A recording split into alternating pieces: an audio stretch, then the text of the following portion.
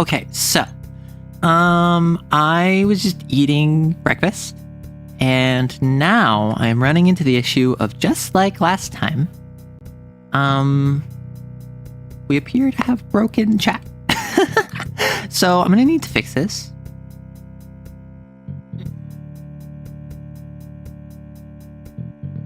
I thought it would just fix itself, but unfortunately I was led astray by my own hubristic nature. So I'm going to Q&A. Why? I'm just gonna say Q&A. Ask me anything.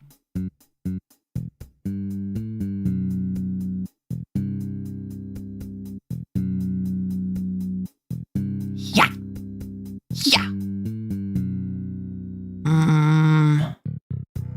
Okay, shut up. First, hi, eating breakfast. Then it's hi, attention.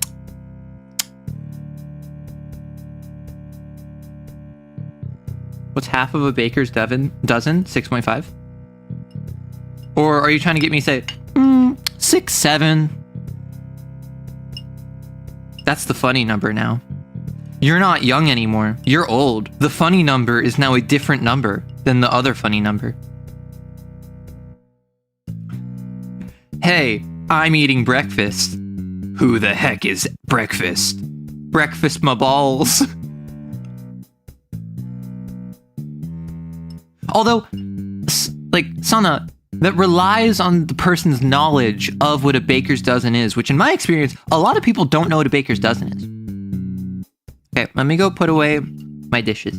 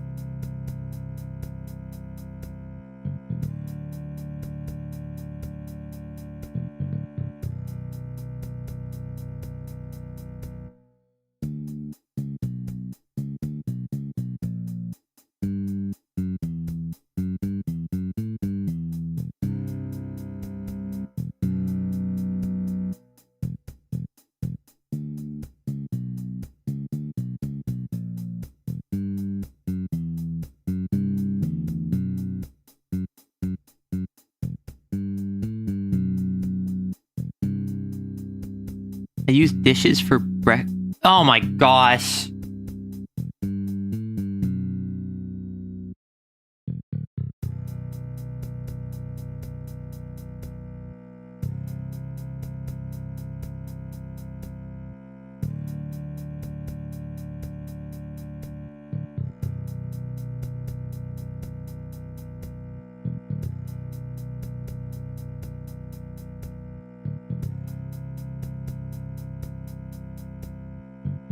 I'm just imagining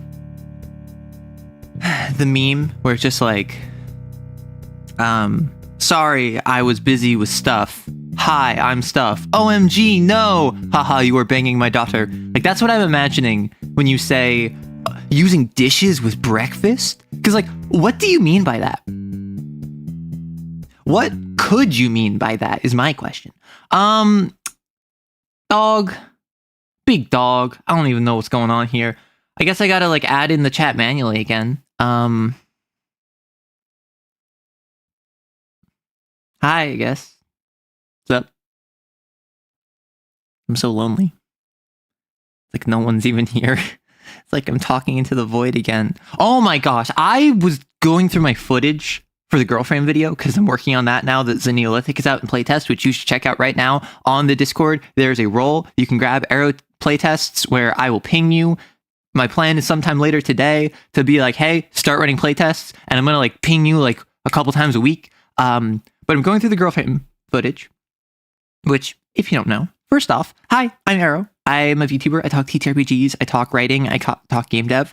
I've recently released a TTRPG called The Neolithic, which is a Stone Age civilization builder where you make an entire species of aliens. I have also released Synthop, which is a game where you play as robots in the near future, where they have specific directives and regulations that they can't breach. So you as a player need to work around them. And over on Twitch, we also are programming a visual novel together. But if you're new here, we do two things that are kind of special. First off, we have a questions channel, which if you see the Q&A, weekly Q&A, Ask Me Anything, if you drop a question there, that will just happen at the end of stream. I devote like the last hour, the last 30 minutes of stream just to answering those questions. We generally have some spin-off discussions from it. So if you have a question or just a topic in general that is not related to what we're talking about right now, then throw it in there and I'll get to it later. Also, if you are here, that means you're giving me your attention. That means I want to give you my attention in turn. So whether you are an active chatter or you're a lurker or you're watching the VOD even later, feel free to say hi and I will do my best to respond to you. Because I think that if you're kind enough to be here, I want to say hi back. Do you think that once we're going to have enough funny numbers, the funny inflation will make them all... None of them are funny. None of them have been funny. Yeah, a baker's dozen is 13.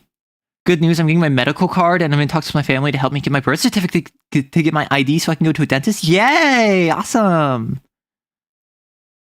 Yeah, chat broke again. Boo. The voices of the void. What in the gleebadee? Oh my gosh. All it took was 3 separate coding environment setups, multiple weeks of reworking frames and gear, changing operating systems, and learning how to read. Oh my gosh.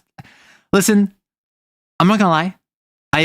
So like this model, I made it with Vroid. So like it was like creating a me basically, right? But technically speaking, I then exported it. I then imported it into my like rendering software or into my tracking software. So I am familiar with like JSON files. And every time I see a JSON file, I think, Jason! Jason! From Heavy Rain. That's my first thought every single time. Let's go here.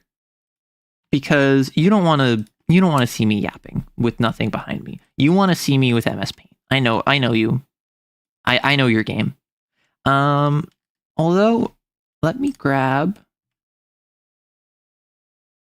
chat. Anywhere?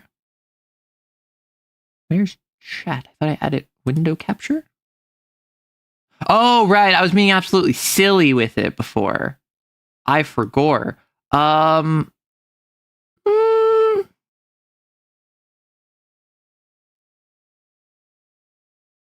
Right. I was stupid with it. Stupid crazy. Because my chat broke. Actually, let me add... browser. Chat 2, the better chat.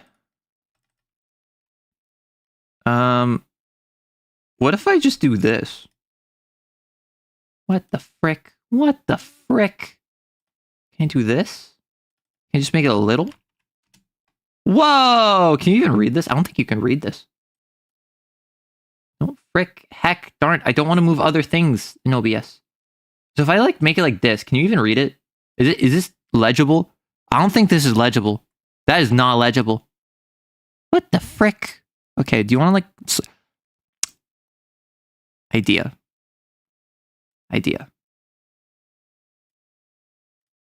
This is how you know I care about you. Because I do all of this effort in order to make you feel welcome in my stream.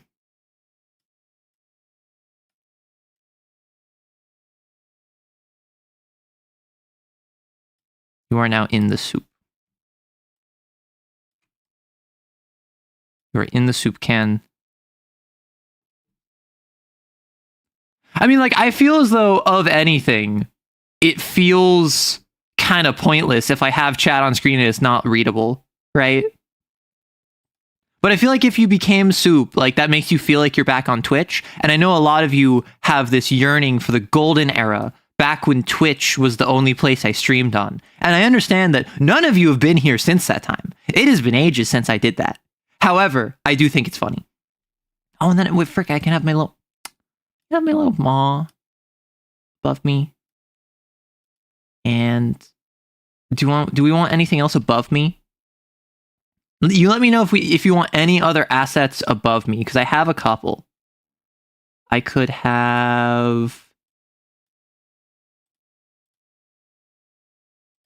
Where the frick are you, Jimbo? What the frick? What the frick? What if I fit the screen? Oh my gosh. We have Jimbo. I've been playing some Bigotry recently. No, Jimbo! No! You must defeat the Maw in single combat. Oh, we could also have Dancing Kim if you want. If you'd like, I mean, I could have a fedora. Right? Like, forgot I have most of these.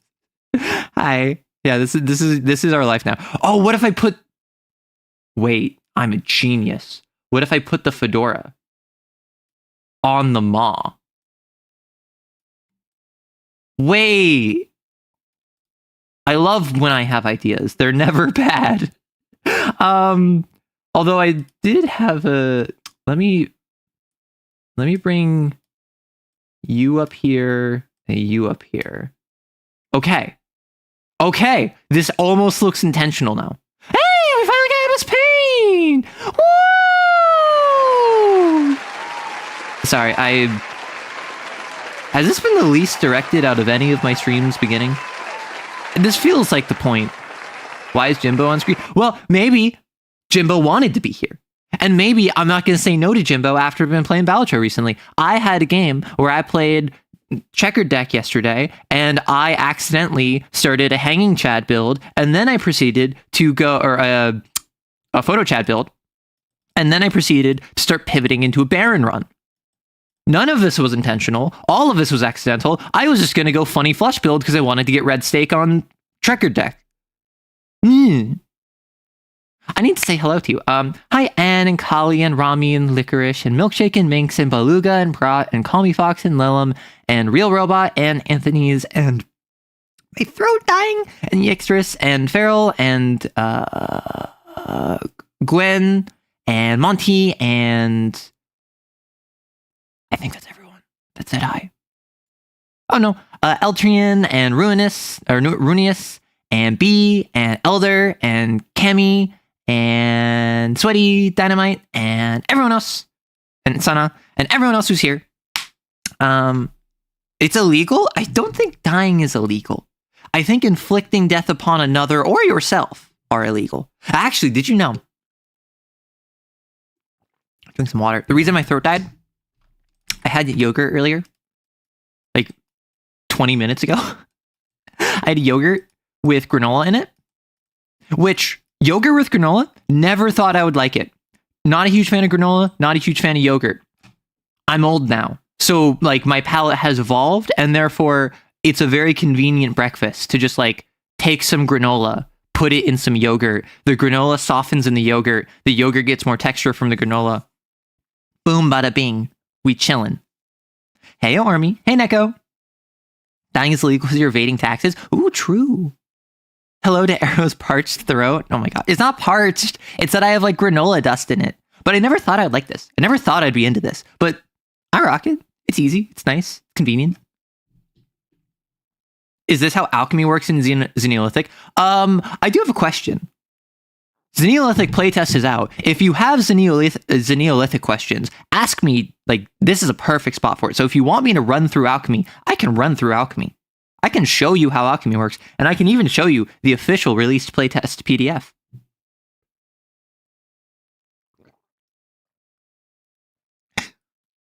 What if I hydrate to help with the dust particles? What do you think I'm doing, silly? New arrow quote. I'm into... Listen, we have a quotes channel. The quotes channel is for when I say something silly, stupid. We also have a clips channel, which on YouTube, there's a native clip feature where you can clip my streams. And by and large, I don't have much issue with you clipping most stuff. I encourage you to do so. I encourage you to post it in Cotton 4K over on the Discord. And also, just if you want to post it on your own channel as a clipper, I will shout you out. When is Xeneolithic coming out? I'm kidding, don't answer that. Xeneolithic's coming out once I feel confident that y'all did playtesting. All of the feedback I've gotten thus far, because it's been like a week, right? But I'm not expecting anything now, has been theory. and or just someone reading it and having questions, which are valid pieces of feedback. And I, looking through it, have already picked up like, oh, in the quick start, like this slightly went over one page too many, right? This has like one section of the quick start that went over like 2 lines too many into a page. So I need to fix that in the full release. I need to do this. I need to do that. I have, oh, this section here, this is bolded, this one isn't bolded. I need to bold this one, right? That's all stuff that is minor formatting that please tell me about that kind of stuff. Just like, let me know in Arrow TTRPGs. But like that's the kind of stuff I've been seeing now. Really? I thought it was just on Twitch that you could clip. No, you can clip on YouTube. Unless I'm mistaken. But like I can clip me on YouTube, which makes sense because it's my channel. But I'm pretty sure you can clip my channel as well. That with frozen fruit is okay. My mother rocks yogurt and frozen fruit. And I don't get frozen fruit. Crazy. I don't know if I actually like fruit or not. Crazy, I know. I like fruit. I like strawberries. I like raspberries. I like blueberries. I like oranges. I like green apples. But like anytime I have fruit outside of just eating a piece of fruit, I don't like it. Anytime I have like, oh, here's chocolate with fruit. No, I don't like it. Anytime I have like, oh, here's cereal with fruit. No, I don't like it. Anytime it's like, oh, here's a pastry with like a fruit compote. Nope. Be on. I don't know how to clip on YouTube. I think there's just a thing underneath the stream title. You're in a wedding right now and ignoring the ceremony for this peak. Okay, first off, it's not peak. Second of all, I hope it's not your wedding. The one just ain't there anymore. Criminy. Well, better do it the old-fashioned way. Open up OBS, record window, record my window playing on stream, and then proceed to edit it in an editing software. Focus on the wedding. Listen. I try not to promote. Oh, sorry. You're in the way. My apology. I forgot that this whole section of the stream is out of commission. I'm not going to promote a parasocial audience. I think that is morally questionable at best. And logistically, it ends up being problematic.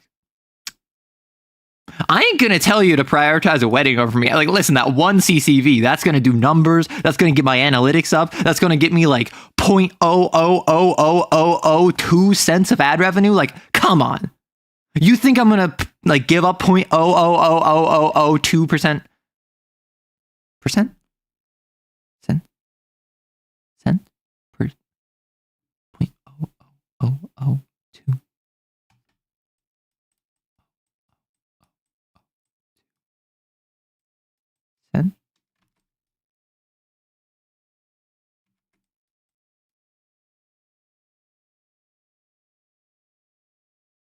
I'm not very smart. What about Arrow social community? Yeah, I'd like, listen, the Arrow Cord has kind of evolved into an Arrow social community, which I'm very surprised by. We are now seeing like weekly commander games in the Discord. Like obviously Wordle has had its place in the halls of the Holy Land for like a year now. But the Discord is actually like kind of popping off in terms of engagement, which I'm very happy with because I have made the conscious decision to not really be an active member, which I understand for a year and a half meant that when we only had a few active members, it was kind of dead. But I want the community. I wanted to make a community server. Like, as far as I see it, the Arrow Cord is not like my official Discord server. It's more like a community's Discord server that I am the owner of. Your cult needs a god, come back. Listen, if the people demand my divinity, y'all must contribute indulgences to my church. And of course, by indulgences, I mean gift subs, gifted memberships, Patreon subscriptions, and I opened a throne. And do you want to know what the first 2 things people suggested was? The first things people suggested were a riding crop and a bunny suit.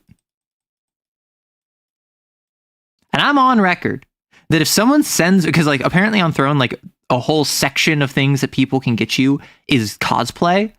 If someone buys me like a $250 cosplay or like a bunny suit or something, I will try it on. And if it fits, I will take a picture. I don't know if I will post that picture, but like, I'm not opposed if I have someone send me like a bunny suit.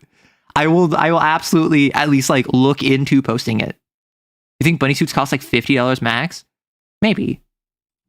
However, what I've elected to do is on Throne, I have made it so anything I put on the wish list. So for those of you who don't know, Throne is a website where basically I, as a content creator, can put stuff on a wish list and y'all can communally buy it. And then all the money goes to Throne, and then Throne spends the money on like Amazon or whatever, and then Throne ships it to me. So instead of me having to set up a PO box, instead of you having to like give your credit card details to me, or like basically it adds a middleman as a level of security for the content creator. However, it also has this thing called surprise gifts, where you can just buy the content creator whatever. I put limits on what it could be. For instance, I turned off sensitive gifts. You can't buy me anything NSFW. But like there's that option. The goal of the Throne for this channel is it's all going to be stuff that can go back into content. So that's why the only things on there right now are TTRPG core books. And if y'all want to see more mini painting, I can add like 40k minis. But what I decided and what I said on Discord, is if the community votes on something, I will add it to my wish list. Because obviously, like, if y'all want to see something, if y'all are interested in something, then that's perfect for Throne. And with my wish list, I have been making everything community funded. So, for instance, the $30 Call of Cthulhu core book, that is community funded. It's crowd raised. So that means if Yixtris, you spend $2 on it, and Lilim spends $10 on it, and Beluga spends $8 on it, and then Sana spends another $10 on it, you have successfully bought the $30 Call of Cthulhu thing, even though none of you spent more than $10. So if you guys want to see something like stupid or crazy, or like a meme, for instance, like if it's silly, you can like make a rallying cry in the Discord, in suggestions. You can put suggestions, react to what you want to see, and I will add that to the wish list. Wait, Call of Cthulhu is both $30 and you don't have it? Yeah, I don't have Call of Cthulhu. I didn't know. Can anyone who knows Call of Cthulhu tell me? Do I need, like, if I was to make content on it, if I was to talk about, like, here's how you, like, run a game, like, less my Lancer videos and more, like, if you've seen, like, my Blades in the Dark video or, like, my early Lancer videos where it's, like, kind of just talking about the system and cool stuff about it, do I need the Investigator's Guide? Or do I need the Keeper's Guide? I put both on the Throne because I didn't know which one I needed. And I'll probably remove the one that I don't need. Sorry, I'm poor and I can't do Throne stuff. Cami, or I suppose Rex, Rex, that's so fair. Like the reason I started Throne is not because I feel entitled to this. The reason I started a Throne is because people have, like, for a year now, been asking me, how can I send you stuff? How can I support you? How can I, like, what are other vectors of contributing to the channel? And I thought this would be a nice way if you are a have, and if you are a have not, I do not think any less of you. For instance, on Patreon, I last week played Biophage. How many of you know Biophage? The game where you are playing a human host and someone else is playing a parasite, but you inhabit the same body. So 2 players basically run one character collectively. And I played this with Rory, friend of the channel, as well as the dev, Fern. Vern, like the guy who made Biophage. And I uploaded a clip for it on Saturday, and the full VOD of us playing the game is on Patreon. Currently, it's behind a paywall, but after 1 week, it is going to be free. So it's early access for a week on Friday. And then this upcoming Friday, it's going to become free. So on Friday, this Friday, you can watch the full VOD Patreon of the Biophage game. I will say, Biophage, like with Rory in particular, because like we're friends, funniest game I've played in years. Full stop. Like one of the funniest TTRPG sessions I've had in years. I highly recommend watching this. This is my first time actually like uploading footage of an actual play. Not to mention unedited, like raw and cut footage of an actual play. One of the funniest sessions I've had in years. I recorded that. Yep. I recorded this, and the VOD is currently on Patreon. It's paid only, but it's only $5 to see it. And then it's free in a week or on Friday. Investigators, player, keepers, game master. Yeah, so I knew that. Kind of need both if you're the keeper. That's basically, I would be making content probably as a keeper for a keeper. And I wanted to know, like, can I get away with just the keeper's tone? The PDF doesn't look nice on a bookshelf. So as far as I'm aware, you can't buy me PDFs on Throne, which is really disappointing because personally, as much as I love hardcover books, I think it would be one, more convenient, and two, also less expensive for you. If you could just get me like the PDF for Draw Steel, right? You collectively spend like $40 for the PDF for Draw Steel instead of having to spend $60 for the hardcover, right? Which sucks. And what super sucks, what double ultra mega sucks, Throne is partnered with Amazon, which personally, I would prefer to use vendors other than Amazon if able, but a lot of TTRPG stuff is only accessible via Amazon, which sucks, but that's just kind of how it is. Perfect Draw, of all things, is on Amazon, but it's like out of stock and not being re-shelved. So I was hoping with Throne, the community, because like people have said like, hey, I want to see what you're doing with, I want to see Perfect Draw on the channel. And I'm like, I want to talk about Perfect Draw on the channel. I just don't have the source book. Like I can't access it. You can gift PDFs on RPG Now, Drive Through RPG. Ooh. Is there anywhere they sell a physical book or PDF copy? I think Drive Through RPG. So I might have to make a Drive Through RPG account, but we could absolutely set something up where like the exact same principle of just like, hey, you can send me TTRPGs you want me to cover on the channel. Doesn't mean I will, but I don't know. In my experience, every indie TTRPG that has heart in it has something interesting. For instance, Biophage. The mechanic of having 2-in-1, super interesting. And honestly, the conflict resolution system really was very interesting to me. Because the way conflict resolution works in Biophage is you roll 2 dice, and based on how difficult it is, you have different tiers of what you get, and one of the dice determines if it is a yes or a no. And then the other die indicates if it's an and or a but. So every single thing you do goes yes and yes but, no and no but. I try to stab him, yes, and you manage to do so silently. I try to stab him, no, but you manage to miss your swing and knock him over as you do so. I try to stab him, yes, but you slam him into the alarm on the wall and an alarm starts beeping in the background. I try to stab him, no, and he slams the alarm and reinforcements are on their way. Every TTRPG that has heart in it, so just Heart the City Beneath. Heart the City Beneath is another one I want to check out. The reason I said that is because there are certain methods of development. You might call it AI slop or grifting.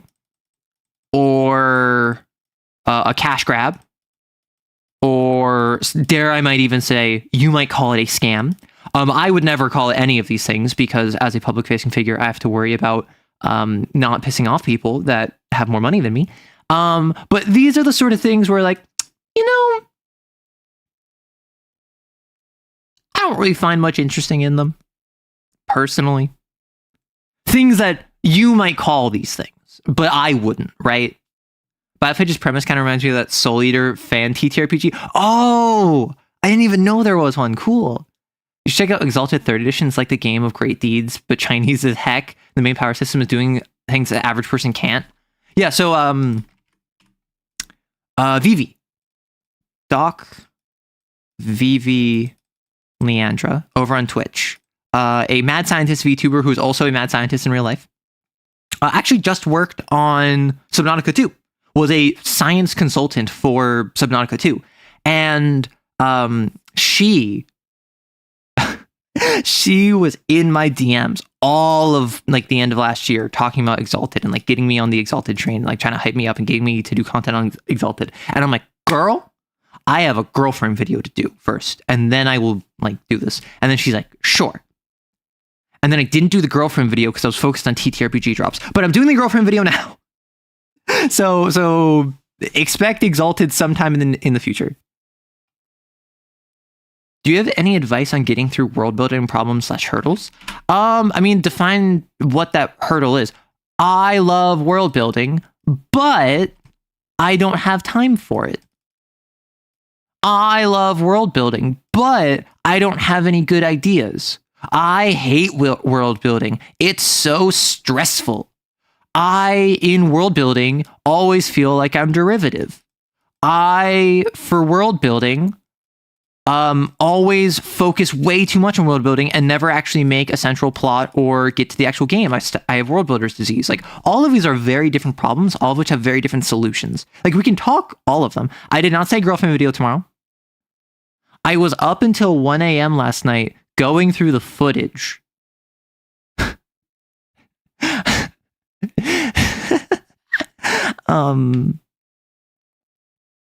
I was going through the footage of me reading through the book, and the girlfriend footage I plan on releasing on Patreon if I can. I don't know if I will because I don't know if I can, right? It's something where it references explicit depictions of NSFW material. It has nothing visual, and I never say the word. Well, I say the word hanky-panky a lot. I say canoodling. I say sleeping with. I say banging. Like, I say euphemisms for it. But I never say the words, and I don't know if like it breaches Patreon's TOS if I, as a safe for work channel, post something that references NSFW material. You feel me? So that's something where Patreon initially, I planned on having it be like I just uploaded Patreon. I might be unable to do that. Lore-wise, yeah, the other editions are the best, but low-key 1 and 2 are rocket tag every attack and had a 99% chance of instant death. Oh no, she's gonna get you into polycules. Exalted till they get... Really? Exalted is like the polycule game? Okay, Can I confess something? I had a very embarrassing moment yesterday where I was playing Malagast with a friend. I was playing Malagast with a friend, and they referenced something where, in response to that, I was just like, "Oh, I thought you had a girlfriend across the country." And they're like, "No?" And then I'm like, no, you told me you're really sad because you're in a polycule with multiple people who are across the country from you. And they're just like, no. And so apparently, because I've met so many poly people online, I'm mixing and matching who has told me the relationship woes. And so I fully just like, I fully, in playing Malagast with this person, was just confidently just like, oh yeah, it sucks that like you're separated by an entire country from your girlfriends. And they're just like, What are you talking about? Which, there's a lot of genderqueer polyamorous people that I've met online. And I at this point, I feel like I'm the token monogamous person. Oh gosh, telling people I thought you were in a polycule. Like, so like, to be clear, they are poly. They are poly, and they are like they just don't have the situation that I was describing. I got them mixed up with someone else. And then as soon as they said that, I'm like, I know exactly who I'm mixing you up with. Whoops. It's a different queer content creator in a polycule who, or not content creator, but like a different queer online presence who is in a polycule with people across the world that was also playing a different war game with me. This is why people tell me secrets. Oh my gosh. The world building problem I have is I have some space stations that are basically just flat Earth because reasons, but I don't want people to just step off the edge. So it sounds like OSHA does not exist in this world because guardrails are necessary for anywhere that has a drop-off of larger than like 20 feet or larger than like 10 feet from the edge. I think, and you tell me, you double check with me in case this is different for your world. If you have space stations, I think the drop off is more than 10 feet. So maybe they can invest in like, I don't know, like waist high guardrails that if you walk into them, you're like, oh, there's something here. I guess I won't continue walking off. That might be, you know. Oh, so I just salted their wound? Yes. My friends and I were playing a game of Super Fight in a game cafe, and one of the players' powers related something that we referred to as the business? Like the bid, like a mobster going like, hey, it's the business, hey. There's many poly people hidden in the arrow cord. We are everywhere. You cannot hide. Listen, poly people, you're pretty neat. Same thing. Like this. This is my general philosophy, and I've said this before, and I'll say this again. I've said this as many times as I need to. This community is a safe space and a tolerant space for just about everyone, unless you're a jerk. However, I think a lot of people then think it is a space for only specific demographics, and that is never the case, right? This might be a queer-friendly space. It's not necessarily a queer space. Straight people, het people, they're all welcome here. This is not a space specifically for neurodivergent people. It is a neurodivergent friendly space. Neurotypical people are welcome here. And that's just something that like I always try to reference. So in the same way, like, yeah, poly people, monogamous people, I don't care. You chill. Like, it's not my business to tell you how to live your life if everyone involved is having a good time and consenting. So I found out our blood sucks and that crustacean octopus blood is better. Ours is made from iron, theirs from copper, and there's more oxygen around. Well, so have you considered that they're also in the water? And iron is like the fourth most common like element on the planet outside of like, I think it's hydrogen, helium, and nitrogen. So it's not really like we should just like replace our blood with copper. It's we're in completely different circumstances and we're working with what we got.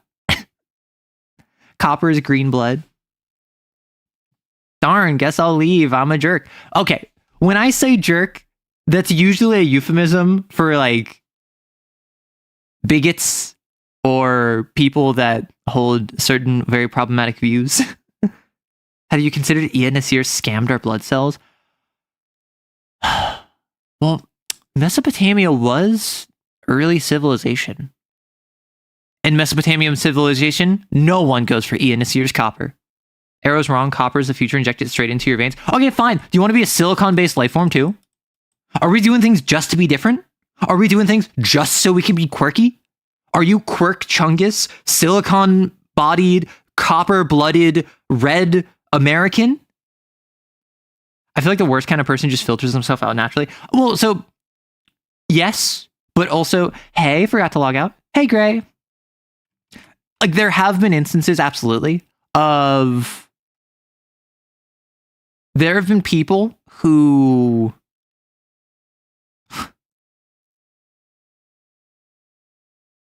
I need to get better about just banning people. That's really what it comes down to. Like I am very big on like second chances, third chances. I am very permissive because I don't want to be like neckbeard, Reddit mod, Discord mod, like, oh, you said something I don't like, I'm going to ban you. And when I basically have unlimited authority on that server, I think it's very easy for the power to go to your head. That being said, someone taught people how to make lean.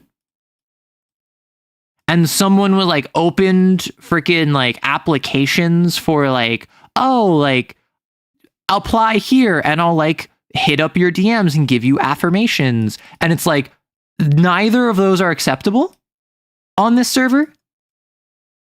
So I was just like, hey, stop or I'm going to ban you.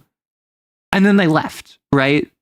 I should have just banned them. However, I wanted to not be a jerk about it. So what you're saying is that arrow beard is not real and cannot hurt us. I have never had a beard.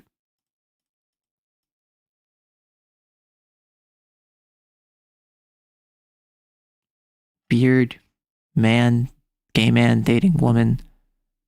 Show off he's not gay. I mean, I don't think I've ever had like a beard either, right? Because like, I'm just pan. I'm just pan. But yeah, I've never had a beard. I hate facial hair. Just full stop.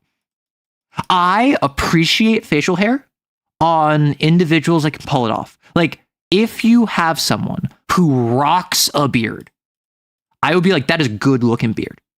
That does not make me attracted to this person. That simply is like, aesthetically, you're rocking it. Like, kudos to you, bro. I never want a beard. I like hate facial hair on myself. And in like someone, if I was to be attracted to them, minimal facial hair. Consider horseshoe crab blood though. Okay, horseshoe crabs don't count. They've been around forever. They will continue to be around forever. And it's not that they're so amazing that they haven't evolved. It's that they're too stupid. It's that they're too stupid. I think those two situations are fair warnings. Yeah, I wish I didn't have a beard. Stupid thing grows in 24 hours. Yeah, my family has pretty patchy facial hair. But like, my family is not one to grow big beards. And like, even one of my siblings has a beard and has for years now. But I don't know if they trim it consistently, but it's never grown longer than like 3 centimeters. Arrow, I have an online comic for you. It's not mine. Where do I throw it to you? If you're on the Discord, feel free to drop it in Cool Stuff. Otherwise, you can like at me on Twitter or Blue Sky. Hey, don't call them stupid. They're your ancestors. Yeah, they are stupid. Hey, another facial hair hater, though it might be apparently the only thing keeping folks from thinking I'm way younger than I am. That's the thing, is facial hair ages you. That's why I think a lot of young men want facial hair. A lot of teenage boys in particular want facial hair. And like, I've never been a fan of facial hair. I still was kind of like seeing what would happen when I was first getting it. I didn't get much. And then I started shaving and then I'm like, hey. The thing is, most men like beards, from what I'm aware. Most women do not like beards. Although, consistently, I don't know what it is. Some of the most fantastic facial hair I've seen are from hyper-masculine men and from non-binary mask-leaning individuals. So, like, you have manly men, and then you have, like, non-binary masks, right? People that are, like, are they them, are, like, not men, but they present more masculinely, they present more comfortably with masculinity, and they'll have, like, waxed facial hair that is curled at the side with a pointed beard, and it's like, okay. Did he stroke it wisely after talking? That's what you need to do. People fundamentally misunderstand how evolution works so often. Well, yeah, because it's just a theory.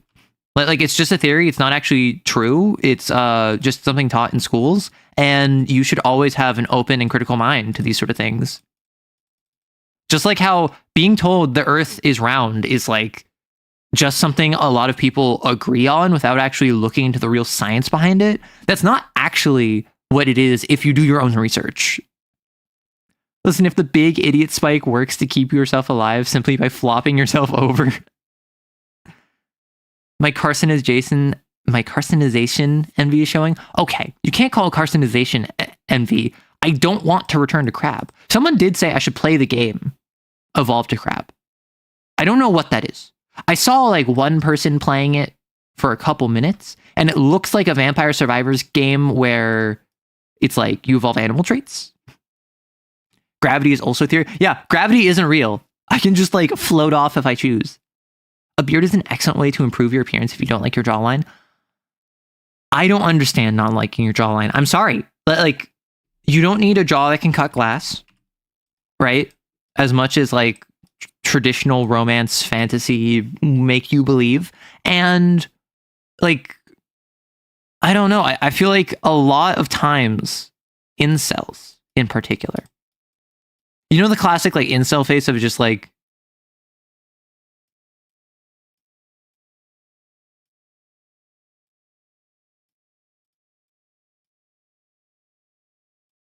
right? They're like chin, they have like no chin, or that's like all chin. Never mind. What's an incel face? Incel face. I don't know enough about this. What is the frickin'? Does anyone know what I'm talking about? Like the classic incel image of like having no chin. I'm getting AI looks maxing pictures. Why would I want that?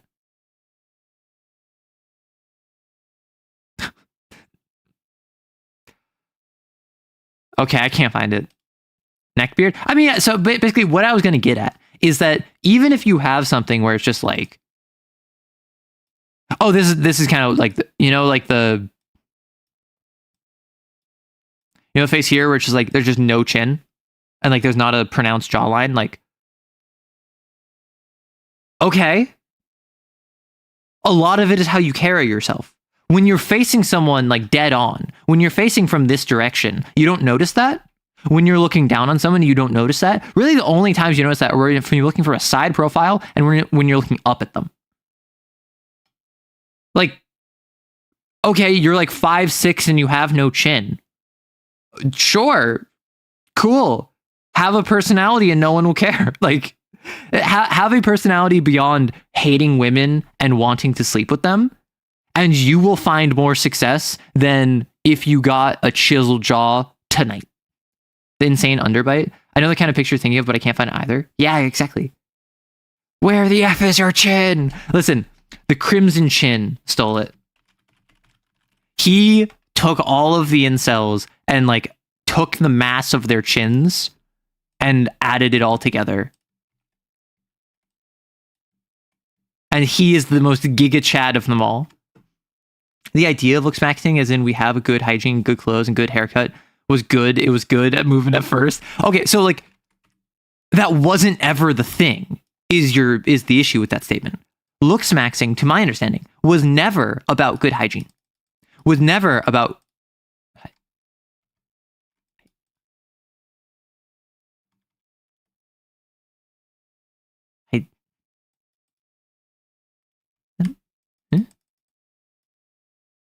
Hygiene?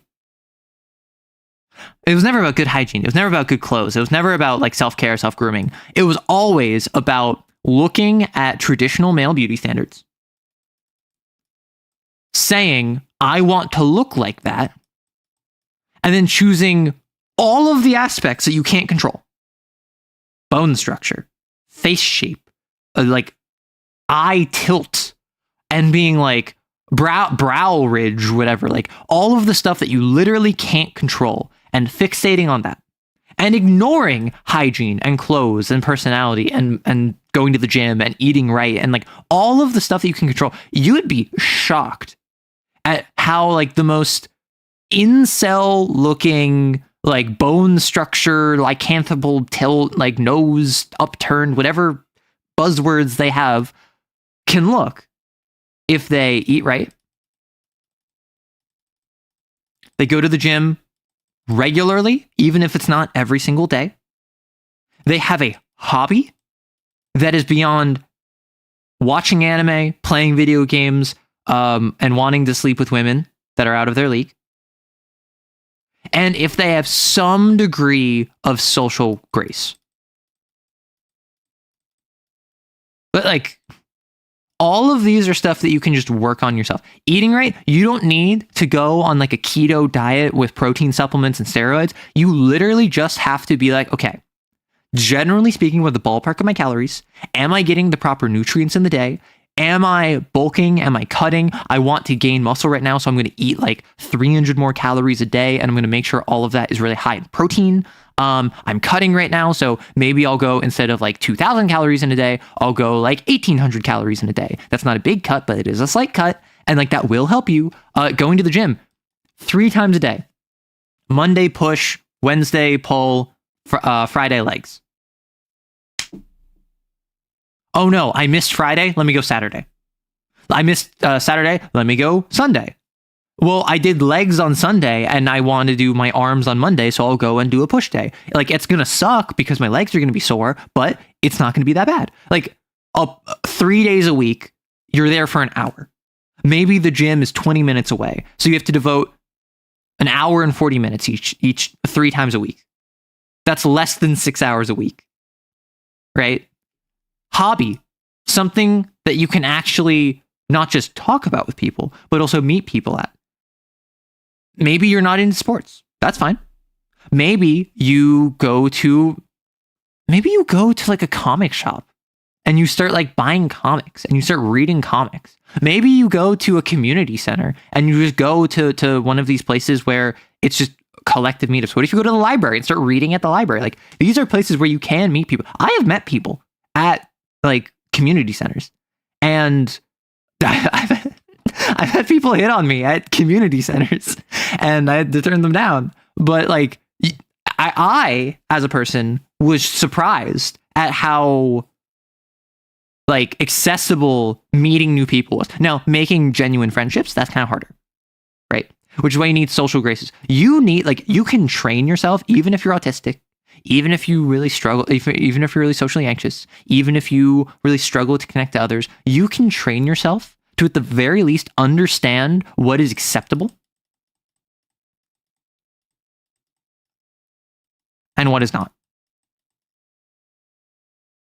Start working out at the library. Yes.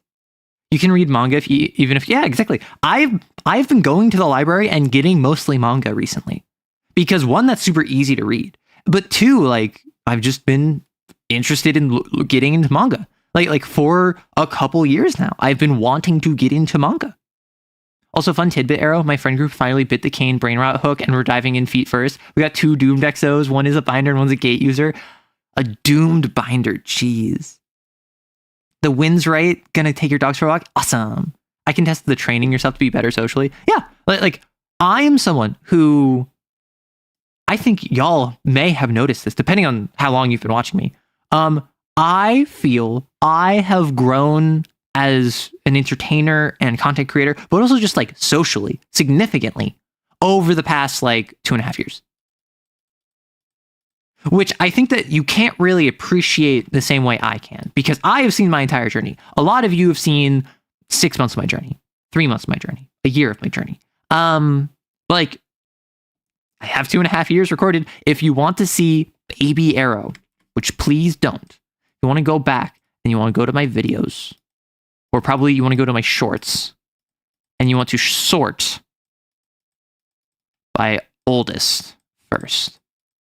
I will have terrible mic quality. The very first video that is public on my channel, I used a green screen instead of a blue screen, and so my jacket was messed up. I kind of talk like this, and I try my best to have inflection, but I don't really. I just kind of stand here like this, and I don't really actually move that much because I'm focused on reading, and I'm trying to actually affect in a way that will be good to read, but I'm still struggling because I'm not used to it yet, and it's very stiff, and it's notably very slow. And like, that's the sort of thing that like just by sheer repetition, and also me making the active effort to be like, okay, this isn't working. What can I do different? This isn't working. What can I do different? This worked. How can I do more of this? And then that's why I'm so wiggly. That's why I make noises. That's why I'm talking. It's because I discovered myself in the trial by fire of throwing myself online and just constantly making content. Are you going to say good dog? Yes, I was going to do that yesterday, and then my roommate came by, and then I had calls. And I was going to do that this morning, and then I got up later than expected because I was really tired. And so after stream today, I'm going to record the forbidden meme. What is it? After stream, I'm going to record. What is it called? What did I name it? What the frick? Yeah. So if you become submissive and defenseless from hearing a phrase as simple as good girl or good boy or good dog, then you are an evolutionary weak link. Imagine if a bear or a mountain lion found out and used this against you. So like, not peeking on. Yeah, this is going to be a voiceover. And I questioned on the Discord, do I want audio? Yes, I did see Power Word Pupper. It was horrifying. That was genuinely horrifying. Power Word Pupper is, whoa, no thoughts head empty upon ye. And it just like strips you of your consciousness. It is a horrifying thing to witness. Like, let's look through it. Let's see how actually balanced it would be, despite how horrifying it is. Power Word Pupper, 8th level enchantment. I feel like this might be more of a transmutation. Okay. Casting time 1 action. Range 60 feet. Components verbal. The words are good dog. Instantaneous. Bard, sorcerer, warlock, wizard. Known first among the Arrowmancers of Arrowcord, this spell is said to have been perfected by Arrowrights. I didn't read this first part. I didn't read this first section. I read the puppered, the sit, the he, whose understanding of spoken praise bordered on the divine. What is this? What is this? First off, when have I ever spoken praise to any of you? Second of all, divine?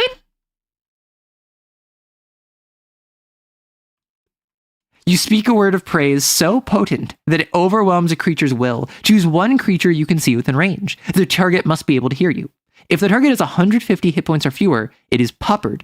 Otherwise, its speed is 0 until the start of your next turn as it instinctively sits. I didn't read that part either. I skimmed this.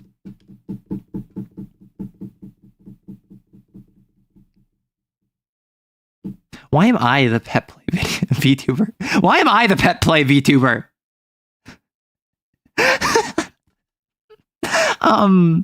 While puppered, the target has the charm condition, acts like an adorable dog-like version of itself, and can't speak, make attacks, cast spells, or force another creature to make a saving throw. Its statistics, hit points, and creature type, equipment, and size are otherwise unchanged. The target understands you as if you shared a language, but only for simple, harmless commands such as sit, stay, heal, fetch, drop it, or come here. It won't obey a command that would directly harm itself or another creature. Okay, that's the most unrealistic part of this. If they're a puppy, you know they want to be hurt. At the end of each of its turn, it can make a wisdom saving throw. On a successful save, the effect ends. The effect also ends if you or one of your allies damages the target. Creature immune to the charm condition is immune to the spell. All hail and praise be to Arrow and woe to the puppy girl. I was talking about this with my friend yesterday. I ran Kane for Cell, which is what I'm referencing. I am not into this. As I think I've made clear multiple times, I get more embarrassed by it than anything, but I find it funny, right? Which is why I'm comfortable talking about it. Same thing with Mexplo. Those are things where I'm not interested in it from like a Bound Chicken Wow Wow angle. I just think it's funny. So I talk about it. And then my audience gets filled with people who both are into it and also find it funny. So then they start laughing. And then I'm like, oh, haha, this is so silly, right? And they're like, yeah, God, I wish that were me. And I'm like, what? And they're like, what? And that's my audience now. That is the bed I've made for myself. and the little dog bed that I've set up next to my bed where my audience sleeps, which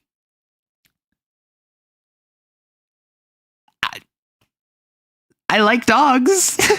So I guess. Am I Makima? Am I Makima?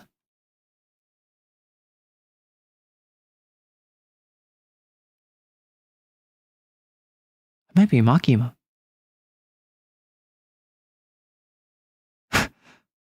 Guns, dogs, control. Oh no. Oh no. We all had the same realization. Can I get a normal bed? Yeah. So what it is that I have my bed, and at the foot of my bed is a dog bed for all of the puppy girls that have been good. And outside is a dog house where all of the bad puppy and puppy boys, of course, and puppy thems are when they are bad. And then I also just have a separate second guest room where normal people sleep if they're not into puppy play. But Arrow don't control. I'm not going to answer that one. I feel like being able to laugh at your own proclivity is probably a good way to have it. It is a healthy way to have, but like if you feel shame or guilt for what you're interested in, that's generally not healthy. And you should generally try and work past that. Personally, I don't plan on doing that in a public forum check that subscriber count, 41,000 people. Sorry, check my video views for the past month. Oh, 3 million people? Huh? Okay. Yeah, I don't plan on exploring my proclivities in front of that audience. Have I missed Yuri? No, we have not talked about Yuri yet. What about Puppy Its? Yeah, that's fine. Puppy Its. Puppy Z's. How do we get here? Looks at stream title. Oh. Yeah, I guess this does fit the stream title. Why am I the way I am? Why do I... If the bit don't commit, you must acquit.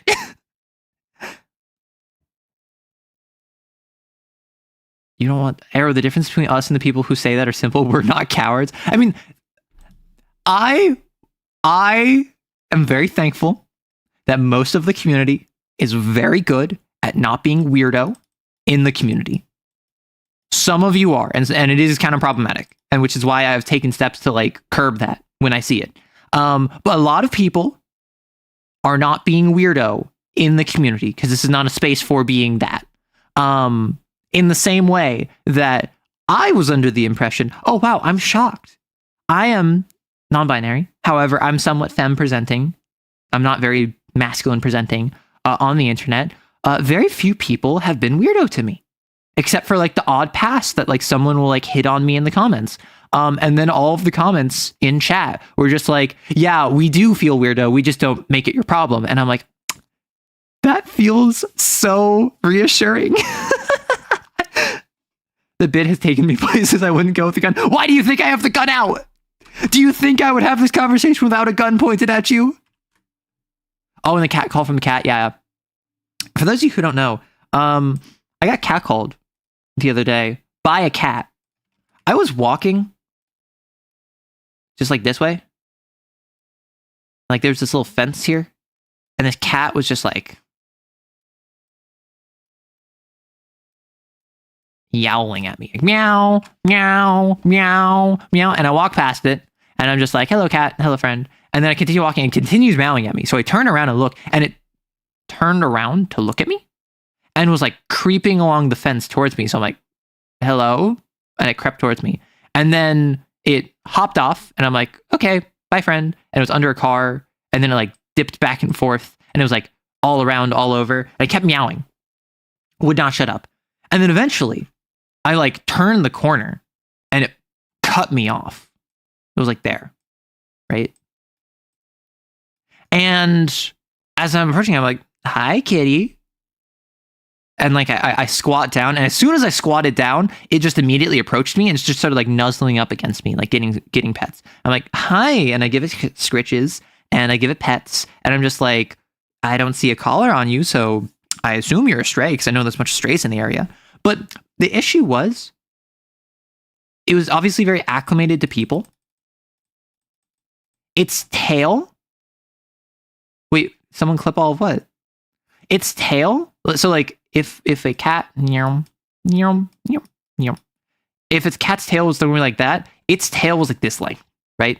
And like it had like a nub there, which implied to me like a medical procedure of like, hey, it's like a tumorous growth, let's chop it off. Or it could have been damage, I suppose. But this felt more like a house cat that got out. But there was no collar. And there are a bunch of strays in the area. Oh, good kitten, and you don't have a collar? Oh. Oh. Got it. Are they born with weird nubtails? Interesting. Anyway, so this was super sweet and wholesome. So I called my roommate, and I'm just like, hey, I found a friend. Can you look up if there's any lost cat postings in the area? They couldn't find anything. So I was like, okay, I guess you're stray. I will come back some other time, maybe. See you later. And the cat, something that was really weird, the cat was yowling.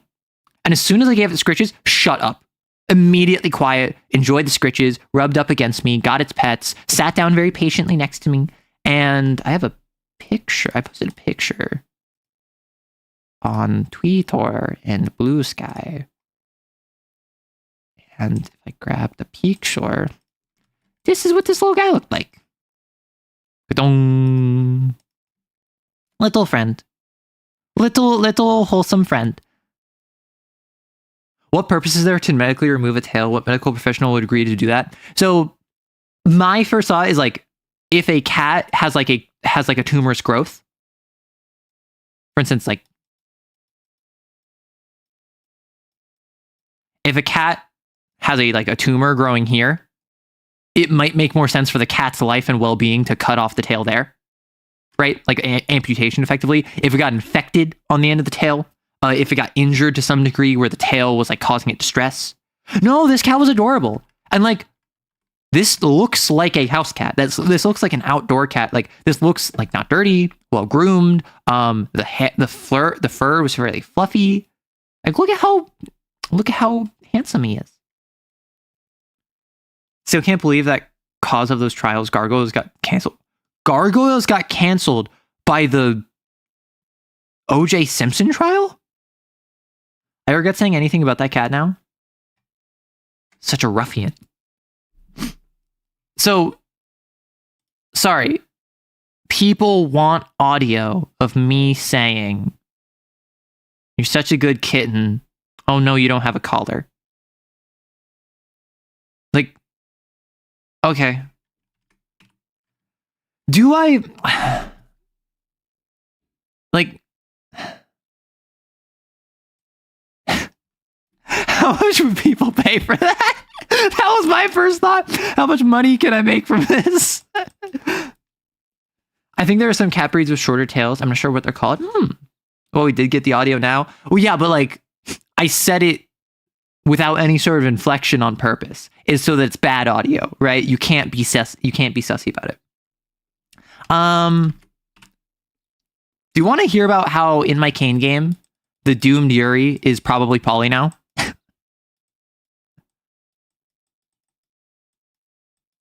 Is that what we want to hear about now? Yes, it's crazy, the through line. They were doing the trials and putting it everywhere. At the same time, Gargo's doing like a big season, like 25 or more episodes with an overarching plot. Oh my gosh. So it tanked in ratings because of the O.J. Simpson trial.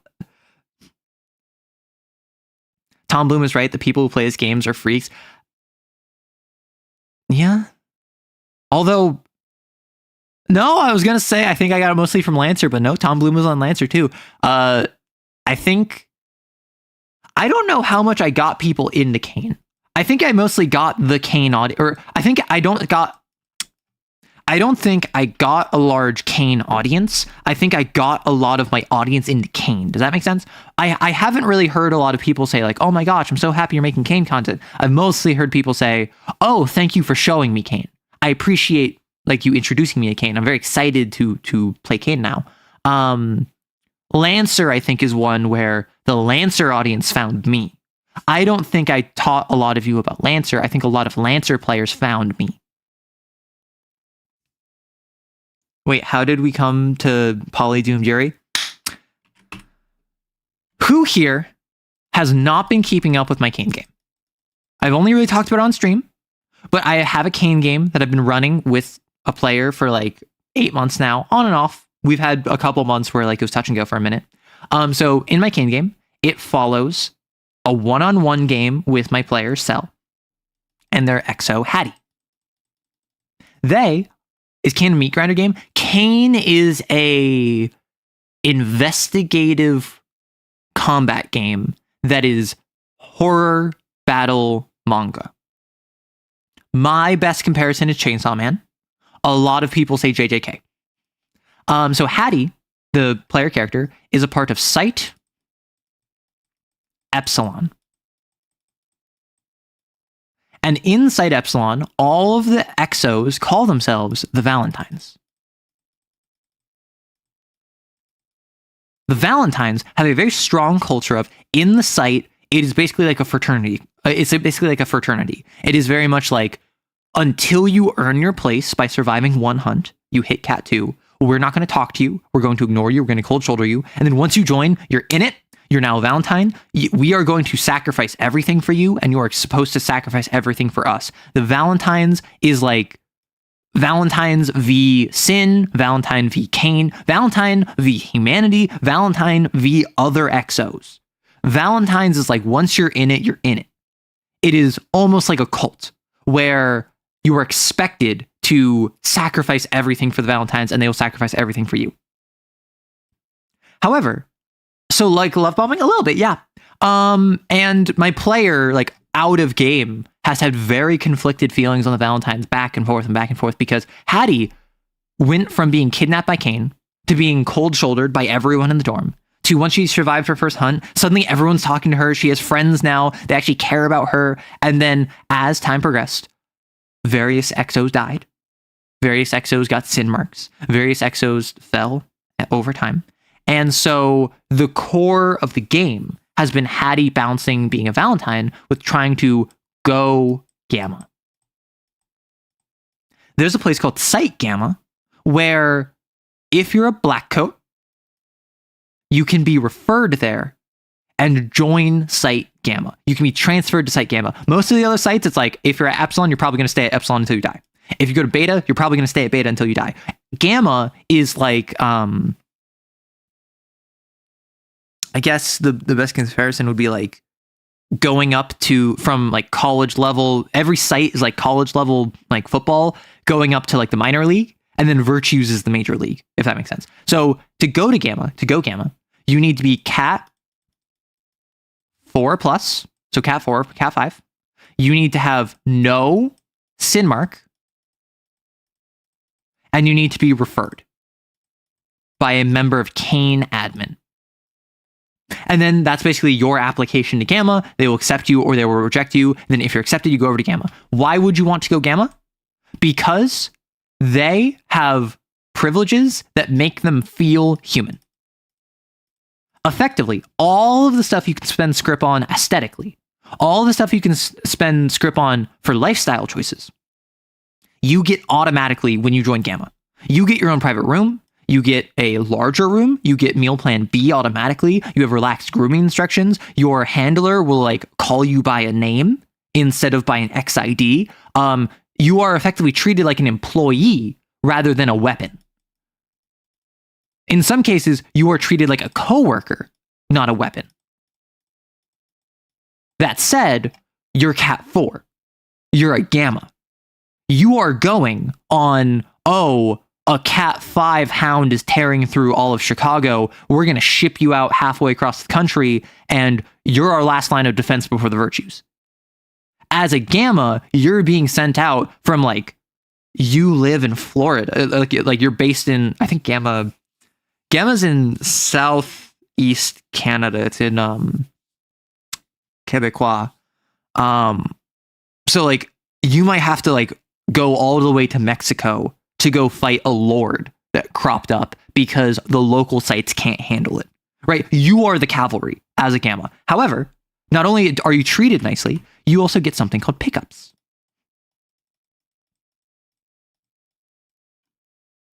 And your pickups are other sites might have missions that they send to Site Gamma. And if they are Cat 3 or lower than you, much like an adventuring guild, you can just choose which, if any, you want to go on. So if I'm a Gamma and I'm Cat 4, and a pickup comes in where Site Beta can't handle this Cat 1 Lord that cropped up because they're dealing with other issues, the Gammas, any Gamma can say, yeah, I'll pick it up. And then they ship out to go over to Site Beta and they fight this Cat 1 Lord. And then they 1v1 it because they're a Cat 4 fighting a Cat 1. And then they come back. And like, yeah, 1v1ing a sin is not easy. However, when you're Cat 4 and you're fighting like a Cat 1, when you're fighting a Cat 0, maybe you're a Cat 5 and you're fighting some Cat 2s, like that's way easier than fighting a Cat 5, Cat 6. So pickups are a very easy way to just bank up script. And effectively, like one of the guys on site, Sigma 1, one of the members of Kane Admin on site Epsilon, has told Hattie, what I did is I joined Gamma, and then I just went on pickup after pickup. I grinded pickups. Because I was always on pickups, that meant I was never cleared to go off on other harder missions. I just got all of my script, I got my pieces of silver, and then I got out. I retired. I advise you do the same. I see potential in you. Like, you're a Cat 2 right now. Let me give you like guidance so we can get you to the point where you're for sure in Gamma, right? So Sigma has been a mentor to her. He is a former Gamma. He is advising her and like, hey, here's how I would advise you do this. Here's how you should do this. Here's like blah, blah, blah, blah, here, giving her advice. And she really wants to go Gamma. But as you might have noticed, Gammas and Sigma are not Valentines. So the central tension of this entire game, has been, is Hattie a Valentine? Or is she going to go Gamma? And for the entire game thus far, for 2.5 months, which technically it's been 2, but mechanically it's been 3 because there was a metamorphosis part of the way through. I'm not even going to go over what that means. She has basically chosen Gamma. She has prioritized herself, her own self-interest, her own ability to show off to admin. She has prioritized minimizing her sin gain, and she has prioritized avoiding putting herself in harm's way. And this all culminated with last session before yesterday. Last session, of the 6 remaining XOs, they started with 15. They are now down to 6, including Hattie. They have, in order, Canine, Clapback, Bond, Sister, Hattie, who is a player character, and Raphael. Hattie and Raphael are dating. They're like in a relationship. Canine and Clapback are in a relationship or situationship. Neither of them has started dating each other, but they're both basically exclusive, and they both like are definitely together and interested in each other. Canine was the golden child, was the favored one of admin. He was the one that admin wanted to go Gamma. He was the one that ever since Cat 1, he was a hardline. He was like responsible. He was a little bit older than everyone else. So he was the one admin, and their handler in particular, Handler Alpha, was pushing really, really hard. You're going to go Gamma. You're going to go Gamma. I'm going to set you up to go Gamma. You're going to go on a bunch of missions. You're going to get a bunch of experience. You're going to go Gamma. We're going to send an Epsilon to go Gamma. And then K9 got a sin mark. And that means he is ineligible to go Gamma and was thrown out like trash by admin. So now Clapback became the new kind of like, you're going to go Gamma. You're going to go Gamma. Like, you're already Cat 3. You only have one more mission until you're Gamma. So like, let's go. And Clapback is not the sort of person to take that. She is like canine fawn reaction, tries to appease authority, hardline, tries to like keep the peace. Clapback literally punched her handler. So not the best start. In this previous session, they were all arguing. Previously, one of their other exos, Snake, imagoed, and they were unable to pursue Snake. So they sent other exos from Site Epsilon to go after Snake, and they all are MIA. Sister was on that mission, and she retreated because her bound sin, she's a binder, literally like rescued her from this. And so she reported back that all of them were like different. All of the, like the snake, like the imago, which was an idol imago, had done something to them. And so presumably they're all under its cult. All the call signs remind me that my werewolf is named Zip Tie. Oh my gosh. That's one mechanically. Yeah. Kane feels like, to me at least, a losing war, and if they win, it's going to be a purge or imprisonment for the exo. Yeah. That's kind of core to the fantasy. Hey, Elza. Hiaguazu. No! How many players do you have for 16 exos? 1. This is a one-on-one game. Hattie, only player character. That's very important. Hattie is the only player character. Everyone else is an NPC. You love bone gnars? Oh my gosh. So, they're getting a lesson on imagos, and through a series of events, Handler Alpha has tension with them. Clapback and Bond and Raphael and like everyone is all like resisting and like confronting him. He just says like, leave. You have R&R now. Take it until we continue lessons later. When we have a skirmish later. And they say no. And so tension rises till eventually Clapback walks up to Handler Alpha, punches him. He says, you've already punched me once. This is your second time, and I'll look the other way this time. You've also punched Handler Beta. I'm not gonna let you get away with another one. Don't you lay another finger on me. Do not throw away your future. And Clapback said, this is me throwing away my future. And as an Ardence user, grabbed him by the collar and slammed a burning hand onto his face and started searing the flesh from his bones across his face. Hattie is a Flux user and stuttered this, tried to stop it twice, failed both times, and then attempted to quicken the burning so that Alpha would heal, and ended up just making him way more pain, right? So Alpha completely burned his face, still alive barely, but like needs immediate medical attention. Clapback accidentally develops a sin mark. Her arms burn away as all that is left is the bone and blood vessels and nerves, and all of this is exposed but still contained. And she like is in shock. She didn't realize that this was going to happen. 2 guards come in and they take out their guns. So K9, who's also an Ardence user, incinerates them, like full stopped piles of ash, charred corpses. And that's when everyone realizes like, oh, we're screwed. So after discussion, K9 and Clapback realize they need to leave. They need to run away from the Kane facility where all of the others are going to stay. They're going to blame everything on K9 and Clapback. The agreement they come to is like, hey, it was all your fault. You attacked them. We tried to stop you, but you escaped. And so Bond, as an edit user, takes on the appearance of one of the dead guards, says, I can help escort you out. I can get you out of here. And so she takes the 2 of them and they leave. It's a heartfelt goodbye. They all tell each other their real names. Like, it's very much like, I don't ever want to see you again, because if I see you again, it's going to be, we're trying to kill each other, and I wouldn't want to put you in the ground because I know I'd win. And then it's like, you think you'd win against me? And then like they're all crying and whatever. Super sad.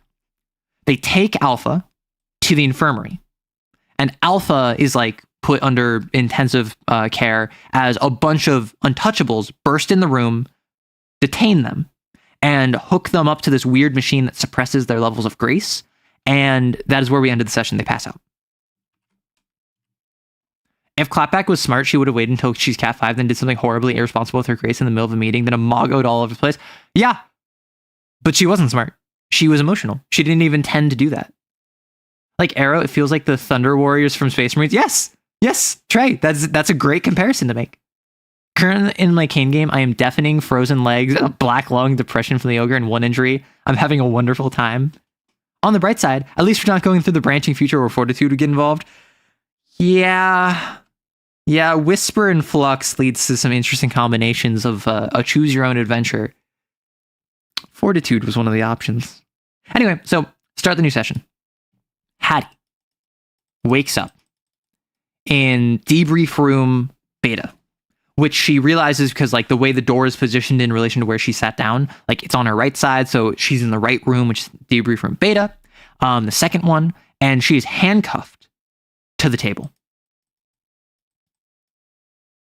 And I'm like, what do you do? Like, it smells like cleaner in here. There's a camera in the corner. She knows that there's a reflective mirror on the wall that, like, she knows that it's a one-way mirror. There's something or someone on the other side, probably like a monitoring deck, that's like watching her at this point. And she's like, I don't even know. Well, like, what do I do here?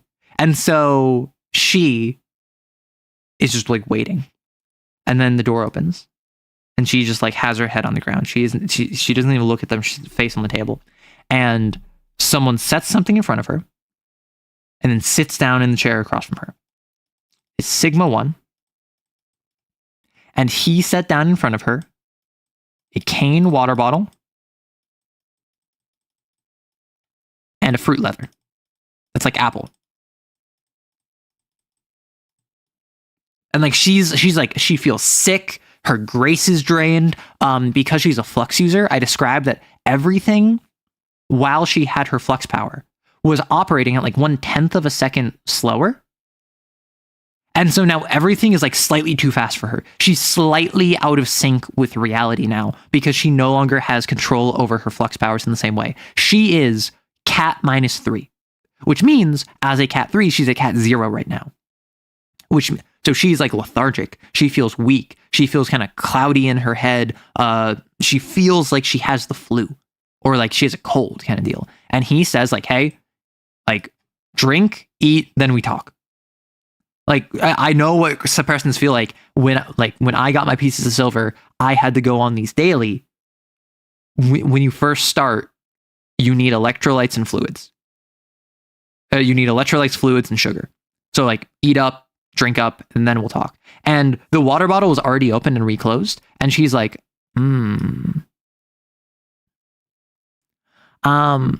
So she didn't want to drink it. And then she did drink it. And then she realized that he had just added a flavor packet to it from the commissary. And it was her favorite flavor. And she's like, oh, that's so nice. So she eats, she drinks. And Sigma 1 does something that really upsets my player. He is a tension user. So he looks at the two-way mirror and says, I need the room.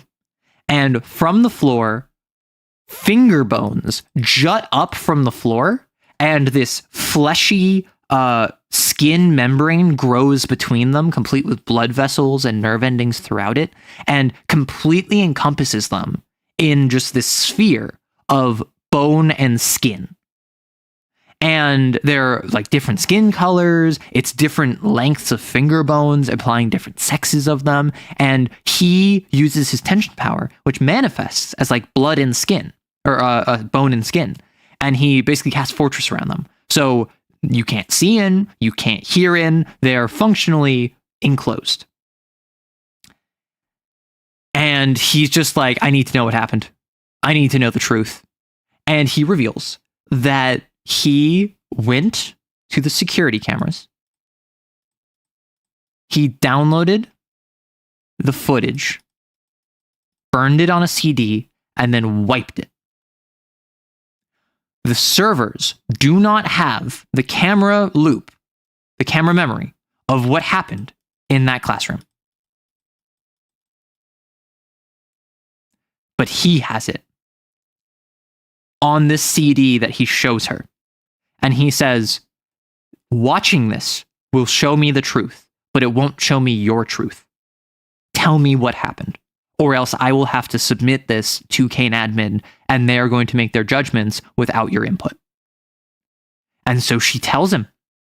She tells him, and she's just like, yeah, Clapback and K9 kind of went crazy. Yeah, I use a lot of CDs in this. This is very like, not quite retro punk, not quite like cassette punk, but like 2000s level tech, despite the fact that for all intents and purposes, we're in like the 2020s.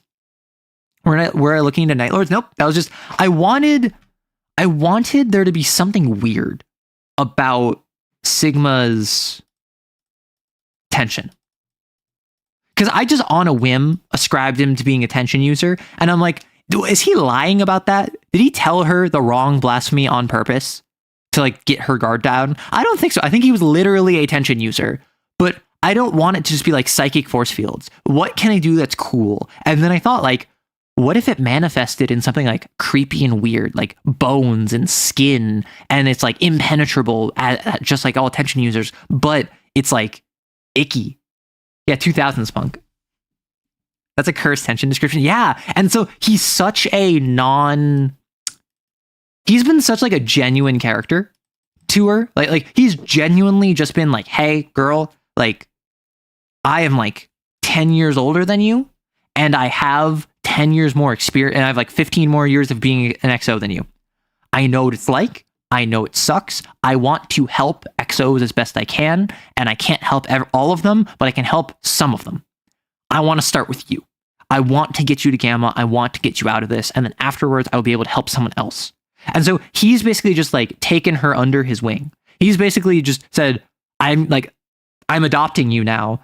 Allow me to assist you. And so I thought it'd be fun to have him have this like villainous power. This like weirdly creepy, non-fitting power for someone who just, for all intents and purposes, is just a good guy. Like Sigma, she did not trust Sigma at first.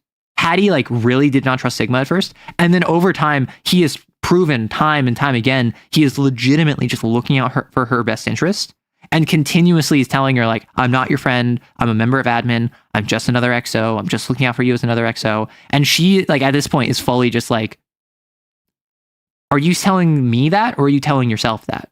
Like she sees him as a friend at this point. And so he wants to know the truth from her. You're being rescued, please do not resist. Yeah. I'm so sorry, but I cannot imagine Sigma 1 is anything from the guy from the Sigma edits. So the reason he's Sigma 1 is because he, just like Handler Alpha, Handler Beta, my player did a Greek alphabet designation when they made their character. So I just ran with that. And so pieces of Silver, Silver 1, Sigma 1, there's also a Sigma 2. Yeah, making a flesh cage does increase tension. Very different to my tension user who's LARPing as a knight with his powers. That's what the XO at Site Epsilon was doing. He was called Arthur because he acted like King Arthur. He had a big broadsword, like he had tension powers that were like force fields and like metal plates. And like I feel like tension lends itself towards knighthood. And I wanted something more sinister, like a necromancer, because I think necromancers are cool. Anyway, so he does this, and he is just like, give me the truth, the whole truth, nothing but the truth. And she tells him that Clapback and K9 wanted to leave, and no one else did, and so they did. She talks about how Alpha was antagonizing them, and how he's a jerk, and how like awful he was, and how like that just kind of like snapped Clapback. She is a little cagey about the lead up to it, and Sigma literally goes like, hey, I know the gangers, because as a Gamma, he worked with every single site, or at least most of the sites, so he had a stereotype of each of the different sites. Site Epsilon, they call themselves the Valentines. The Gammas call them the gangers because they act like a gang. They act like you have to earn your place, and once you're in, you're in. You're not able to leave. You're not able to like turn your back on us. We will kill for you. You will kill for us, right? And so the stereotype of Epsilon is the gangers. And so she kind of lied.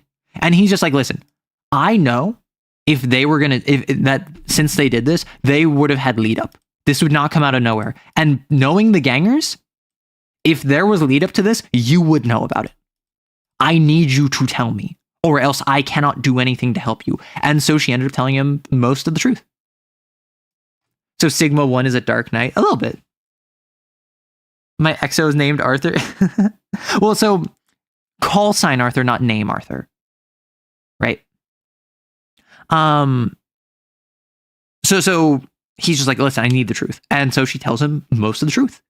And he puts away the CD and she explains how Canine and Clapback were like trying to convince everyone else to leave, and like no one else was really biting, and then they didn't have any plan to leave. This just kind of came out of nowhere, but no one was interested in leaving. Everyone was resistant. Sister had no idea.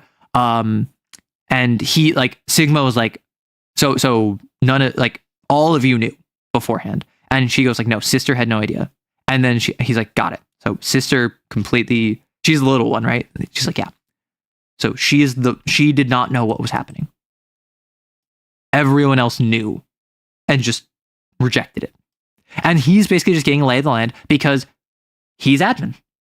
He is not their handler, but he is admin. He's in charge of the untouchables. And so he like leaves, or he's like, okay, retracts the bones, the skin tears and withdraws into the bone knuckles of these pillars that were tracked down in the ground. The tiles on the floor are now misshapen as they were burst through with bone spires. And he's just like, all right, I got what I needed. I'll do what I can for you. It's not going to be much.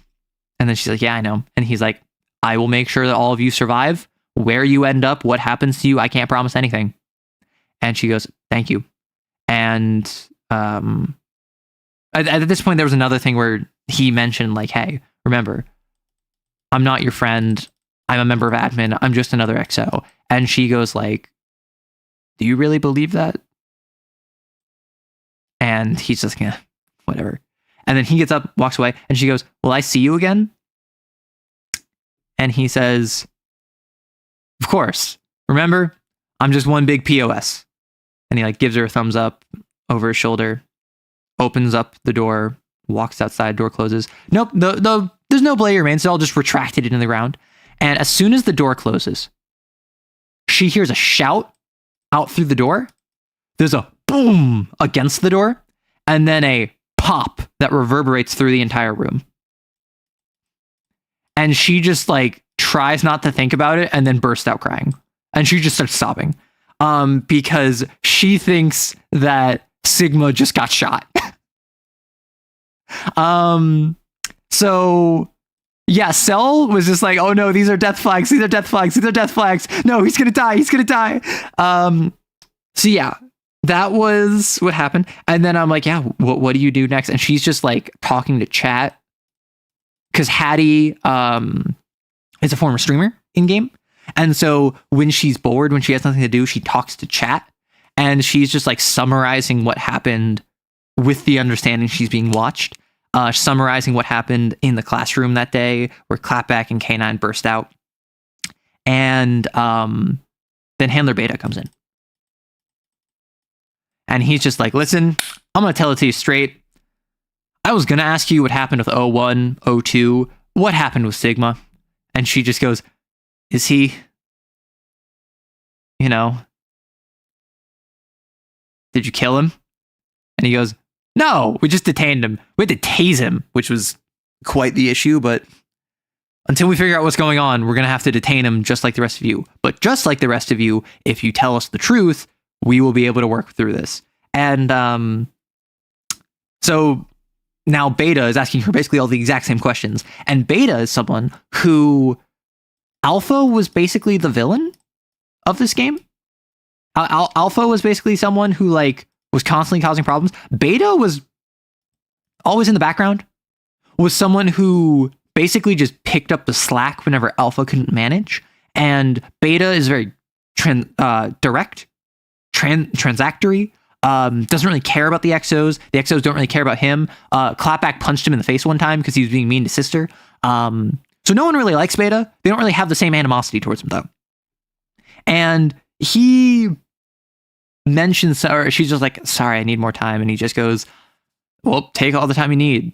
I imagine you're very good at that. And he just gestures at her and she goes, I didn't know you could make jokes. And he says, just because I can make jokes doesn't mean I'm funny.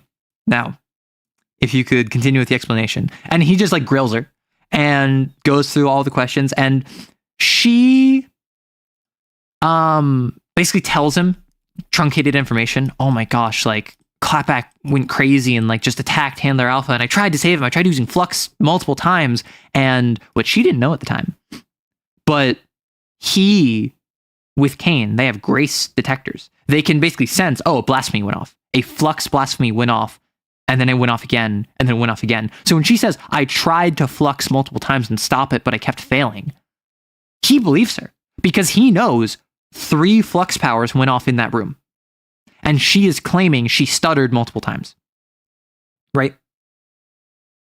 That was pretty funny, Beta. That made me see? Even characters that are like secondary or tertiary get some character. And she gives a truncated version, and he basically believes her, and he just like asks her all the different questions. And he goes, okay, one final thing. Which one of you and how turned off the cameras? And like at this point, Cell is like, can I roll connections to like see what he knows? Like how much he trusts this? And then I'm like, okay, go ahead and roll. They rolled a success, but I got a 4 on the risk die because I was like, it's risky. I said, you get 1 yes or no question, and you can ask additional ones for additional risk dice. And they go, does he know who actually did it? And I say no. He is genuinely like asking you. He needs to know this information, and he doesn't seem to understand who. And so she's just like, the cameras are out. What? And she like basically doesn't quite feign ignorance, but because Sigma's not on the chopping block, and because she didn't know up until Sigma mentioned it, she can pretty confidently be like, I had no idea. I didn't realize they were off. I just assumed they were on. And so Beta's like, okay, understood. Ask a couple more questions. He heads out, tells her that dinner will be provided at the normal time, and leaves. More hours of just nothing happening. And every time there's a lull, I'm just like, it's hours of boredom. Like, what do you do? And this is something I've used a lot in this game, where boring nothingness happens, and I leverage that against my player, and I say, like, how does Hattie cope with that? Particularly in a room where you're handcuffed to a table and you have nothing in here. No music, no books, no weapon, no anything. And so she's just like talking chat, trying to entertain herself, and a high exposure suit comes in. It's actually the same person back from her pickup. Back when she went on a mission, administrative work, that she had to like stay awake for 72 hours, fought a binder, and like she got hit with a grace grenade that like infused her with grace. And so she was like basically convulsing, and like this random person in a high exposure suit held on her. Same person gives her a tray, and on it is Hattie's second least favorite meal from the meal plan, and the dessert that normally makes it palatable is not there. It's missing. And my player decided it is cream of pea soup, and there's a little like almost coffee flavored brownie bar that comes with it. And that's the thing that's missing. And so Hattie's like so excited to get the brownie bar, and it's like, oh, thank you. And so she like suffers through her cream of pea soup. But, and I describe it's the best cream of pea soup she's had, because she's not eaten in like 18 hours. She has not eaten in like what she thought was a couple hours. But in reality, she was out for like a day. She was not out for a couple hours, because like all this happened in the morning, the thing with Alpha. This happened after breakfast during their morning lessons. And so this is probably like, I don't know, called 11. She assumed, because this was dinner, she assumed it was like 6 p.m. No. What it was is that they were out, like clonked out with grace suppressants for like a full 24 hours. And this is the following day.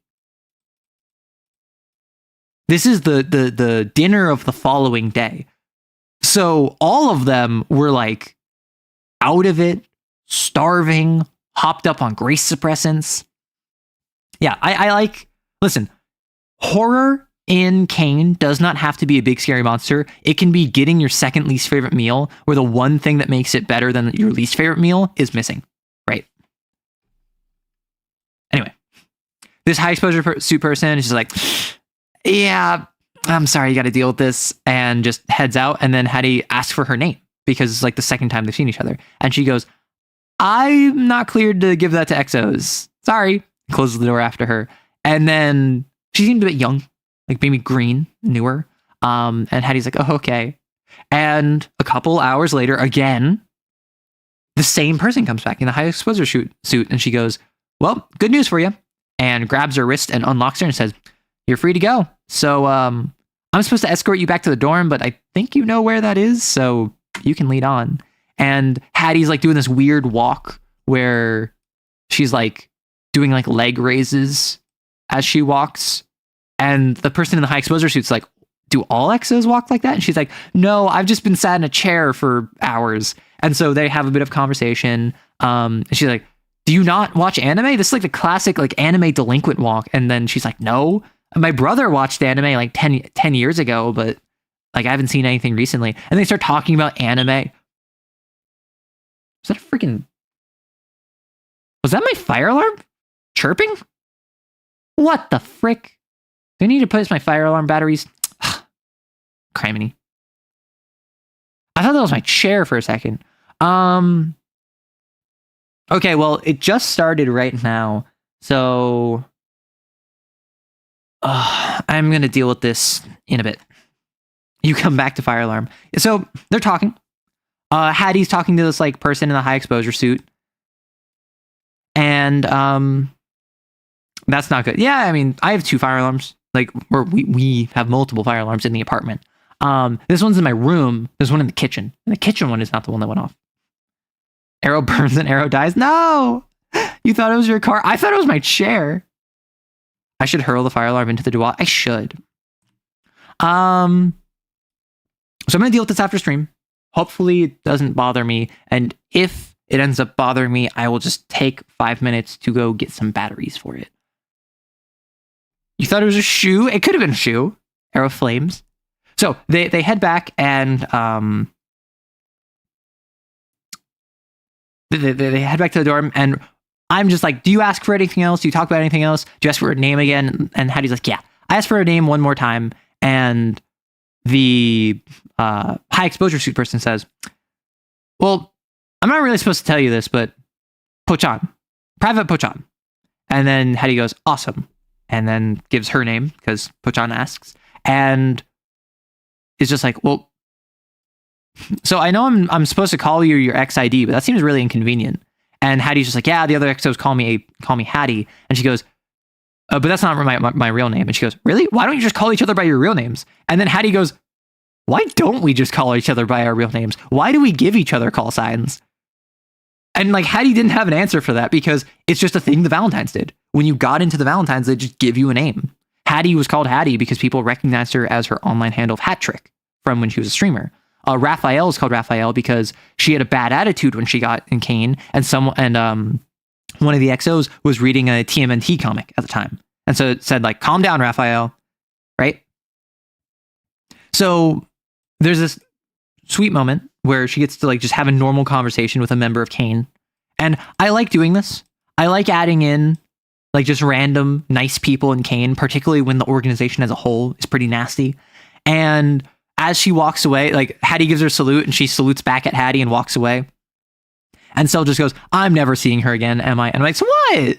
She showed up like 3 times now. She's a recurring tertiary character. And Cell goes, yeah, she's going to show up and she's going to be a corpse. You're going to drop her corpse on me. And I think Cell's scarred from the time I ran a one-shot for them, where they ran a game for me. And they involved I was playing a Gamma. I was playing a Cat 4XO who was on a pickup. So I was fighting like a lower level hound. They ran it where I was Cat 4 fighting Cat 2. And I had some untouchables with me. They named all the different like captains and corporals. And these were like my team that I was using and leveraging.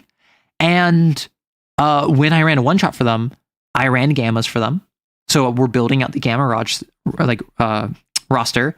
And I brought back some of the names that they made, and I killed some of them. And I don't think that Cell has forgiven me. Scarred or educated? Exactly. Just realized that the keys look like the dancing gesture's legs. Whoa. Oh dear, there are fates worse than death. Yes, there are. There are many fates worse than death. So let me step away for a quick second.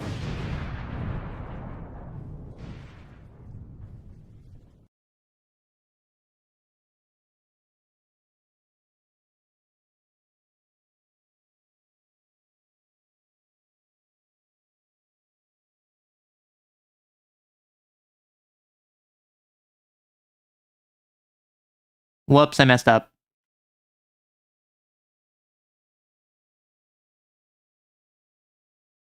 Have I not had music this entire time? Oh, criminy.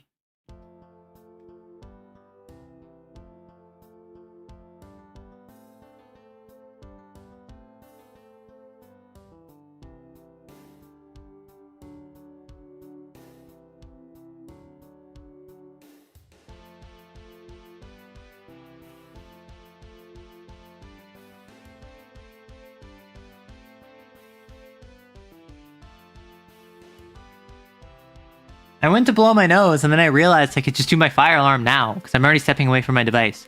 And then I realized that my fire alarm, I can twist it to remove it, which is what I thought I had to do. That was not the answer. It had a little slot. And now I need to put my fire alarm back on my ceiling, and then I need to do the slot, and then I need to see what batteries it takes. Please hold.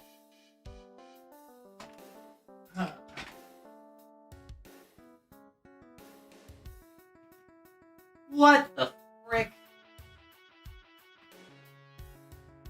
Break it? Oh, criminy.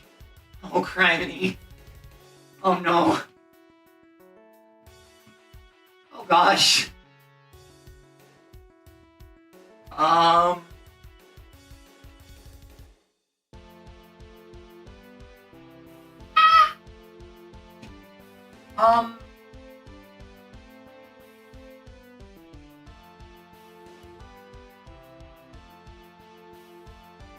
Okay, so it has slots.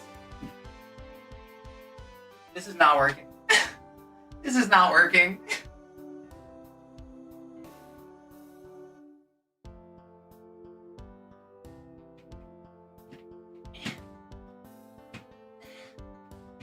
Yes, turn it. Hit it.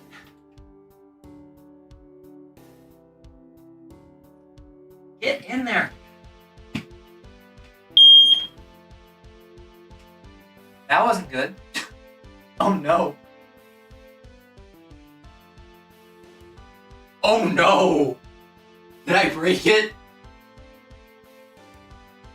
I might have broken my fire alarm. Oh no!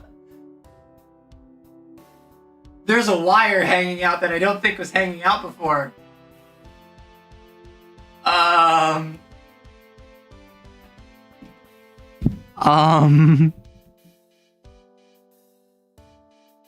Oh no, there's a wire that I didn't see before, and oh no.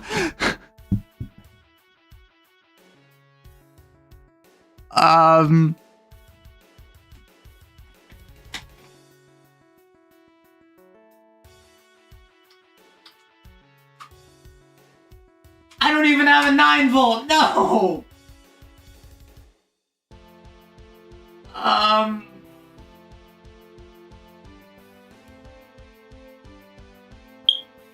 No, stop.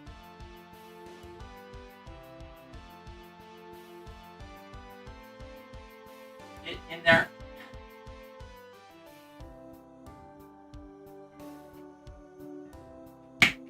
Okay. No, that did not work. Stop. Fix. Please. No.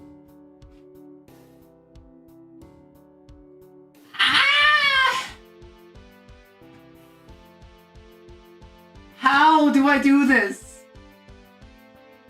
How?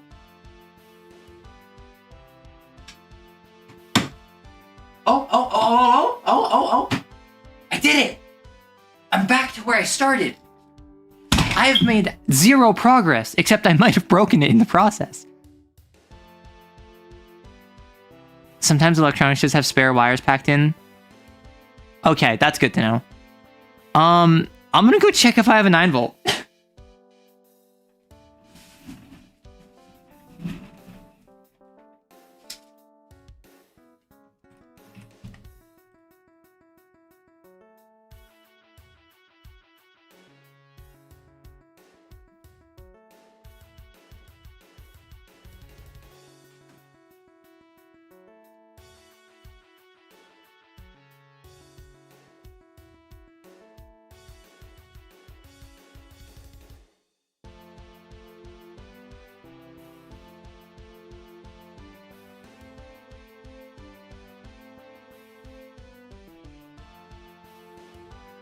I have good news and bad news. I have good news and bad news. What do you want first?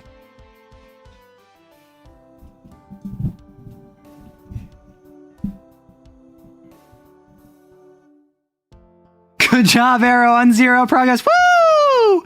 Okay, the bad news is we don't have a 9-volt. Bad news, no 9-volt here. The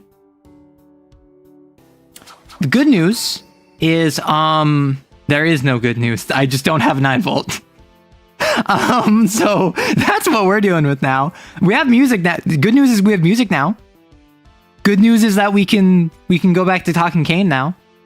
Yes, man. I mean, listen, if once every 15 minutes you're gonna hear a chirp from this, that's gonna be annoying.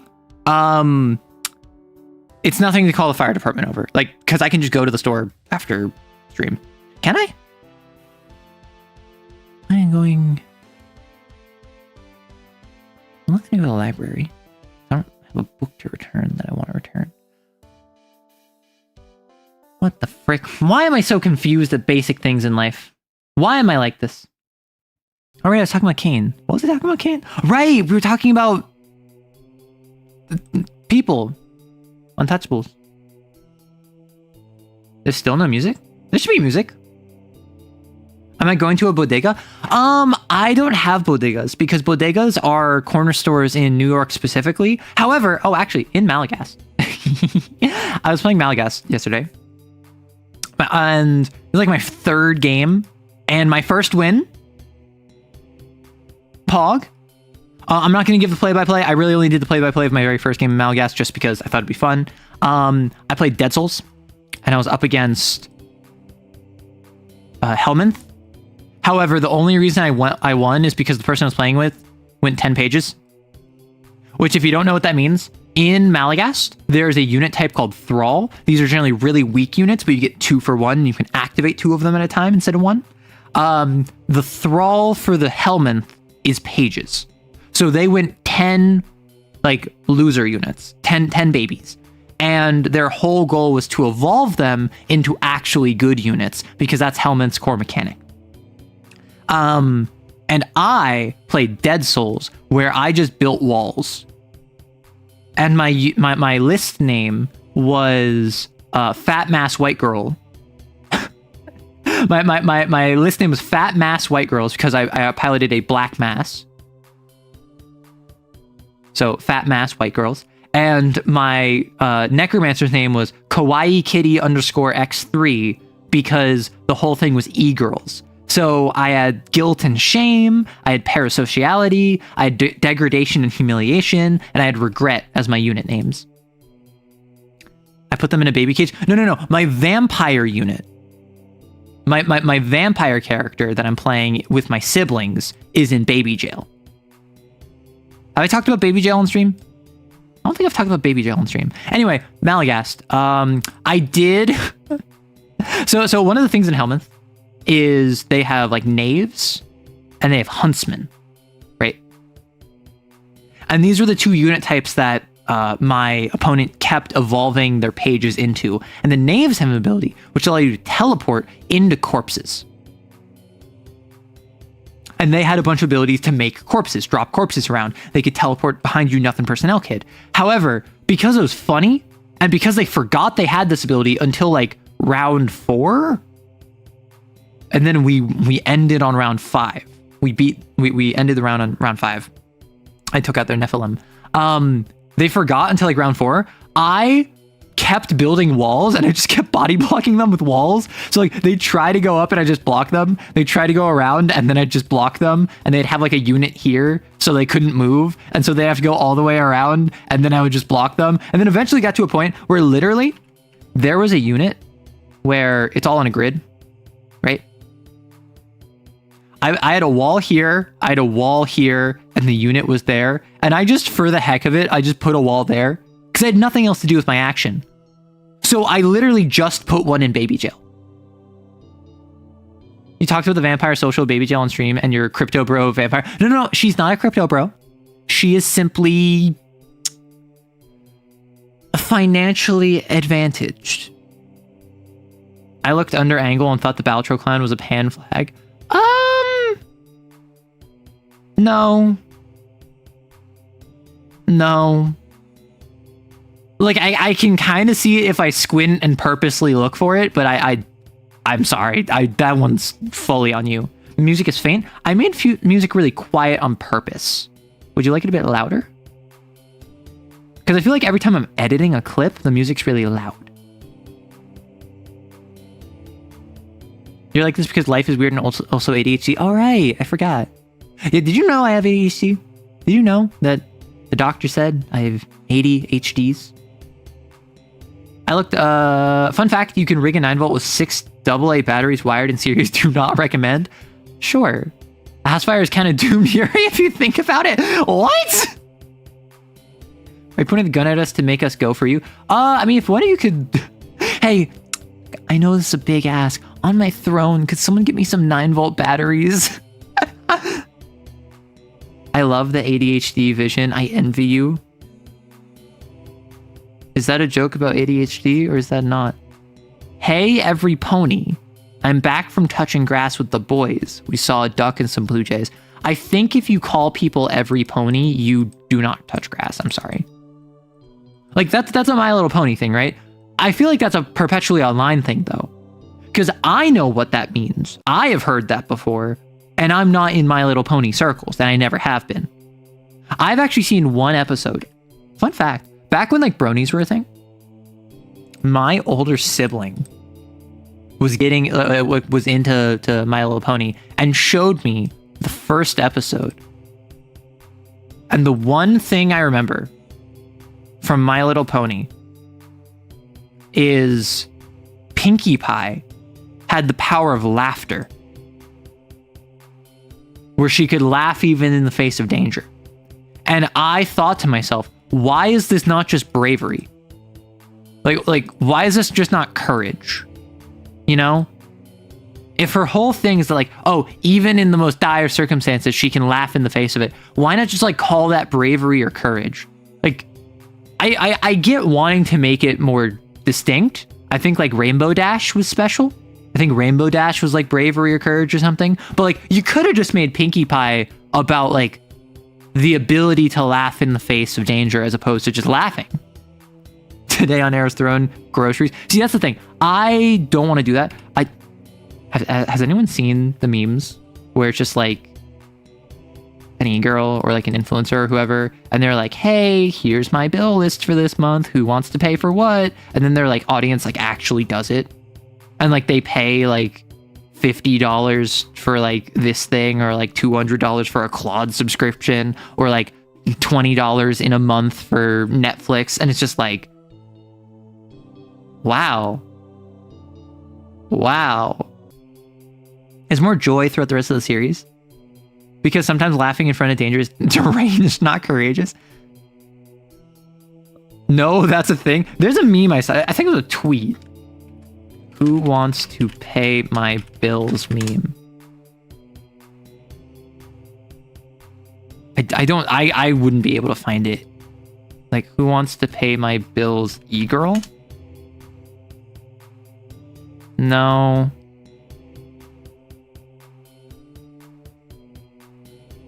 I don't know. It was some like influencer who presumably had a very parasocial audience. And she did a thing where she like posted her bills and like said like, hey, like groceries is like, here's X amount. Power is like Y amount. And the thing I remember is someone quote tweeted it, and they're like, why would you ever spend $200 on a Claude? And why would you ever spend money to fund someone who like just does AI generated content? Like, the idea being is that if you fund this person with their Claude and their AI, presumably they're going to use the AI to respond to you and give you the affirmations and affection and like private chats or whatever that you're looking for. So like, crazy. That is multiple layers of insanity. Yes, it is. And that's what I don't want to have happen, which is why I'm pretty firm on Throne would be stuff that I would make content out of. And if there's anything that y'all want to see on it, bring it up in the Discord and then people can contribute. I was about to go and DoorDash some 9-year-olds. I've never DoorDashed anything. Like, with all due respect to everyone who's like super busy out there, like, I mean, also like living situation depends on where you live. If you live in like a city and you don't have a car, public transit might suck. But it's also like, if you're gonna DoorDash like fast food and you're gonna pay like $30 for a single serving fast food meal, like, don't. Like, DoorDashing groceries, crazy enough, I understand that more than DoorDashing food. Like, I grew up in a house where like we never did delivery. We never did delivery. We would always go out and pick it up, and oftentimes I would have to go pick it up either as a kid, just like with one of my parents, or once I was old enough to drive, I would be the one to go be sent out and go pick it up. So I always, I mean, I'm in the US and I have a car, and I've had a car since I could drive. So that might influence it.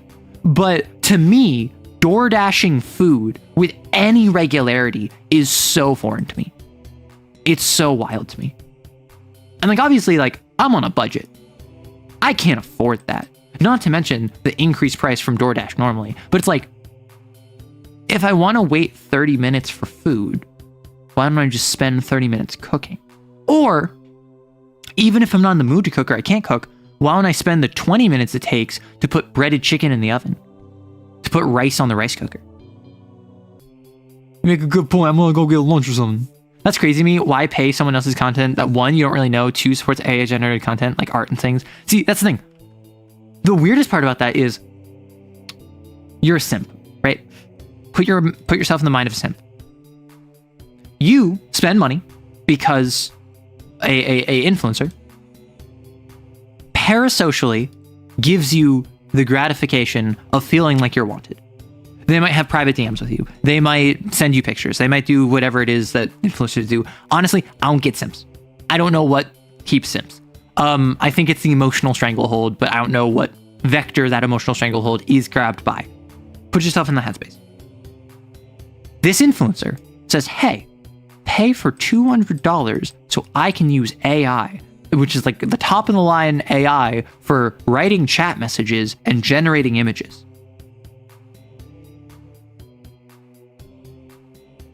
Wait a second. I, who am pro AI and also pro simp and also am giving you money freely and of my own accord and really invest in the emotional engagement that your messages and images give me. Wait a second. Like, I'm so, like that would be my first thought. But if I was in this position, despite the fact I've never been in this position, like, if I was in an emotional stranglehold for someone where their messages and their images gave me emotional fulfillment, and so I felt obligated to spend a bunch of money on them, and then I saw that they were asking for money to pay for something that lets them generate soulless images and messages, even if I'm pro AI, even if I'm like, yeah, Claude is awesome, do I not put two and two together? Yeah, surely they wouldn't do that to me. Like, I don't know. It's silly. The arrow ace in the room does not get simps. Truly a mystery for the ages. Okay. What I have discovered is, at least when it comes to fiction, I get it. But like recently, I have had a couple instances. Do you want to have a Persona 5 postmortem? I beat Persona 5. I finally beat Persona 5 Royal. I'm now done with Persona 5 Royal. I did the post game. I did the Royal content. I got to the end credit scene. I did all that stuff. I kind of get it. Clearly the AI is for other people so she can pay more affection to me. I guess. I don't know, like, I'm in love with someone. They mean the world to me. I am obsessed with them and would do anything for them. And then I learn that they, I don't know, like, are an actor who, or maybe like they're in SW, right? They do that kind of stuff professionally, and like I love them, and they say they love me, and I'm their favorite client or whoever.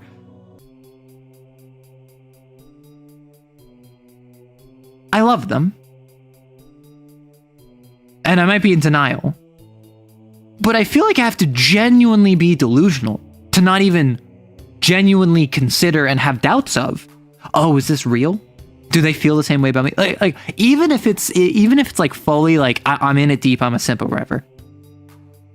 Like, how do I not have doubts about the legitimacy of it? Even if I'm not willing to put the pieces together and assume, like, does that make sense? Like, I don't understand how someone cannot like at least be scared of that. And a lot of people who are insecure are not good at dealing with fear. And I feel like that would blow up in their face, right? Strikers is a continuation of P5R, but not necessarily. Oh, it's a continuation of P5, but not necessarily P5R. Yeah, so P5, then Strikers, then P5R, then PQ2 is my understanding, and P5 Tactica. Like Persona 5 Royal came out after Strikers, I'm pretty sure. Like, I get that that's the thinking of stalkers and doxers and creeps, but like, even if you're a stalker or a doxer or a creep, you're not past the point of insecurity, and probably you're much more insecure than the average person. So I guess it's more comfortable to be completely delusional, but I don't get it. Isn't Q stuff non-canon? Yeah, so when I say, I'm talking release order. Right? I'm talking release order. Kane, but with Sims. Oh, right, we're talking Kane. Clearly the ads for other people, yeah. I don't understand Sims. Like, I do understand Sims. I understand Sims from a technical level. I understand Sims from, you are presumably a lonely 18 to like 30-year-old man. You either have never been in a relationship or you have not had a relationship for some time. You are probably attracted to women, and you feel isolated from the people around you in your life. And a large part of your insecurity and isolation stems from the fact that you are not in a relationship, because you value relationships, and particularly 18 plus intimacy, like sensitive topics, very highly. And so when you see that there is a woman online who talks about stuff that you're interested in, like, I'm gonna kind of forking kitchen where just like 40K or D&D or video games or whatever, like kind of stuff like I talk about, but like generally for like your classic e-girl. And then they also say like, oh, here's ASMR where I roleplay as your girlfriend, or I give you affirmations, or I do all this stuff for you. You are the prime demographic of, as an 18 to 30-year-old, you probably make more than you spend, minimally, but you probably have a little bit of cash flow. And because if you don't have a girlfriend, if you're not going out to the club, if you're not investing in stocks or whatever, like if you're just kind of like paycheck to paycheck, you probably have a little bit of surplus. And you probably are like, oh, what I would spend on a girlfriend, I can spend on this content creator. And I can get her NSFW Patreon, I can get her OnlyFans, I can get blah, blah, blah, blah, blah. And suddenly you are now spending money that you barely have in order to get the emotional validation that you would be able to have from a partner. And obviously having a relationship's not free. You have to give up your time, you have to give up your attention, you have to give up other things that you want to do, you have to give up money for them oftentimes. So like this is the psychology of it. You really think I'm so kind as to simply kill them? Oh my gosh. Cain but with Yuri? Yes, Cain but with Yuri. Pretty sure Tactica is meant to take place sometime during the story of P5? Oh, really? The insecurity is what keeps them stuck. Generally, they're going on with a lot of bad stuff. So all useful energy is invested in just surviving. Listen. Me too. Like, I don't talk about this a lot, but like a lot of my mental energy and a lot of my attention is focused on just surviving. Sometimes that's passive, like making sure I eat. For instance, I was just going to hop on stream without eating today because it was approaching the time. And then I was like, everyone would get mad at me if I did that. So I'll have some yogurt and some granola. And sometimes it's more active, which I'm not going to talk about on YouTube.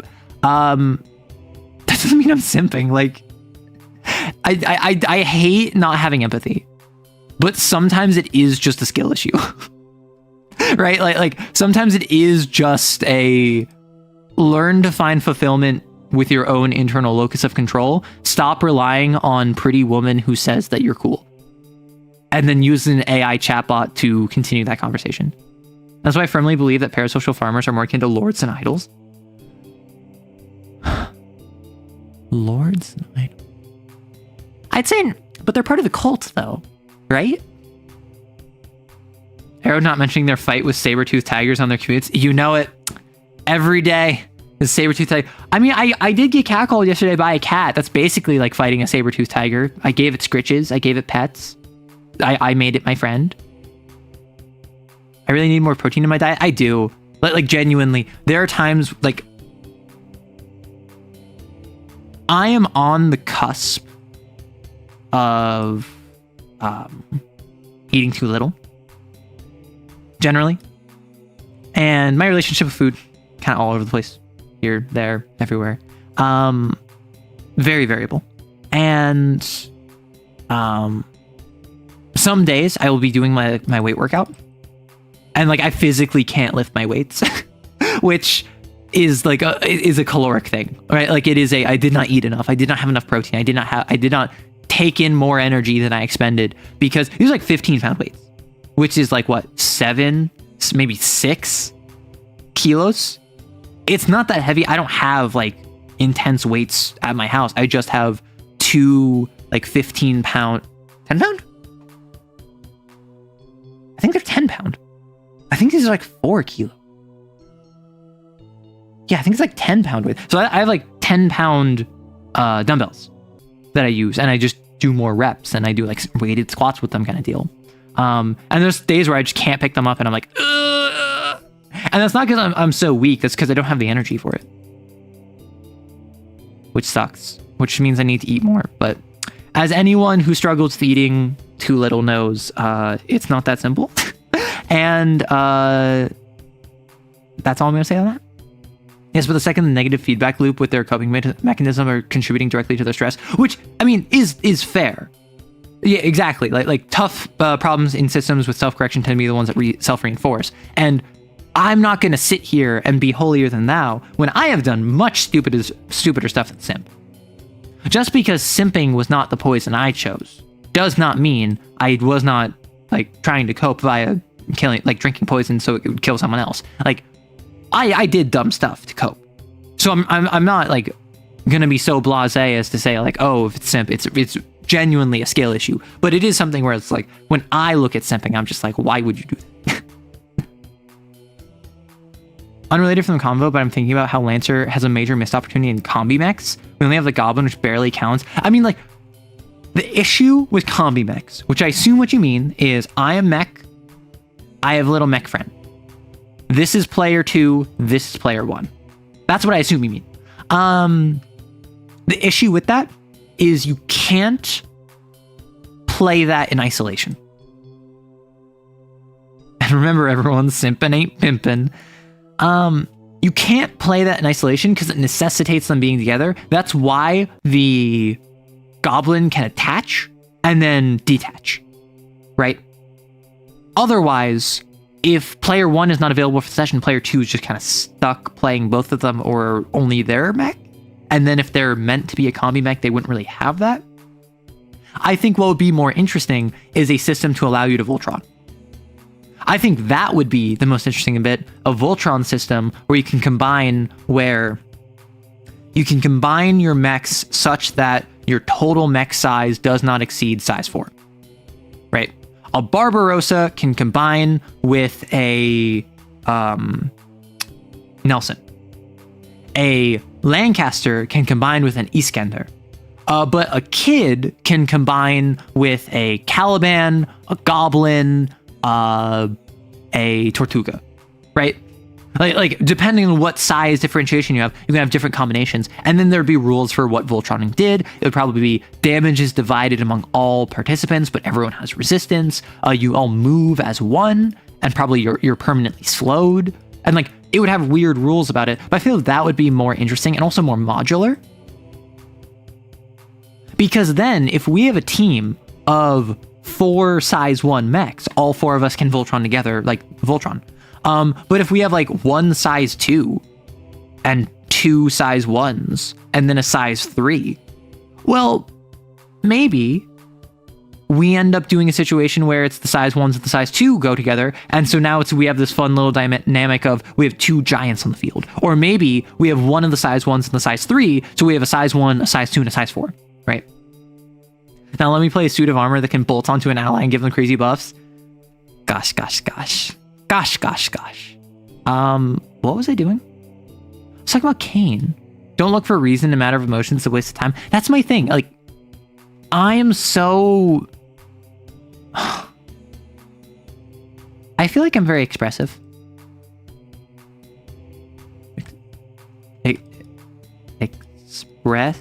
Expressive? I feel like I'm very expressive. I'm not very emotional. I don't know if this is a surprise to anyone. I'm very emotionally detached. Like in serious conversations, I'm very just like deal with it calmly and with a cool head almost always, no matter what the topic is. I have had like people that have passed in my life, and I've had conversations about that where I was just completely fine. I have had people who, like, friends that have left my life and like explosive, like the relationship was falling apart and like hate me now, and then I'm like, okay, like I take it as it comes. Like, well, like we straight Nirvana maxing up in here, and like I feel like you don't expect these two in the same person. I feel like you expect someone who is expressive to be very emotional, and someone who is very muted to be very emotionless. The all relay party, the rally. The entire road along my subdivision is being redone, and I'm trapped, unable to reach my nearest food place. Oh no. Yeah, I was talking about the high exposure suit I was gonna kill next. Wasn't I talking Malagast at some point? Right, Dead Souls. I played Dead Souls. Dead Souls was fun. I like Dead Souls. What was the other thing I was talking about? Kane, and Dead Souls, and Baby Jail. Right, I forgot. I am so sorry if you came here expecting us to talk about like punishing players versus punishing characters. Like, we nearly got there with the puppy play. Oh, I was talking P5. Yeah, right. Did I also relate to Makoto in P5? Yes. I am of the opinion P4, average queer friend group. P5, average neurodivergent friend group. Does the distinction make sense? Like, obviously, you can be queer and neurodivergent, but I feel like everyone in P4 main cast, they're all queer. Except for Rise. Rise is the token straight. She's the token cishet, and we love her. P5, all of them are neurodivergent. Because, and I think Anne, or On, is the token neurotypical. Because Ryuji, ADHD. Yusuke, blisteringly autistic. On, neurotypical. Futaba, also autistic, but also like socially anxious. Makoto, high functioning autistic.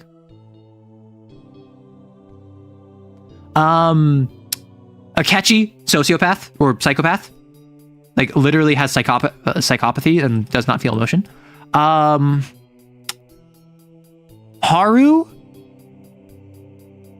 Haru might also be neurotypical.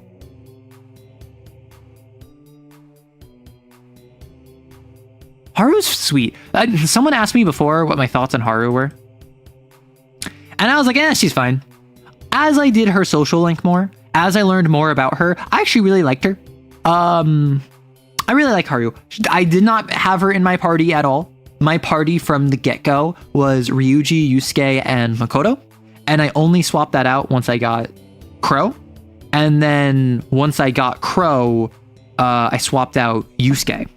And then in the post-game, when I had Violet as well, I had Violet, Crow, Makoto. 'Twas you, yeah. Yeah, I liked her. Once I got to know more about her, I liked her more. Makoto is my favorite Phantom Thief because I relate to her too. Listen.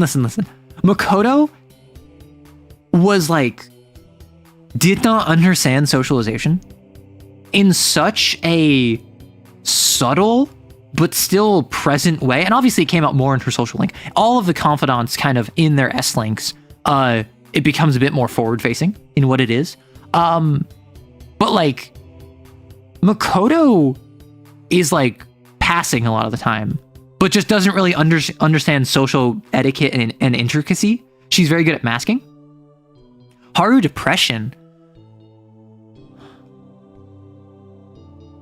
I mean, what if Haru's CPTSD? Because she was basically told her entire life, like, hey, don't speak up. You don't have a life. You don't have agency. And she just kind of like learned to accept that. And basically learned to have a fawn response or a freeze response. Just like, yes, father. Of course, father. You got a father. And like, just never question anything. I think that's less depression. I think it's more like just traumatized learned behavior. Then the MC, the most neurodivergent because he's you. I mean, true. I feel like Joker, I understand he's supposed to be a delinquent, even though like he's very clearly not a delinquent. That's what everyone says, like, oh, Joker's a delinquent. Like, he's not. He's just an F-boy. Like, anytime he talks to a woman, he has the most F-boy responses that you can give. And like, obviously he's also normal because in Persona games, when you have the MC, they almost always have a normal option and a personable option, which the personable option is in line with whatever the MC's personality is, not what is actually a nice thing to say. So in P3, you were super emo and just didn't care about anything or anyone, which is really boring, but like, it was personality. Technically speaking. P4 was the most unhinged nonsense. If you told Yu Narukami, hey, let's do anything, he would say, I'm already doing it. Yu Narukami, the most head empty protagonist I've seen. I love him.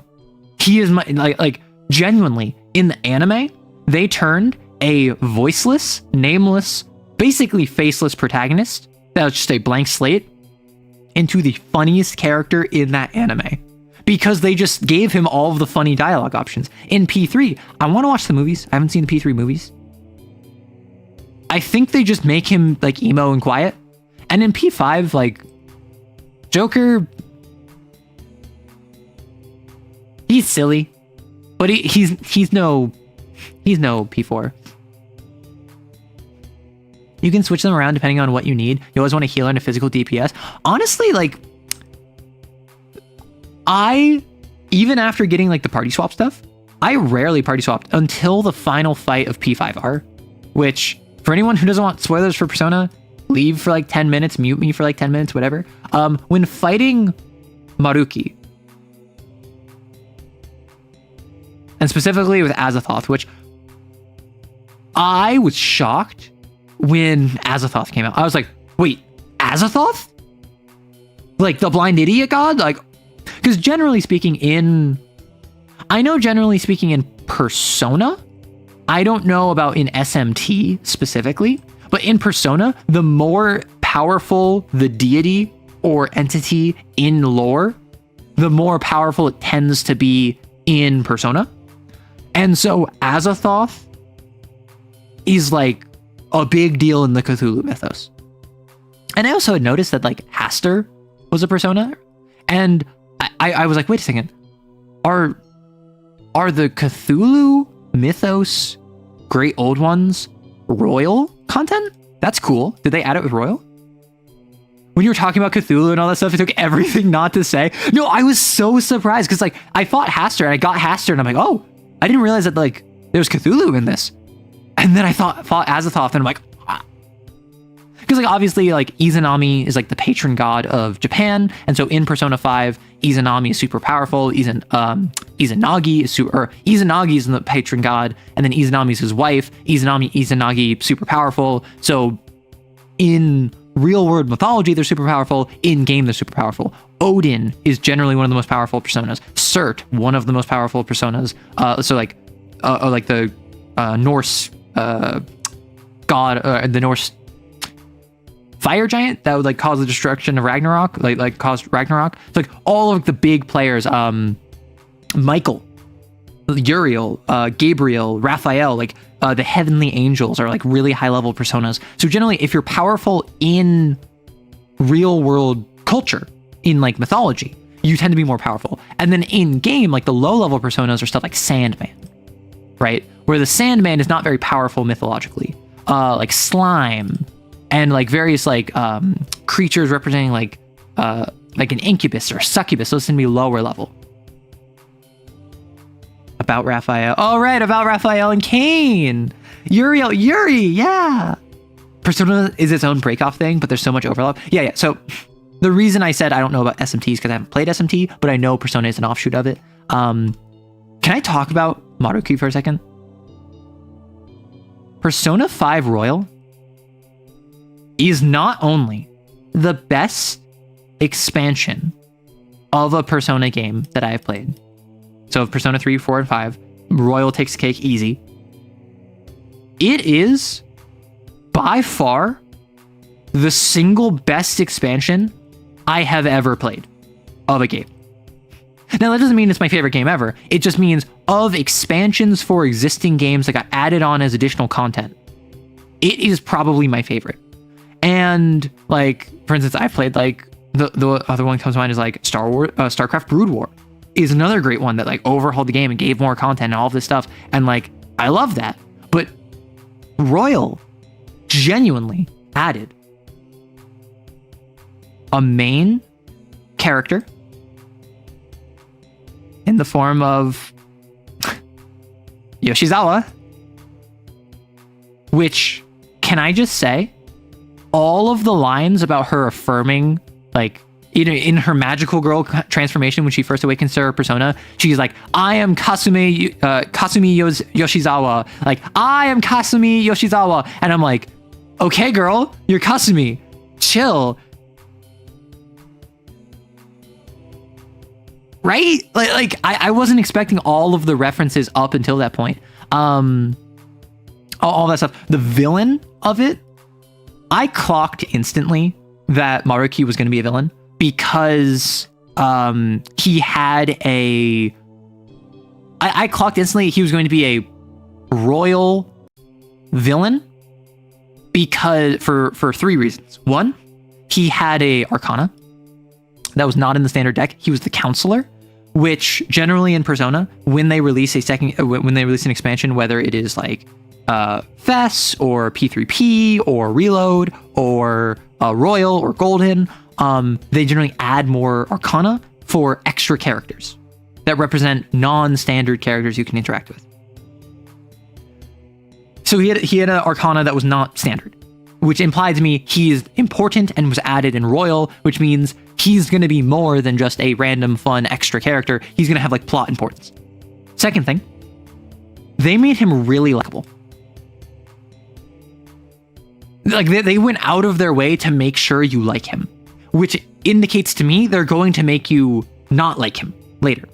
And so when he first introduced himself, he like bonks on the mic while he's trying to bow, and he's like, oh, I'm so sorry. And like he's like, hey, I just want to give you like some snacks and like chat about what's going on. If you don't want to talk to me about what happened with Kamoshida, you don't have to talk to me, but you need to come here sometime. So whenever you're here, I'll just make sure there's new snacks for you. And like, he gave SP bonuses, and that's all stuff where I'm like, okay, you're trying to make me like him so that when he inevitably betrays me, it's going to hurt that much more, whatever. The third thing I saw was a spoiler.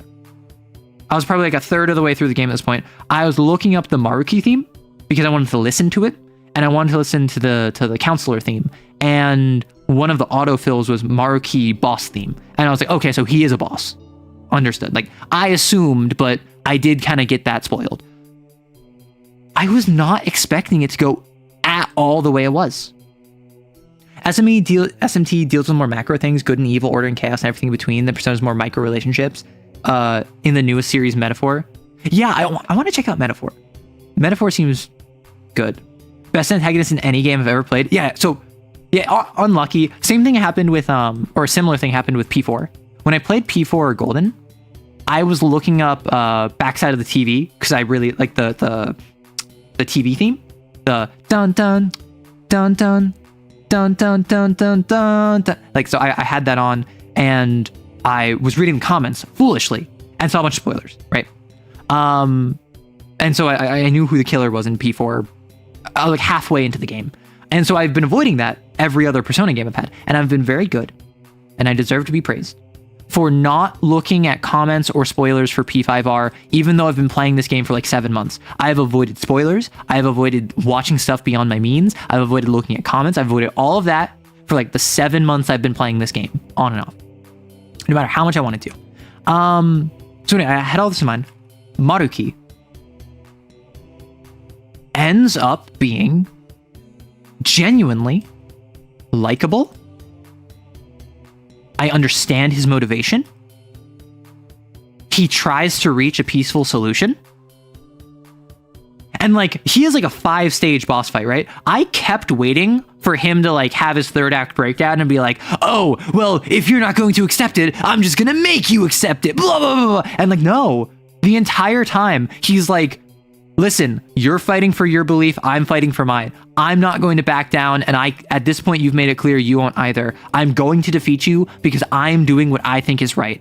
And the entire time he keeps saying, I know I need to do this. I'm the only one that can do this. I'm right. I need to do this. And I'm sorry that you're not willing to follow me on this. And I'm so sorry that I'm going to have to force you. And like, he just keeps like reaffirming how much he believes this, because the whole thing of Royal in Persona 5, Persona 5's theme is rebellion. It is rebelling against society. It is social reform. It is upsetting the current order. And Maruki, in the game, you go around and you change hearts of people. You go to someone who, for instance, was abusing his students, and you steal away his desires to abuse his students. And so you don't like make him a better person or anything. What you do is you make it so that he no longer wants to abuse his students. And so now he is surrounded by a bunch of students he has abused, and he basically has a mental breakdown and says, I'm so sorry, I did all this stuff, I want to repent, I want to atone, like, please, like, I need to fix this. Because you didn't solve the problem, you just made it so he no longer wants to do this thing. And then any reasonable person seeing that they did this would be like, I need to atone for this. And so that's the entire game. You go around during various sections. A mob boss, you have to change his heart. A artist who's scamming his students, you have to change his heart. You have to change the heart of a prosecutor who is doing false convictions on people. And Maruki, instead of changing individual people, is just changing reality. He got the power not to change people's hearts, but to change reality. And so what he can do is he will, as a counselor, he'll listen to someone. He'll be like, hey, what is your greatest wish? What do you want in the world? And so like Yusuke says, hey, I want a mentor. Ryuji says, I want to run with the track team. On says like, I just want to spend time with my friend who tried to take her own life due to this teacher that was abusing her. I want her to feel better. And so he rewrites reality and makes it so that Yusuke has a mentor. And Ryuji can run on the track team. And Her friend is totally healed.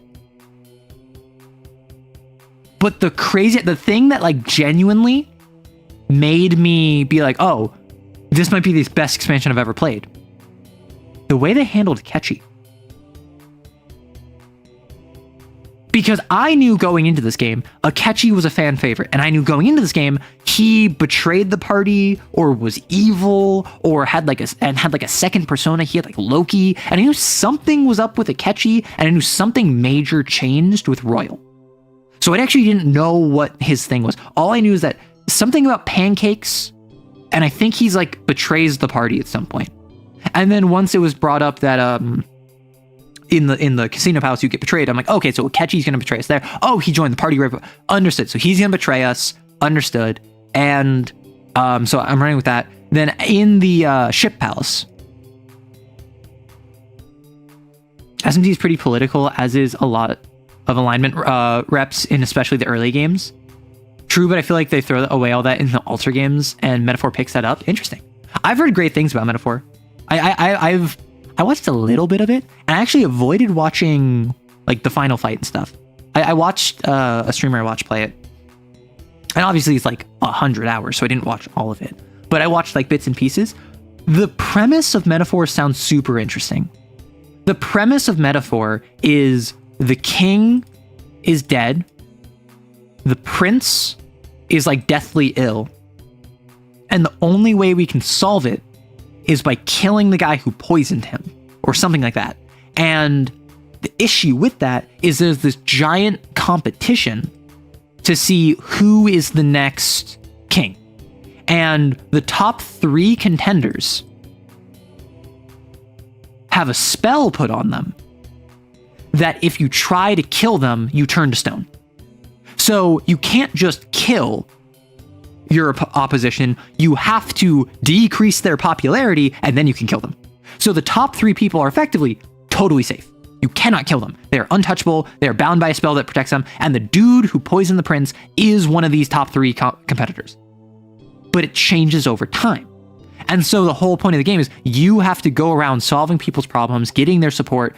You have the prince in your back pocket, but no one knows the prince is alive, so you're getting support for your movement. And then I think the goal is to dethrone or like upset the leadership, get him out of the main 3, and then you can put the prince forward. You have to cancel them and then kill them, so the most powerful spell was born, the Google Docky. No, so that's my understanding of the game. The game is you run around, go through dungeons, you fight monsters, you save people, JRPG stuff, you go from town to town to town, people like you, people like you, people like you, people, oh, we're number 3 now, we're now safe, blah, blah, blah, plot stuff happens, and then you have to fight the big guy. That's my understanding of it. That sounds kick-ass. I'm not gonna lie. That sounds awesome. I don't think I would play it on stream, because I don't know if anyone wants to sit here for 100 hours watching that, but for the ship, with Akechi,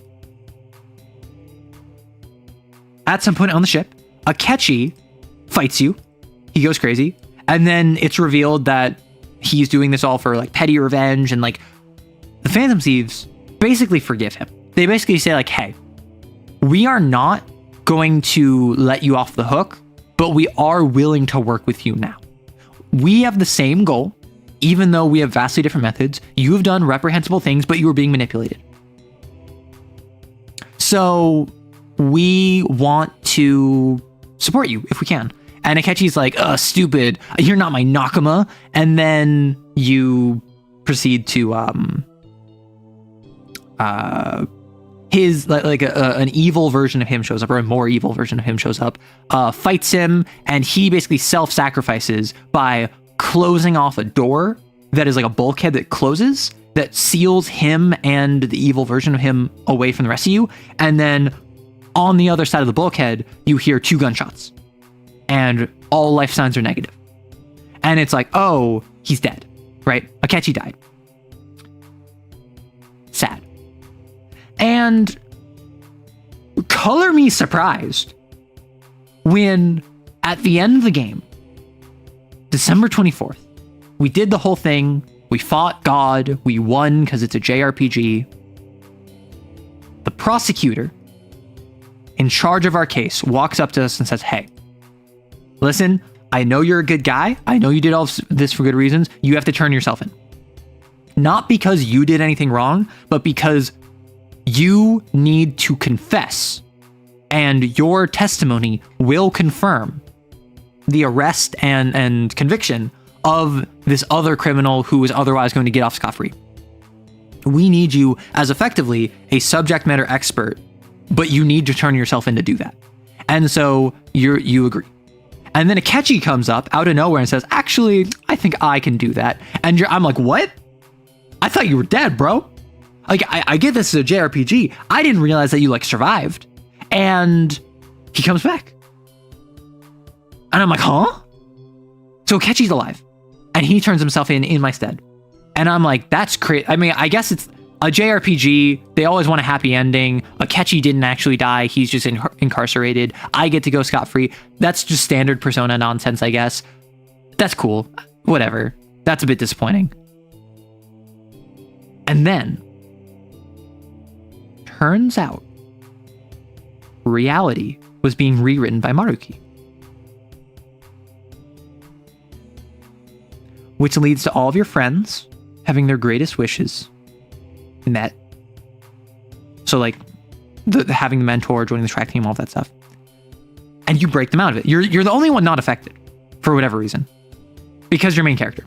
You manage to break down their psychological barriers and you manage to tell them like, hey, this isn't reality. You all join in reality. But they don't believe you yet. So you join with Akechi and you join with Yoshizawa.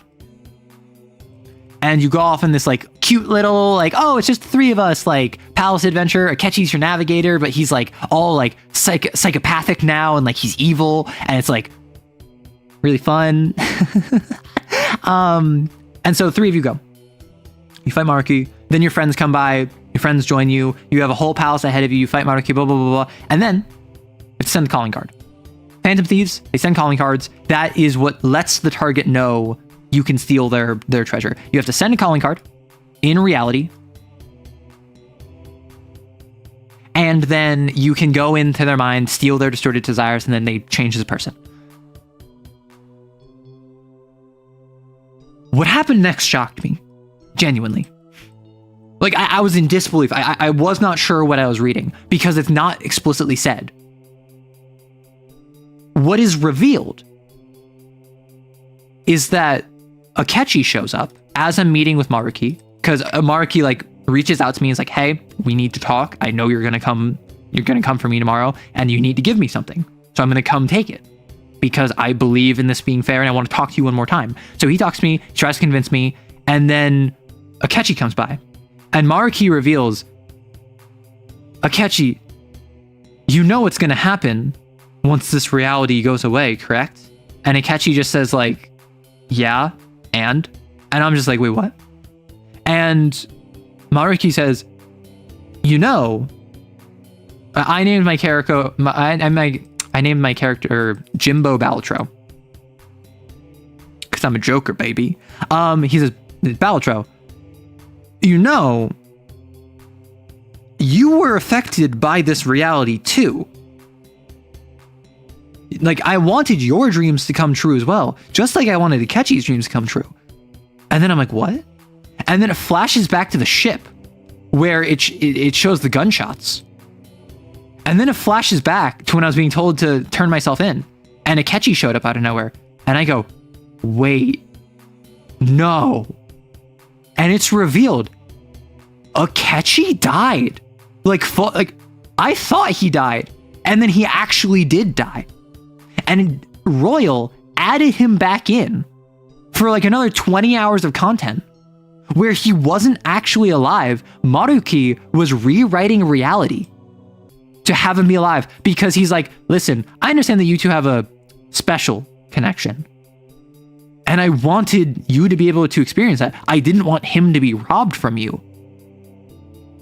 And this single moment was like genuinely the thing that made me like fall in love with Royal in particular, because first of all, I love Akechi. More Akechi is great Akechi. Second of all, the balls to be like, yeah, Akechi's actually dead. But like, that's a P5 thing. That's not a P5 Royal thing. The fact that they actually killed him. When in Persona games, death is a suggestion. Even Shinji from P3 has a secret ending where if you play as the female protagonist from P3P and you romance him and max out his length, then he survives, right?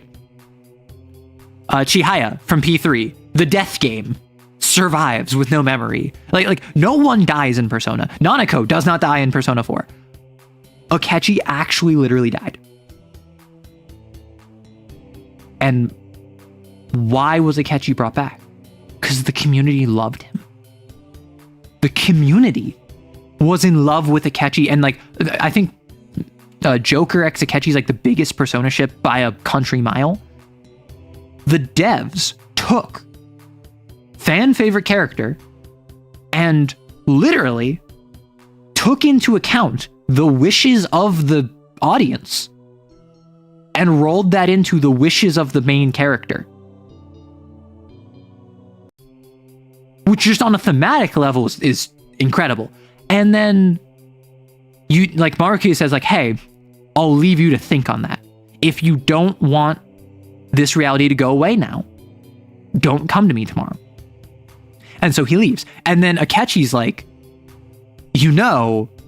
I figured this out a while ago. I had a blank in my memory after the ship, and then I suddenly remembered walking up to Sai and offering to go to jail for you. And then like, there's just this blank in my memory. And then we have seen multiple other people who should be dead walking around. I put two to two together very quickly. So you better not be like wanting to walk this back. And I, like this entire time, I really liked Maruki. I kept wanting to work with Maruki. But like, I am someone who, I've talked about this all the time. When it comes to like reality or the truth or whatever, I'm very particular about like, I think it doesn't matter what's comfortable. You need to go after what is true. If there's some situation where like I could teleport to an alternate reality where everything is the same but slightly better, I wouldn't, even though that would just be a blanket improvement because this is my reality. This is like where I'm at.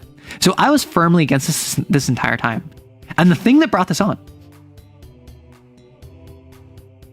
this is the one moment, the entire game, the entire conversation about actualization and Maruki rewriting reality, where I genuinely was like,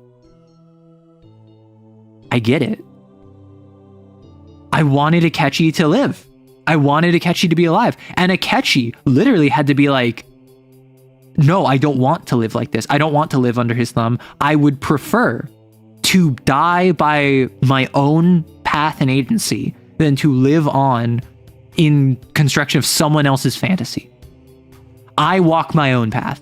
And not only was this like a really emotional moment where it like genuinely was like, wow, this is like hitting on audience expectations. This is responding to what the community engaged with. Like it just genuinely made me like Akechi more. Like the entire game, I liked Akechi mostly as a meme, and then kind of like in a haha toxic yaoi way. This genuinely made me like really like Akechi, because like, yeah, that's a very real sentiment, is to be like, I would literally rather die than live simply to service the happiness of someone else's fantasy. Base devs. Personally, my only question in these situations would be like, how is this reality maintained, and or what happens when it breaks? So the entire exploration of this is what happens when it breaks is there's kind of like it collapses around you.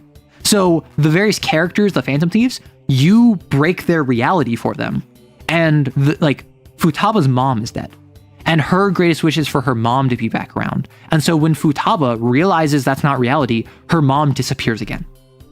When Ryuji realizes he isn't on the track team because his leg is still broken, because in fighting Kamoshida, like Kamoshida had broken his leg and it never healed right. Ryuji gets kicked off the track team. Like he's never been on the track team. Like what was the matter with this? And so it's a situation where everything kind of like conforms around it. And then at the end of the game, when you finally defeat Maruki and revert reality, everything snaps back to how it should have been.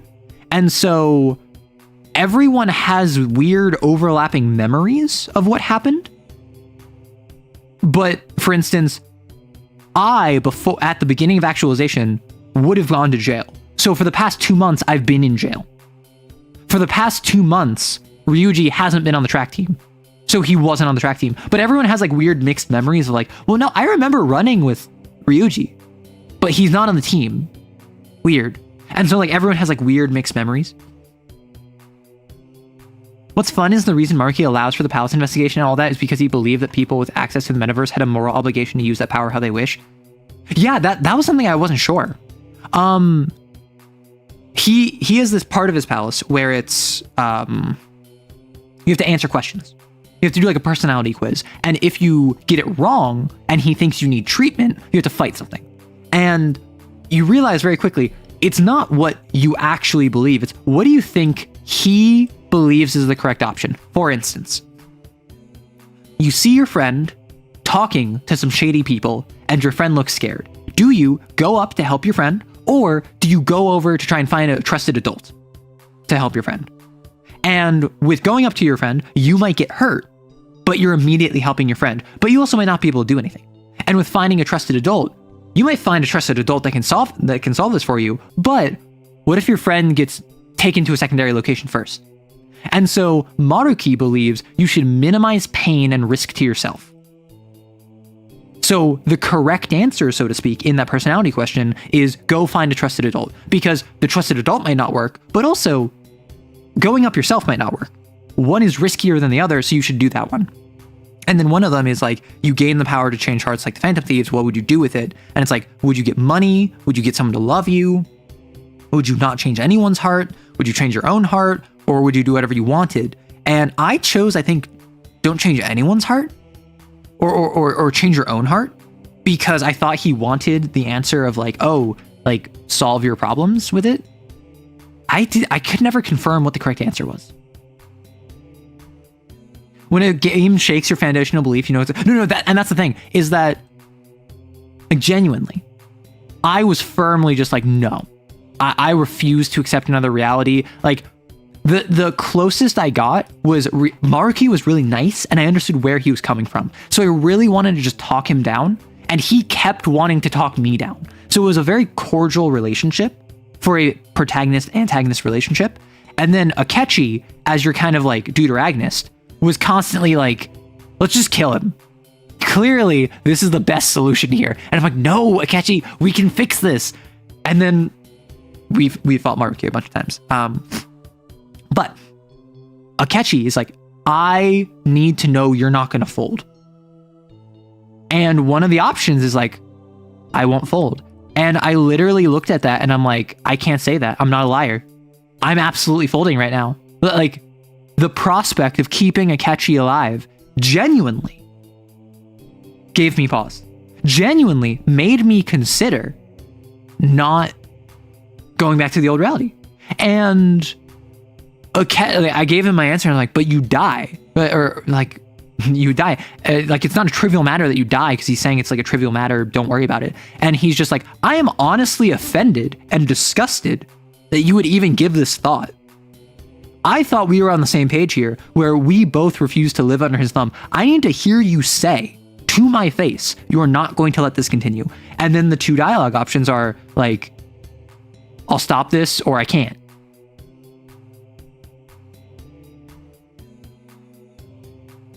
And like, genuinely, this was a much harder decision than I thought it was going to be. And I chose I'll stop this, because fundamentally, I don't believe in living in a false reality. As much as I like Akechi, as much as I like Maruki, as much as I understand what Maruki is doing, I just can't. I just don't. I just fundamentally don't agree with that. But this genuinely gave me pause. This genuinely made me be like, I understand why someone would want this now. It's easy to say you reject his reality until you're the one losing someone. Exactly! And not just you're the one losing someone, you're the one losing someone that you as a player care about, right? Because I think it's very easy to have very strong feelings towards Akechi, whether you hate him, whether you like him, whether you ship him with Joker, or whether you're like, whatever. Like, I think it's very, like, Akechi is a very divisive character, I imagine. Akechi is a character that gets strong emotions from the audience, because he's so hateable, but at the same time he's so likable, and at the same time he has a lot of like rivals to lovers tension with Joker. So a lot of different camps of people feel very strongly about him, which means if you're a shipper, you want him to be alive so you can ship him with Joker. If you're a hater, you probably want him alive because he's so fun to hate. Like, multiple different groups of people want him to be alive. And I think that was like genuinely really well done. I think that this choice, despite it basically having a foregone conclusion, and this is, I think, a bad end, like you don't even get a proper resolution, it's just a quick cutscene. Genuinely, I loved this. And then I go up and I fight Maruki, and one of my dialogue options, I just say, I'm sorry. And he's like, don't apologize. We're both doing what we think is right. And then like when he's fighting me, he apologizes to me and he's like, I'm sorry, I'm doing what I think is right. And it was just so fantastic. But like genuinely all of the Maruki stuff in Royal, like I said it before, I'll say it again. They made him really likable. I thought they were going to make him, you liked me when actually I was evil. No, he is by far the most complex and likable villain out of everyone in P5R, which is not a high bar. P5R's villains are mustache twirling to a ludicrous degree most of the time. But like he was such a breath of fresh air as a villain.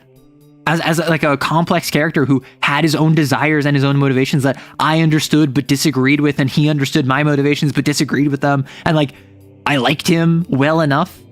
He was sociable and charismatic enough without being like in your face about it. He's literally a Cat 7 lord. He's a Cat 3, Cat 7 lord. Or not Cat 7, because he only controls like a city. I'd say like Cat 5.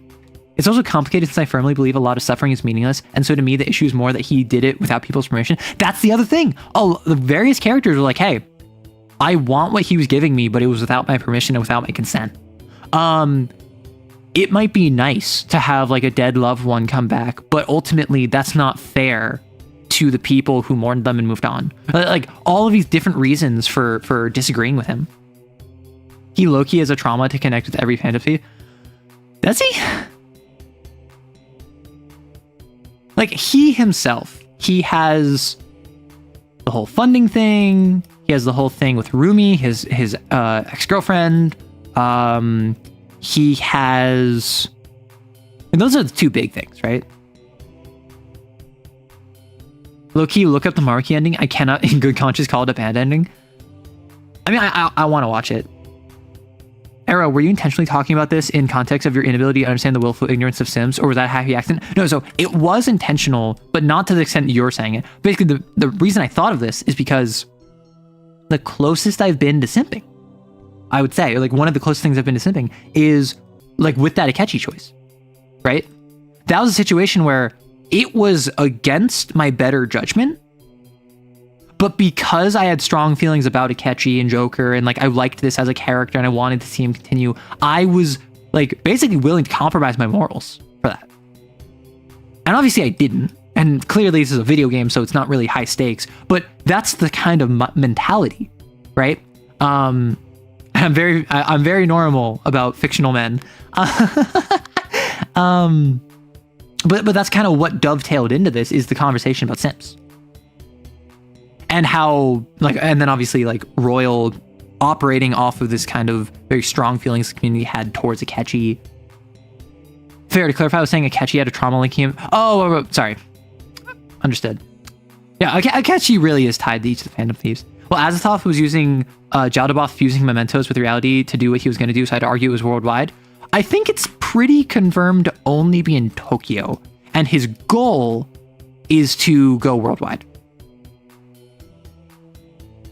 Right? I'm pretty sure Maruki, using Azathoth, was actualizing Tokyo and wanted to spread. And my assumption is that over the course of January, which is like when you're doing his palace, it's probably spreading because he's actively plugged into mementos. But I actually don't know.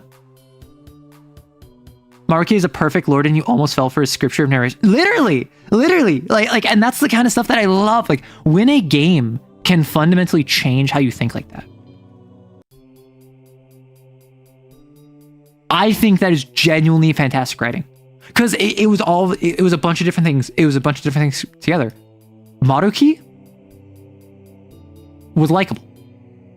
I wanted to work, and Maruki wasn't just likable. He was actively trying to make peace. I don't think of a single circumstance where we were at odds and he didn't at least say, come on, can't we just talk about this instead? Or like, I just wish I could help you understand, like some degree of like, hey, we're here to fight. And before he starts swinging, he says, can't we talk about this? And that just reinforces how much he believes in this. Then also, like, reality number 2 wasn't that bad. Like, fundamentally, I disagreed with it due to my personal reasons and my personal feelings about the idea of like reality or truth or facing your traumas. And I disagreed with it on principle. But fundamentally, like, An wanted Shiho to feel better. And so Shiho felt better. Ryuji wanted to be on the track team and his leg to be healed. So he got his leg healed and was on the track team. Like, yes, there were certain individuals who had like a full like personality swap, but those are often like, quote unquote, like bad people, which is kind of messed up, but also mostly it was good things, which is just insane, right? It's just crazy to me. Oh, and one more thing that I realized early on, that Maruki was going to fight us, was that the game went out of its way for every single character to have, every single Phantom Thief to have a conversation with Maruki. Even like Yusuke, who went to a different school, like went and found him at the culture festival. So that's the kind of stuff where I was like, okay, he's gonna like use our personas against us or something. But that wasn't the case. So I just loved Maruki. And then obviously you fist fight him. And then someone in chat was just like, oh man, I was in tears when you're like fist fighting him. I mean, I thought it was really funny. I'm not gonna lie. Just like absolutely slugging with your therapist. I made a tweet about it and then I had a minor spelling error, so I had to quote tweet it. Fair too. I was, yeah. I might be wrong. It's been a few years. Yeah, I had so much fun playing P5R, and I gotta say, Sumire, I think she was really well done. I ain't gonna front. I really was not down for the whole senpai thing. Just like Rise in P4, it's like, okay, this is appealing to a very specific fantasy of you being a young man where a slightly younger woman looks up to you as her senior, and like you're a second year, she's a first year, you're her senpai, she relies on you and you get to feel all powerful, whatever. Cool, whatever. And then she maxes out her link at 5, and I'm like, okay, I figured this would be full. I figured it'd be like a full 10 link. Okay, like Faith, not standard arcana. I assume you're royal exclusive. Weird that you only had a 5 link and you keep showing up outside of the game. Okay, sure, why not? And then she has her old character arc. And then like genuinely like 6+ as Sumire was like genuinely really wholesome. She's just like, instead of like, oh haha, like I want to like try to get better at this and we're basically going to go on a bunch of different dates, cute, tee-hee, like tap fingers together. It's like, I want you to help me better develop my sense of self. And that was like genuine bonding, as opposed to just like, haha, cute dates, haha. And then something I actually really loved, genuinely, was her rank 9, which every female character in P5 you can romance at rank 9. And there's often an option where they ask you something that's like a leading question, and then you have the option of being like, I love you, or I want to date you, or like some confession. And then if you chose specific dialogue options in previous conversations, they'll date you, right? Sumire straight up says, I love you. And you have the option of saying like, I love you too. Or you can say, I care about you as a friend. And I told her I care about her as a friend. And then she said, okay, I am just glad I got that off my chest, and I want you to be there for me and to watch over me, even as a friend, because I also care about you as a friend. That aside, I'm just happy I got to tell you directly. And I was like, that's the most like wholesome, like communicative, sweetest like rejection I've ever seen. That was so like, I respected that she had the guts to say it outright. I respected that not only like she took it with grace, but also like acknowledged like, hey, even though I do care about you, even though I do love you, I also value you as a friend, and I want you in my life as a friend and to look over me as a friend. You had that exact experience recently. That is called healthy communication. That is called genuinely like how like the ideal circumstance arise. And I'm not gonna lie, this, and I'm so toxic. I'm so toxic. This is the sort of thing that like actually rises me up. It's not so toxic to say, but like if someone is to tell me that they love me and then I reject them and I'm like, I value you as a friend, I'm not looking to date you, I'm so sorry. And then they're like, I just wanted to get my feelings out there, I value you as a friend too, I want you to stay in my life, and I'm just happy that I got that out there. That is like a level of emotional maturity and communicability that's like genuinely really attractive. So like that was something where I'm like, Sumire, you got Riz. And like also she had a very cute like blushing like embarrassed emote, embarrassed portrait, you know, a prior link where, oh no, I said some like one of the dialogue options, because Joker's an F-boy, is like, so when's our next date? And she's like, what? No, it's not a date, haha. But like, it was very sweet. I really liked Sumire. However, apparently Sumire is like stupid canon romance. Because not only like is she the only one to confess to you directly, not only does she have way more character development outside of the Phantom Thieves. Her showtime, which unfortunately I missed. I actually didn't get her showtime because I got a couple requests with like a couple days left before Maruki, and then I didn't go to Mementos. And so because I didn't go to Mementos, the thing didn't proc for her to approach me. And so because we automatically went to Maruki's, I actually missed her showtime. Her showtime is like, you carry her bridal style as you're swinging through the air and you're shooting the enemy, and then you drop her and she does a spin in the air, stabs them a whole bunch, and then you land together, she grabs your hand and you dip her, right? And like you like dipping? And that is like so couple coded, where if you didn't romance her, it feels weird. But if you go in with the understanding of like, okay, Sumire is very clearly the canon romance, the one that the devs are saying like, yeah, Joker romanced her, like outside of the game. What game is this? This is Persona 5 Royal. Understandable, but also a bit cruel. I mean, yeah, I mean, it is a bit cruel, but also it is like, I don't know. For me, healthy communication and emotional like maturity are traits I don't see a lot of. So like the novelty of that is like very nice to see. Sounds like this final boss version would sure have their time being Hattie and the Valentines. That ability of theirs, hey. Yeah, if Joker had a canon romance, it would be Yoshizawa. Yeah, and Akechi, of course.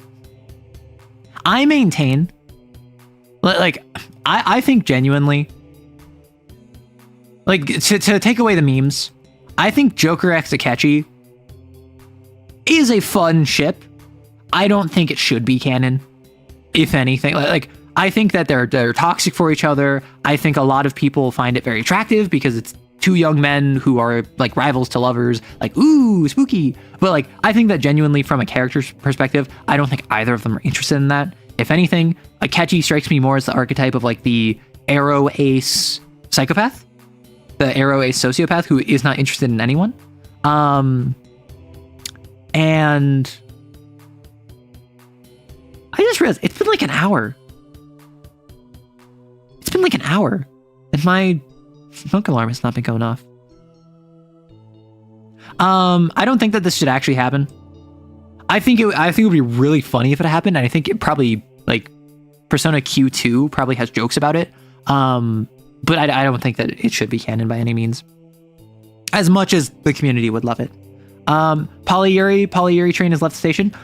We haven't finished the session recap, I know. So Hattie gets back to the dorm, and I'm going to step away for just a quick second, and then I will get back and talk about Kane Yuri.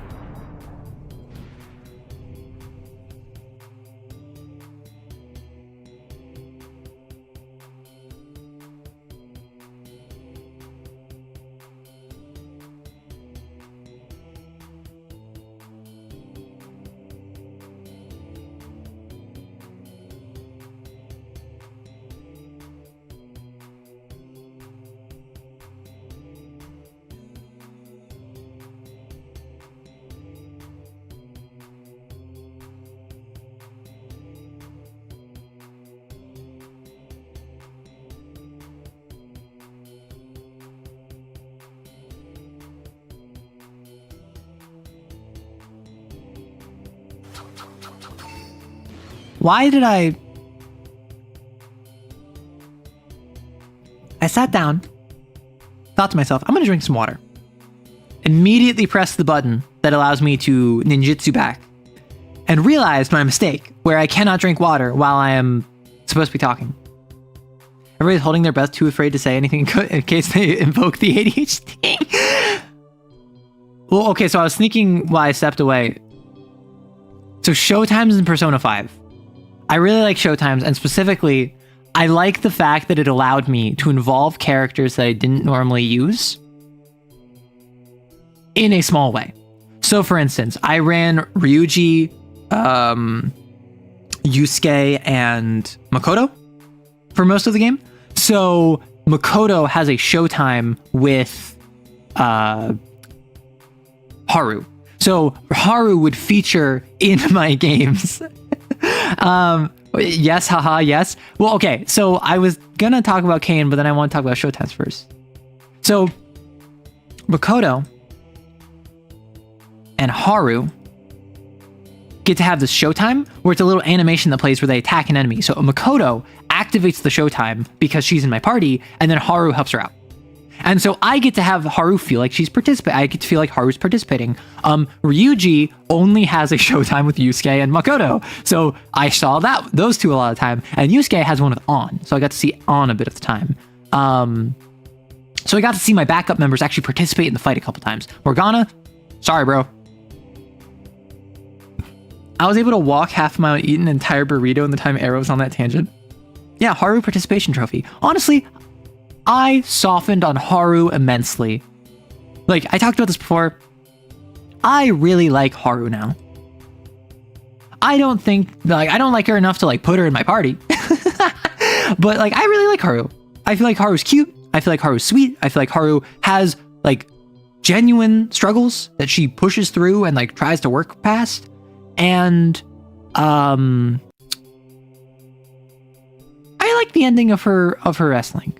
I like how the culmination of her confidant is the guy who she didn't know if she could trust, and basically it was like, hey, I'm going to express my feelings to you in my own way. I'm going to express my honesty to you in my own way by making coffee and having you try my coffee and just tell you directly, I don't want to make low quality fast food for business. I want to give people an experience that they care about. And the guy actually being like, I agree. I was against your father's plan to basically maximize profits over people, and I was a fan of your grandfather's cafe. I want to bring that back. And I thought that I had to market it as a very in and out, quick style cafe. But with your support, I think we can make this work. Also, I do like the way her confession happens, which is you support her in this conversation. It's like a business meeting. she's the owner, she's the inheritor of a major corporation. And this guy who's like an executive under her father, who was the previous owner, who is now dead. This executive dude, she thought she couldn't trust him, but actually turns out he's totally chill. He's like, also, my apologies, I was pushing for you to get married to your fiance because I was unaware you were more interested in the young man sitting next to you, which like is a very cute way of being like, ah, like if you like a Haru, like this is your chance to make a move on her. And she's like, what? No, haha. And then the conversation comes about like, well, actually, she thought she was literally under contract to marry this dude, but the contract is fake by all means they can tell. So she actually doesn't have to marry this guy. And she's like, well, I don't have to marry him. Whoa. But it's kind of crazy how he was like, I was interested in you. That'd be like so wild, right? And just looks at you. And then you have the answer of like, I like you too. Or you can be like, you're a good friend. And if you say you're a good friend, then she just goes, oh, I need to focus on my studying. And so obviously is just like emotionally devastated that her crush rejected her. You know, like literally, like she just like, haha, that'd be so crazy, like gives you eyes. And then like, you're like, yeah, that would be crazy. Suffered by the game deciding to give the spotlight to the cat during her introduction art. Yeah, she really did. Like, I genuinely think I would have liked Haru a lot more had she gotten more of an introduction, because the issue with Persona, and I think this is the issue with a lot of JRPGs. Honestly, I don't even know if JRPG, I think it might just be RPGs that have a bunch of characters. In Persona 5 in particular, Ryuji has ties to Kamoshida. An has ties to Kamoshida. Yusuke has ties to Madarame. Makoto has ties to Kaneshiro.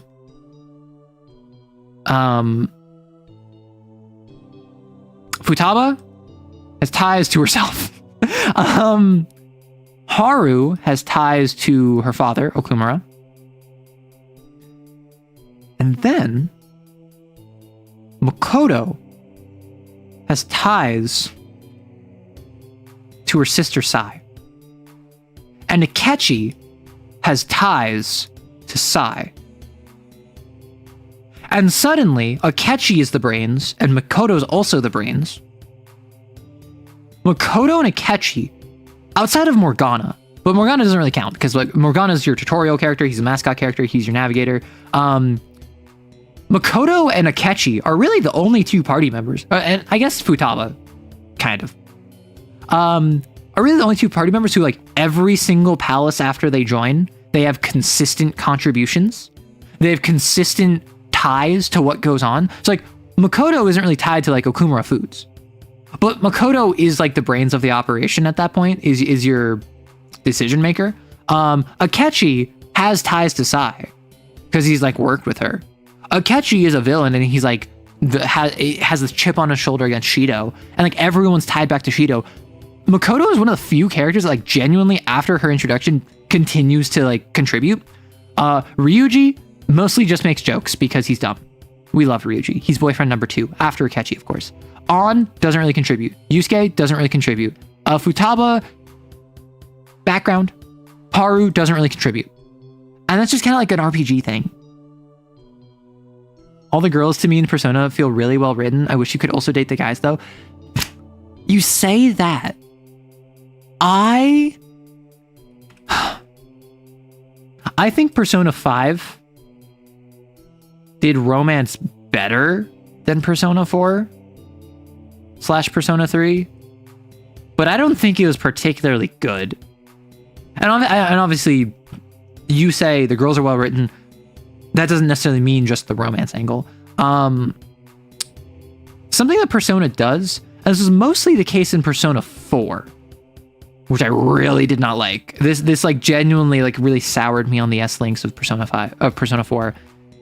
A lot of the investigation team, they have an arc where they bring up an issue in like Social Link 1, they expand upon in Social Link 2. You have Social Links like 3 through 9 are where they're going on an arc. And then in Social Link 10, they're just like, Okay, yeah, I'm back to where I was initially. They just like Social Link 10, particularly for the girls, particularly for Yukiko, for Chie, for Rise, multiple characters have a social link where their final resolution of it is, actually, this whole thing was dumb. I'm going to go back to how I was thinking at the beginning of my social link and do exactly what I said I was going to do initially. But now I'm going to do it because I'm choosing it instead of being forced into it, which like could work.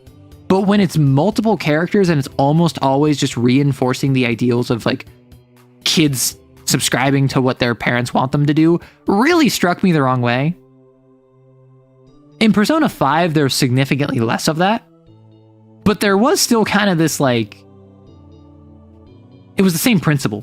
Ryuji starts wanting to be on the track team, or not being a part of the track team, and then wanting to be over and like rebuilding whatever, and then he's allowed back on, and then he decides not to join.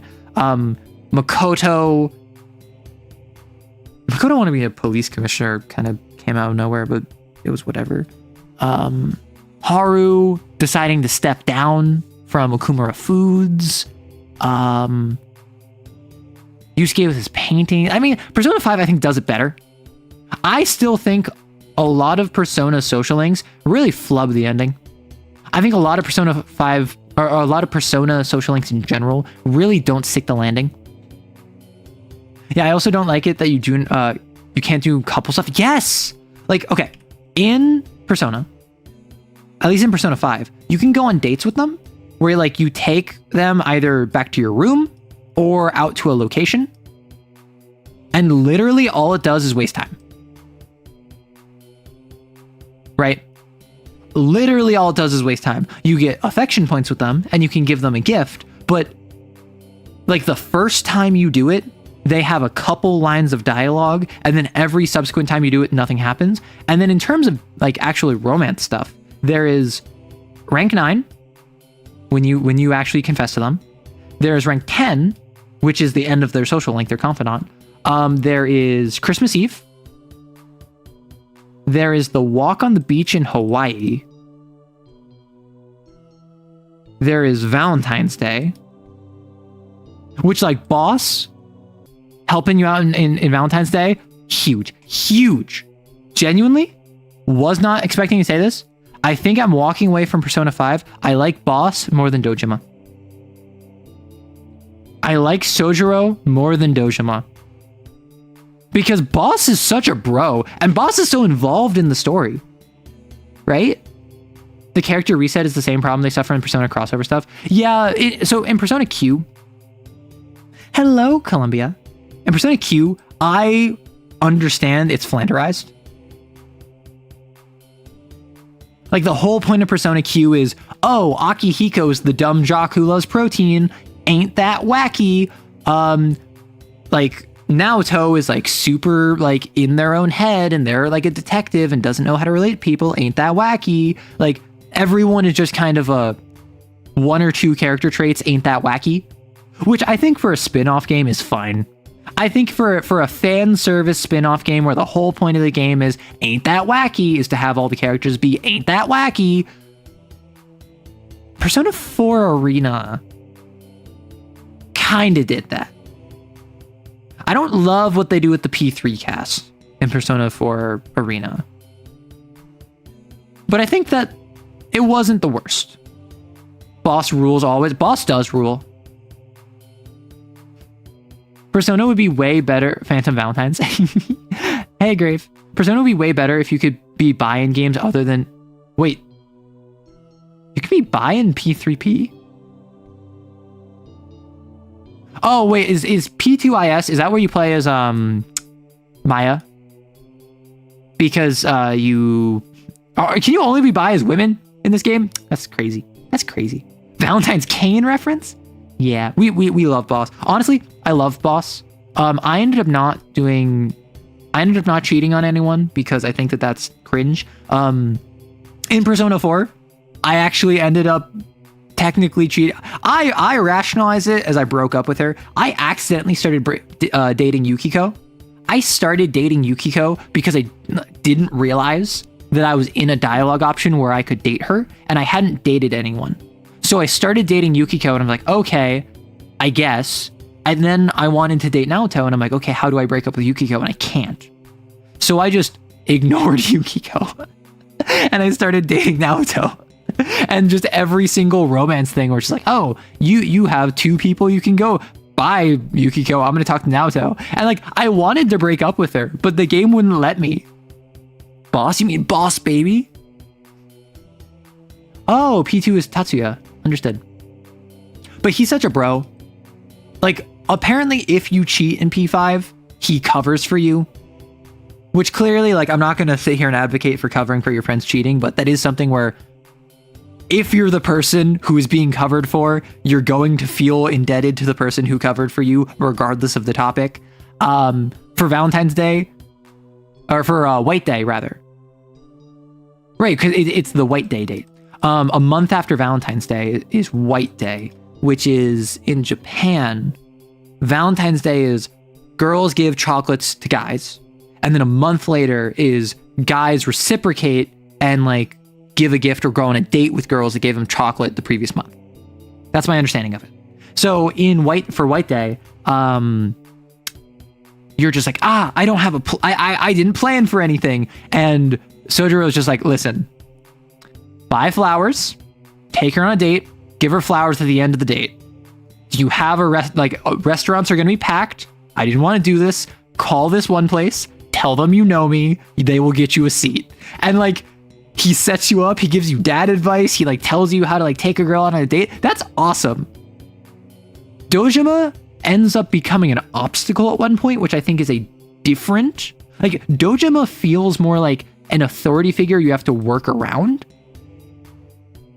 where Sojiro feels more like an authority figure you can rely on. Does that make sense? Dojima feels like an authority figure you have to like creep around and like go behind the back of, and you feel bad going behind his back, but ultimately you know you're doing it for the right reasons. Sojiro, like 2/3 of the game, or like 3/4 of the, or I suppose right before Shido's Palace, finds out you're a Phantom Thief, and then basically goes like, hey, you're doing good things, sure, I'll look out for you. And then like he helps you in like the post game and all that stuff. So yeah, no, I know P2 has 2 games. I want to play Persona 1 and 2. Don't bring that creature back. Now I'm imagining Metal Gear Solid Baby's Big Boss Baby. No! I feel like I can talk more Persona all day. I should stop. I should talk Valentine's. So, Kane. We're at the door. Hattie walks in. And inside the dorm room, first thing she notices, the entire place smells doubly so of cleaner.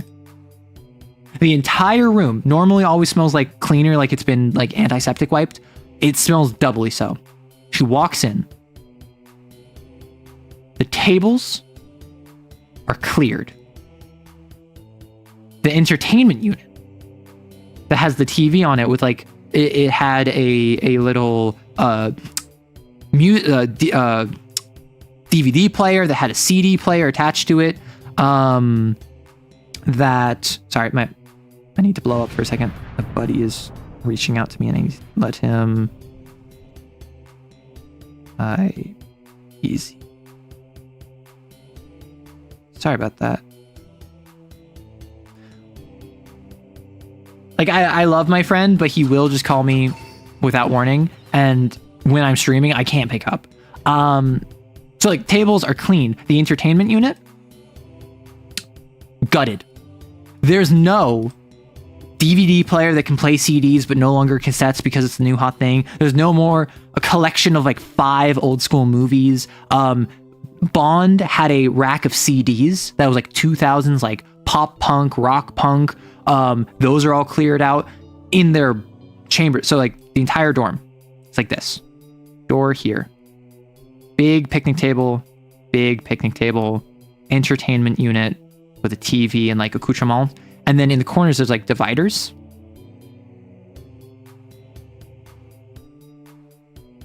And each of these has like a bunk bed, right? Looking around, all of these have been replaced with new sheets.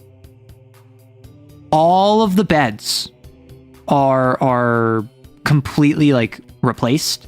They are just totally tossed. All of their stuff is gone. All of their containers are empty. All of the ceiling tiles, even the ones that were cracked, or the ceiling tiles, they've been replaced, like even the cracked ones. And it's made clear, Kane went through and searched, confiscated, and rooted around, and then renovated the entire dorm. They lost everything they have spent script on. They have lost all of their creature comforts. They have lost all of their alternate like items and gear. They have lost every single memento of every single dead Valentine. On Snake's bed, which was across from Hattie and Raphael's, he had left his Game Boy there before he left and then turned into Mogode. That's missing. Over where Faust and Acme and Newton and Watson were, Faust and Acme never made their bed and had stuff strewn all about it. That was all gone. Clapback and Canine, in their section, they got probably most of their stuff before they left. It was all gone, no matter what was there. There was a thing where Newton had this weird contraption that no one really understood what it did. And they made sure that every time there was a room inspection, it got hidden alongside all of the other contraband. That got taken. No one knows what it did. All of Raphael's drawings of the other Valentines, alive and dead, gone. Sister's books, gone. And like everything got totally wiped. It's as if they're in a brand new dorm. And Raphael's the only one here. And she sees Hattie and goes, oh my gosh, I thought they shot you. And like they run up and they hug and they kiss and like they're together and they're just like, ah. And like they're just talking. And then a couple minutes later, Sister comes in. And Sister's like, oh my gosh, I thought they shot you. And then runs in and gives them both a hug and is talking to them. And nothing happens. Bond does not come in. Because when talking with Handler Beta, Hattie was like, I don't know anything about the cameras. And she's like, we just went, after Clapback and Canine went out, we just went straight to the infirmary. And Beta goes, huh. So we only found 3 of the 4 of you in the infirmary. Understood. And he marks that down. And Hattie goes, oh, I just implicated Bond in wiping the cameras, didn't I? And so Bond does not arrive at the dorm with the rest of them. And Raph and Hattie and Bond are panicking. Or Raph and Hattie and Sister are panicking. Sister is going around being, my books, they're gone. And Clapback and Canine stuff is all gone. Acme and Faust stuff is missing. And like, she's like seeing all of this stuff and is experiencing the loss of these people all over again. She is like not digesting it well, struggling.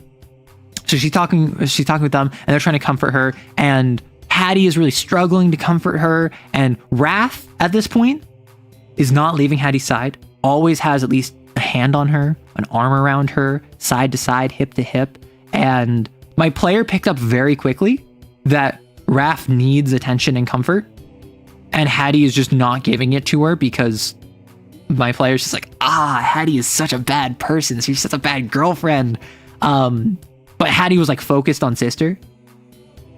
Bond, no. So Bond, like, Sister's freaking out and they're trying to calm her down.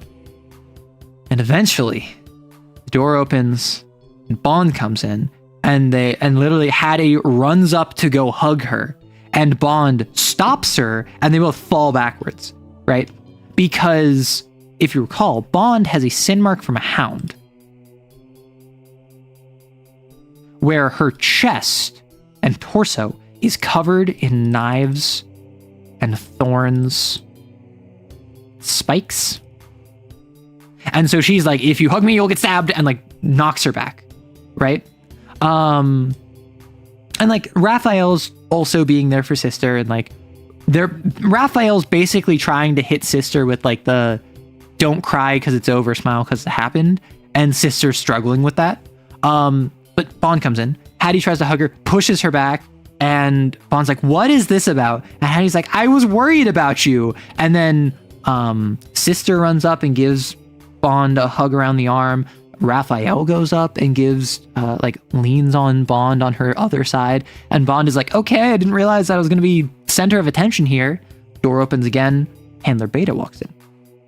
Everyone gets at attention, like sets themselves up. Something that sister was freaking out about, she's a binder. She normally summons her Sin Rancor. She is currently on grace suppressants and can't manifest him, and feels basically naked. She feels without agency. She feels defenseless without her sin. This is her anger. This is her rage. This is her agency that she has with her basically at all times. And she's unable to manifest it, and that's part of why she's digesting it so poorly. Right? So all this. They're all standing. Handler Beta walks in.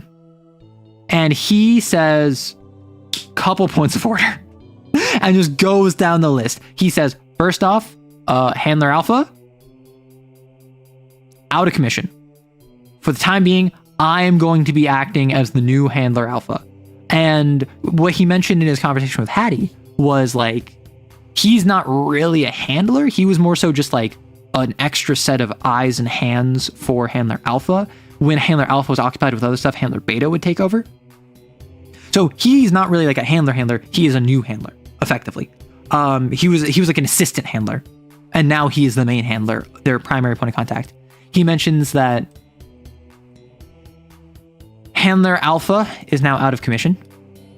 Sigma 1 has been transferred to a different site and will resume his duties on a different site. And in the meantime, the Untouchables will be taken over by a temporary officer, and then they'll find a more permanent replacement later. So Sigma 1 is gone. And the requisitions team has been rotated and it is being investigated because they found a significant amount of contraband in the dorm that they could have only have gotten from the requisitions team. So they will still have access to requisitions, but it's not going to be whatever contact they had before. The black market is off the table. And Handler Beta basically says like, hey, this is not the time for this. But I recognize that recent events have made me realize you ought to be afforded the respect that I'm looking for from you. And that's doubly so now that I'm your primary point of contact. I understand that we have never had a good relationship.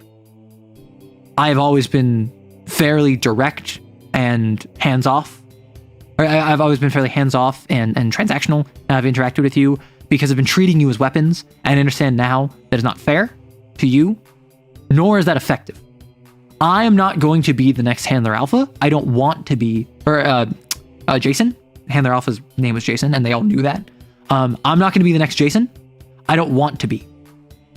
I'm planning on simply doing what I think is best, and hopefully that will involve a better relationship between us and you. I'm not expecting anything now, but do know that I will try my best in order to ensure nothing like this happens again. You are on restricted R&R, and you will continue to have grace suppressants on you until circumstances evolve. And then he leaves. So, Site Epsilon, the Valentines, all four of them, the massive amount of them left, which is only four of them, they just kind of like are kind of lost. What did Sigma do? Yeah, he used a tension fortress to have a private chat with Hattie, which is a direct action against Kane, who's watching through a double mirror and being recorded. Sigma also basically just admitted after talking with Hattie, like, hey, I know this wasn't along regulation, but I felt it was necessary. So he basically like breached protocol to get the truth for Hattie's sake, and then didn't share it with Kane, or may have shared it with Kane, but at the very least in a way that nothing fell back on him.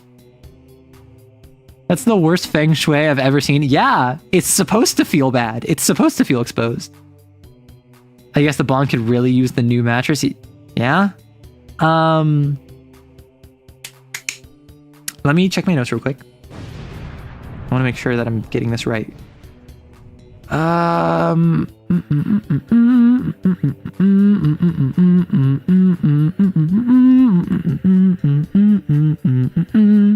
Yeah, so Raphael's continuing to be really clingy.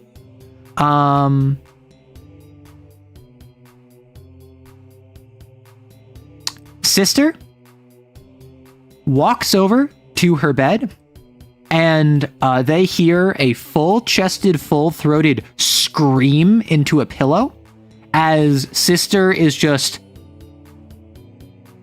trying to get out the emotion that she's feeling. And Bond is like sat down at the table and is like, what happened here? Like, why is everything gone? And is very sad about that. So then Bond starts chatting with Hattie, and as Hattie sits down, Raphael follows her. And again, Raphael not leaving her side, no longer not touching her. And they're just like, so like, what now? And they're like, we just gotta deal with restricted R&R, I guess.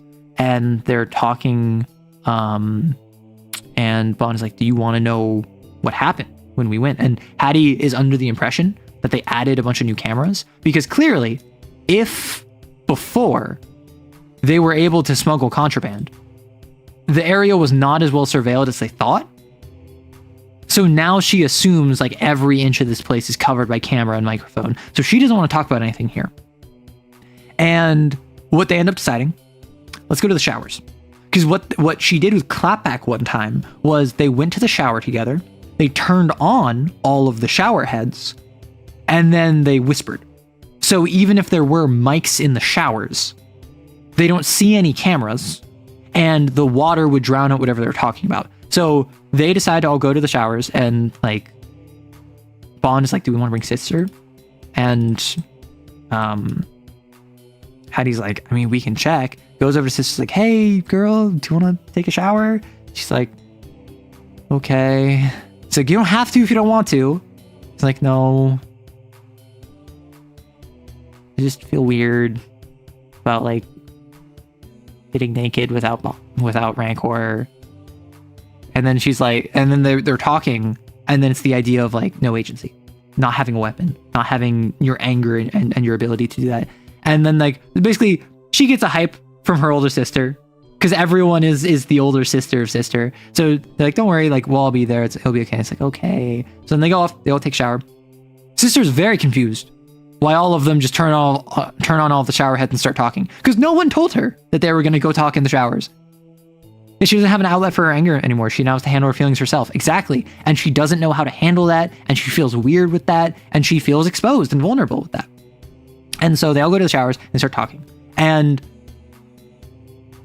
basically they explain to Sister that they're going to talk about this, and they assume that all the cameras are there and blah, blah, blah. And then they start talking about how weird it feels to be on grease suppressants, and like, because of the cameras, they're like, oh, we probably said so much that they like are just going to go through. And Raph says, well, actually, part of why we talked so much on the bed, Hattie, is because when I wasn't on suppressants, I could like sense what was going to happen like a fifth of a second faster than it happened. And I always got this weird like feeling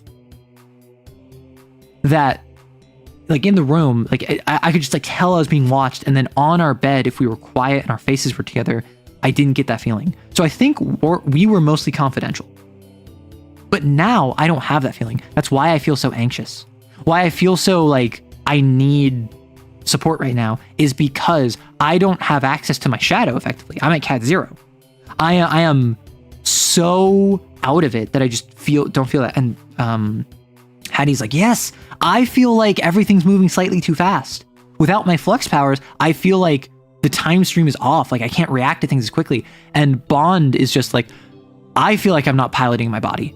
I feel like I am in, like, she's an edit user. So she's like, I don't even feel like I can move my body right, let alone manipulate it to look like something else. And so they're all kind of commiserating on that. And then they talk. And Bond reveals that when she went with them, they went back to the dorm, and K9 and Clapback apparently had been spending their script over time, a little at a time, and they got basically travel supplies. They each got a small backpack that they could like put on their back. It seemed to have some clothes in it. It seemed to have some food in it. It seemed to have like real, actual, genuine cash. They seemed to have an ID of some sort. K9 had a handgun with magazines to load into it, like ammo.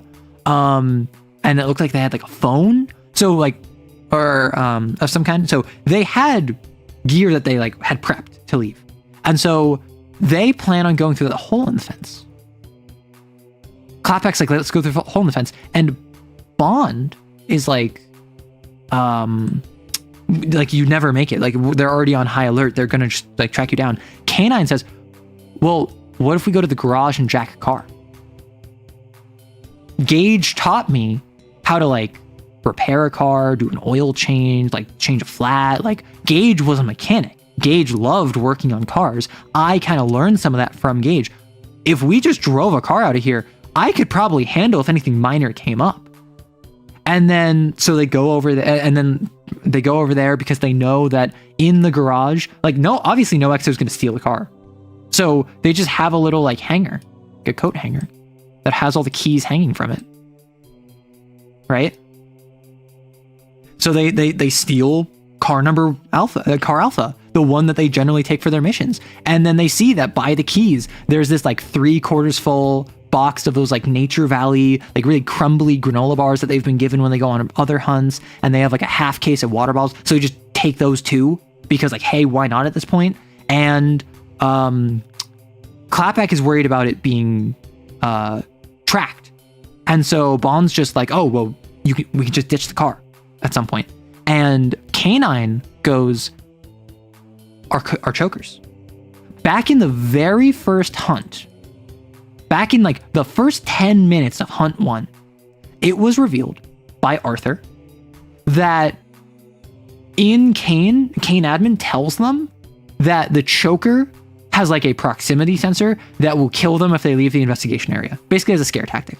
And like they were told it's like lethal injection, but like Arthur was told that like it chops your head off, and like people before him were told that it blows off your head. No, it's just a GPS.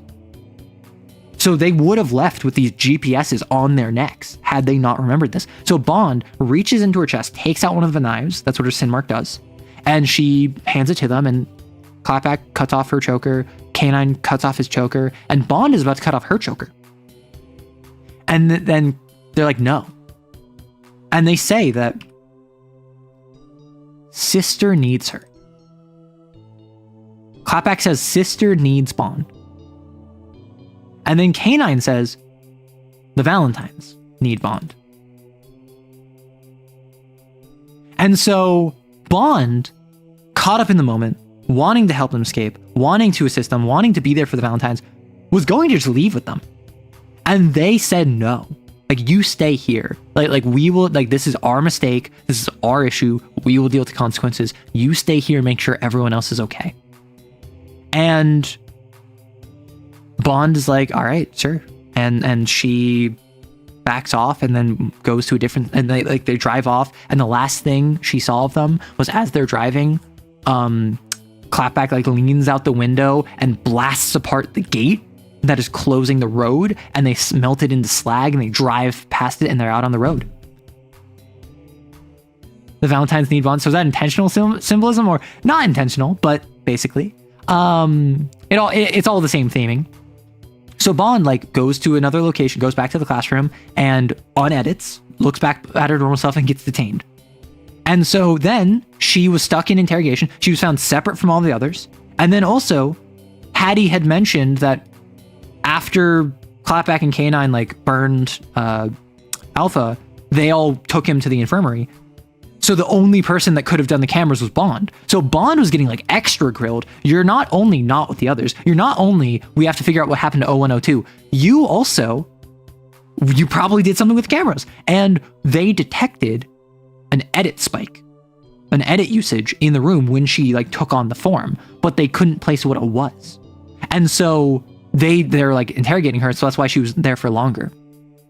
And Bond is just like, yeah, I think this was Gage looking over the Valentine's one last time. I think that Gage's knowledge that they gave K9 and the ability to be able to take on the car is what like was them looking over the Valentine's one last time. And I gotta say, I'm happy that I wasn't a third wheel. I'm happy I didn't go with them as a third wheel, but I'm sorry. I was willing to join them. And then Hattie's like, shut up. Like, you're fine. You wanted to support them. You wanted to protect them. And Bond reveals that Clapback and K9 said that they've been bad Valentines. For the past while, they've been supporting each other over the Valentines. They have been oriented around helping each other instead of helping the group. And they don't feel like they deserve Bond to be there for them. But the rest of Valentines, and not just Sister, but Hattie and Raphael, as a couple, have done more for the Valentines recently than K9 and Clapback have. So they deserve Bond's loyalty more than they do. And so like they jacked Handler Alpha, Car Alpha, which this is the one where every time they would go on a mission, it would blare music at them because the driver Alpha like loved like 70s and 80s music. And Bond was so jealous because there was a whole like CD like container of like probably dozens of CDs in this thing. And so they're like driving off listening to music, and she apologizes because she wanted to leave with them. And everyone's like, no, you're fine. Like, that's okay. And they're like, what do we do now? Like, what now? I'm still for they all should have left, but I'm serious. This feels like after the Battle of Manhattan, Apollo, dead, quiet, no laughter, no music. That's what I was going for. And like, if you remember, before I played Kane for the first time, I made the video talking about Kane. The weaning down of the common area over time. I wasn't expecting to be able to hit that. I got it. And I'm so happy I did. And now, they're like, what do we do? Like, we're stuck in restricted R&R. I guess we're just going to chat for the next, 72 hours. Boo. Or sorry, no, sorry. That's tomorrow. What was it? So basically, they shower, and Bond, I remember what happened. My apologies. Bond, she's like, I'm so sorry. And at this point, Raphael goes up to her and leans on her side and puts her forehead on Bond's neck. And it's just I didn't want to lose anyone else. And Bond is like, what? And kind of tenses up a bit. And Hattie is just oh? And there's this moment where then it devolves into kind of just chatting. And there's jokes about how oh, well, Raph and Hattie are a couple. And oh, what are they going to get up to in the shower? And then Bond's really? In front of me? In front of Sister of all people? And then she's just come on, let's go shower, Sister. So they go off to shower, and there's some comments where it's oh, haha, Raph and Hattie are going to do something. And then Bond says, at least wait for us to leave. And then Raphael says, I mean, you could always stay if you want. And the more and more this happens, the more and more my player's hello? And eventually there's a comment where it's just Raph's just hey, shouldn't we turn off all the faucets? And Bond goes, it's Kane's water bill. F him. And then my player's yeah, that's a fair answer. And Hattie grabs Raphael now that they have some privacy. He's hey, that's okay, right? And Raphael's what do you mean? And Hattie's just if you want to pursue something, I'm not going to stop you. Go ahead. This is all just us enjoying the moment together. And Raphael's I don't know what you're getting on about. And Hattie goes, that thing with Bond. And Hattie goes, no, Raphael goes, no, you don't understand. Like, I only have eyes for you, and like gives her a hug. And then Hattie's like, you don't only have to have eyes for me. Like, that's okay. When I go gamma, I'm like, it's gonna be a while before you follow me, presumably. So if you two have something casual, I don't mind. And like, my player's poly, right? I am not. But I figured my player would be interested in poly representation in their game. So I added in little baby gay Raphael, who only like a month or two ago started being into women, and Bond was actually her gay awakening. For those of you who know, Raphael first started feeling weird when on the Hound Hunt, Bond grabbed her and pinned her against a wall into the shadow to hide from the Hound. And then, like, that was like a face-to-face pinning her against the wall. Like, Raphael is like, why is my heart beating really fast? And had to process that. And then in talking with Hattie about it, Hattie ended up expressing interest in Raphael, and then Raphael reciprocated very slowly over like a week or two. And then Bond, like, Raphael is like still interested in Bond, and like Raphael's like, I don't think that's like okay though. And Hattie's like, no, it's fine. Like, there's nothing wrong with that. And Raphael's like, I'm gonna give it some thought. I'm not gonna rush into anything, but that's good to know. And so they had a conversation where Raphael was basically realizing, like, I think I like both of them. And Hattie is like, that's totally chill. Like, there's nothing wrong with that. Like, love who you want to love as long as you're talking with me about it first. When I go gamma, there will be a stretch of time where we're separated. And I think that's okay. And so they shower. Part ways. Head back to the dorm. When they get back to the dorm, Bond pulls Hattie aside and is like, hey, I just want to let you know that thing with Raphael earlier, I don't know what that was about. I just want to let you know I'm not trying anything. And Hattie's like, no, girl, you're fine. If you want to go for it, go ahead. And Bond's like, what do you mean? And Hattie's like, if you want to go for it, go ahead. Like, if it's just something casual, by all means, I don't mind. I just talked with Raph about this. And Bond's like, I don't know if I do want that, but I just wanted to make sure that you didn't think I was trying anything. And then like, both Hattie and Bond were basically just like, independent of how we feel towards one another, we don't have the people remaining to have miscommunication. So we're just gonna like talk to each other up front. It feels like the Apollo cabin at the end of Percy Jackson. Yeah. Sister doesn't have her outlet for anger. Mm-hmm. Ah, yes, the lesbian polycule and their adopted traumatized daughter. Yes. So Raphael and Hattie, so like Raph and Hattie are both like dating. Like they call each other their girlfriends. Raph interested in Bond. Bond unclear. Not really anything going on here though. Like it is like they were rivals at one point. They did not like each other actively and like had a whole arc of like learning to care about each other, if not as people, but as Valentines. And then they started this thing where they began like meditating and praying together, where Bond would meditate, Hattie would pray, because Bond now has a bloodlust from the Hound encounter. And so they kind of have like this, we didn't like each other, and then we kind of tolerated each other, and now we kind of like each other, and like now we trust each other. And Bond has been like, hey, like, clapback's a little bit intense for me, but like, if you want to talk girl talk, I loved doing that with Mix. Just like getting to hear her complain about Arthur was just so cathartic for me. It made me feel so normal. So if you want to complain about Raph or just like talk about your relationship, please, like that would be very fun for me. So I had a little bit of that. So like they've had some connections. I don't think that my player has any interest in romance. So, and Bond has expressed like, I've never really felt attracted to anyone before. I've never been interested in romance before. So Bond might be Arrow. Not me. Bond might be aromantic. And in which case that would kind of work out the best case scenario where Hattie and Raph are a relationship. Raph and Bond are just physical, just intimacy. And like Hattie's still with that, Raph's still with that, Bond's still with that. That would be the ideal. And then Sister's off in the corner reading books. So anyway, after all this, they all go to bed.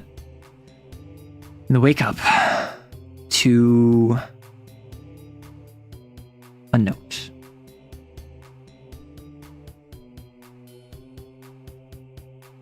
Let me disable this real quick. I'm sorry if you hear any pings before the end of stream. I just had to disable streamer mode. Let me grab this. So, there's something I've done where every single time a hunt is started, they find a note on one of the tables of their dorm. And generally, this is by Handler Alpha. But now, it is by the new Handler Alpha. And this is actually what I did, is I had Handler Alpha. Be gone, chat. You must be able to read. I had Handler Alpha, Jason, have a specific format for his, and in a secondary hunt that I also gave to my players, this is when like Hattie swapped hunts, or refused to swap hunts. I used actually this format because what I wanted to communicate is that Handler Beta would just fill in a form, whereas Handler Alpha like literally wrote in like a notice regarding Operation Writing Memory, like EO1, EO2, blah, blah, blah, have been selected for a hunt. Congratulations. Here's some context for the mission. Here are some additional notes. Here are the trauma questions for your convenience. As above, so below, Handler Alpha. But now, he's just doing, like, the new Handler Alpha, he's just doing the standard form. So, EO1, EDEX, which is Bond. EO2, BIB, Sister. EO3, FLB, Hattie. EO4, WHG, that's Raphael. EO5-HUAD, unclear, are to be deployed at not available from Garage A to respond to a Cat 2 perfect idol manifesting in Thunderfell, New York. Additional notes. Deployment will be delayed until the arrival of EO5-HUAD, ETA 72 hours. Presumed to be the Imago from Resplendent Echo, identified XID E15-VEN. Site Gamma has rejected this administrative assignment. MIA XOs unconfirmed. Trauma questions, idle trauma questions, until the stain is wiped away, Handler Alpha. Bond is the first one to read this and says, Hattie, you need to read, like everyone, you need to read this. And Hattie reads it, and they're like, it's Snake. And Sister is like walking up and is like, wait, what is this? And they're like, it's Snake. Gamma rejected the Snake hunt because Snake was located on the day when Clapback and K9 escaped, or they had been located by that point and sent off to Gamma. Gamma was going to deal with it as a pickup. Gamma can just reject pickups. And if they do, it's on the site to deal with it. So they're stuck with Snake's hunt. Who is EO5-HUAD? Thunderfell, New York is the same place the very first hunt Hattie went on with Raphael and Snake was. A perfect ? Idol at Cat 2? Are there MIA XOs from the previous? There's so many questions here. And this is not where I ended the session. In 72 hours is where I ended the session. I ended it on the arrival of the new XO. So over the next couple days, Hattie was detained while in her like dress uniform, in her military uniform. So she actually got to keep that. And even though she lost all of her script expenditures except for her weapon upgrade, she kept the one outfit. It's not getting repaired. It's not getting replaced. Sister bought Sense and Sensibility by Jane Austen. Reading more Jane Austen books with her script. Bond bought a like little like radio that has a CD player and like bought some more 2000s era music, getting back up her music collection. She was so jealous that K9 and Clapback got that whole roll of CDs, but she wants music. That's very important to Bond. Raphael, this time, instead of just getting the standard Kane notebook and like a pencil, genuinely got like a very nice drawing notepad as well as like a whole pencil set, right? and is like actually spending like nice script on it, or like a good amount of script on it, because it's very important to her and it's a great thing to keep herself occupied. And she went through and she drew from memory every single Valentine she had met. And some of them were more distinct than others. For instance, Sister and Bond and Hattie and Raph were all very distinct. K9 and Clapback were very distinct. But like Faust and Acme, she hadn't really interacted with. So they were fairly less distinct, but they're all stylized. And Hattie bought like a camcorder and was just going around filming candids of everyone. And like at one point, Sister's like reading Sense and Sensibility, and Hattie's recording her, like walking up, and Sister's like, "Why are you recording me?" And Hattie's like, "'Cause it's fun." And then Hattie's just like, or Sister's like, "Yeah, but like, why when I'm reading?" And then Hattie stops recording, like, explains that she wants to have candids and like real life footage of them, either to leave at Site Epsilon or to go off to the Gammas and like remember them with. And Sister's like, "Well, why don't you like record me reading it aloud or something?" And then like she wants to read a chapter to be recorded, so she reads a chapter of Sense and Sensibility. And breaking your heart, what, with the candids or with the drawing? An old face got a soul replacement.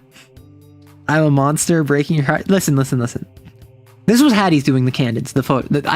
Hattie was all the recording. That was my player. So Hattie's recording all of this and like and at one point recording all of the drawings, and then Raphael was like, "Yeah, I mean, it's not that great." And then Hattie's like, "Well, you can just go ahead and or Bond says like, "What are you talking about? These are amazing." And Hattie's like, "Well, you can just go ahead and redraw them once we get all those missing XOs." And then Raph's like, "Do you really think I want to see Acme's ugly mug?" And like Hattie cut out the recording right as she was starting to say Acme. So it's a bunch of cute little scenes of them like living their life and trying to move on and like just getting snippets of it. And on the first day when they got this, they went to the mess hall, and Bond asks like, "Hey, how are we gonna go on a mission if we're on grace suppressants?" And Handler Alpha says like, "Hey, you're no longer on restricted R&R, and you're no longer on grace suppressants, because you're going to go on a hunt. Now, you're not going to have access to everything, but like they end up having access to arts and crafts room, the gym, the library. Like they can still access stuff. They won't have lessons. It's all training. But they still get like normal R&R mostly. And so they have a couple days of normalcy. And in the showers, Bond is basically being like propped up to be the new Gage, is the new like leader of the Valentines, because Hattie's going to leave. Hattie's planning to go Gamma. And so it's going to be Bond, who has a sin mark and can't go Gamma, Raph, who plans on going Gamma soon as she can, and Sister, who is too young. So Bond is like going to be the torchbearer of the Valentines, basically. And everyone was like hyping her up about that. She's like, "I don't know if I got that." And so like Sister was like, and then they were talking about maybe it could be Sister, and then Bond's like, "Yeah, Sister can be the leader of the Valentines while I go off on adventures." And Sister's like, "No, I want to go on adventures too." And Hattie's like, "Really? That's your issue with it?" And then Sister's like, "Yeah." And so it's like, maybe Sister will take over the culture of the Valentines, particularly if Bond dies.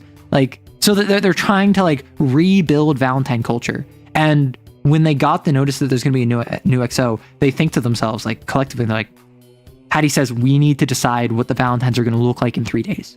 And Bond goes, "I think we already know." And Raphael's like, holds Hattie's hand and holds Bond's hand and says, "I think we just got to keep doing what we're doing and just make sure we do it better." And like, there's this sense of a new beginning. You're a monster. They're all splurging for the worst. They don't expect to survive.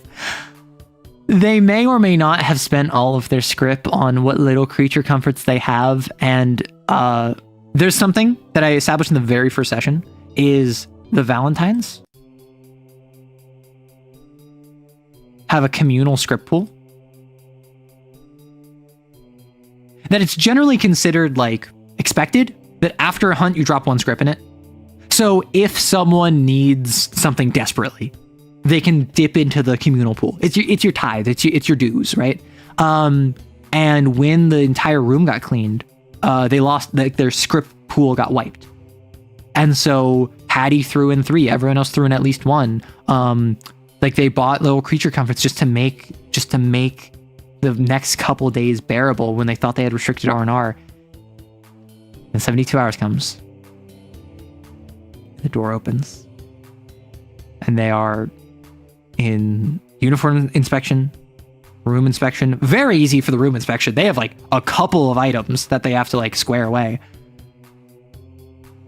And Handler Alpha introduces them to their newest XO, who is dressed in a habit. And my player guessed who it was. And they are familiar.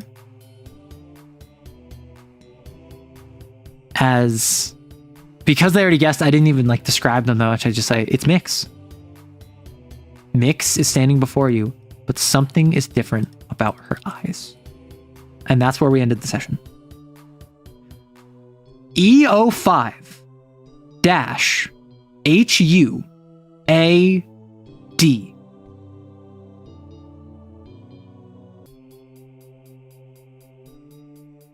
What does this mean?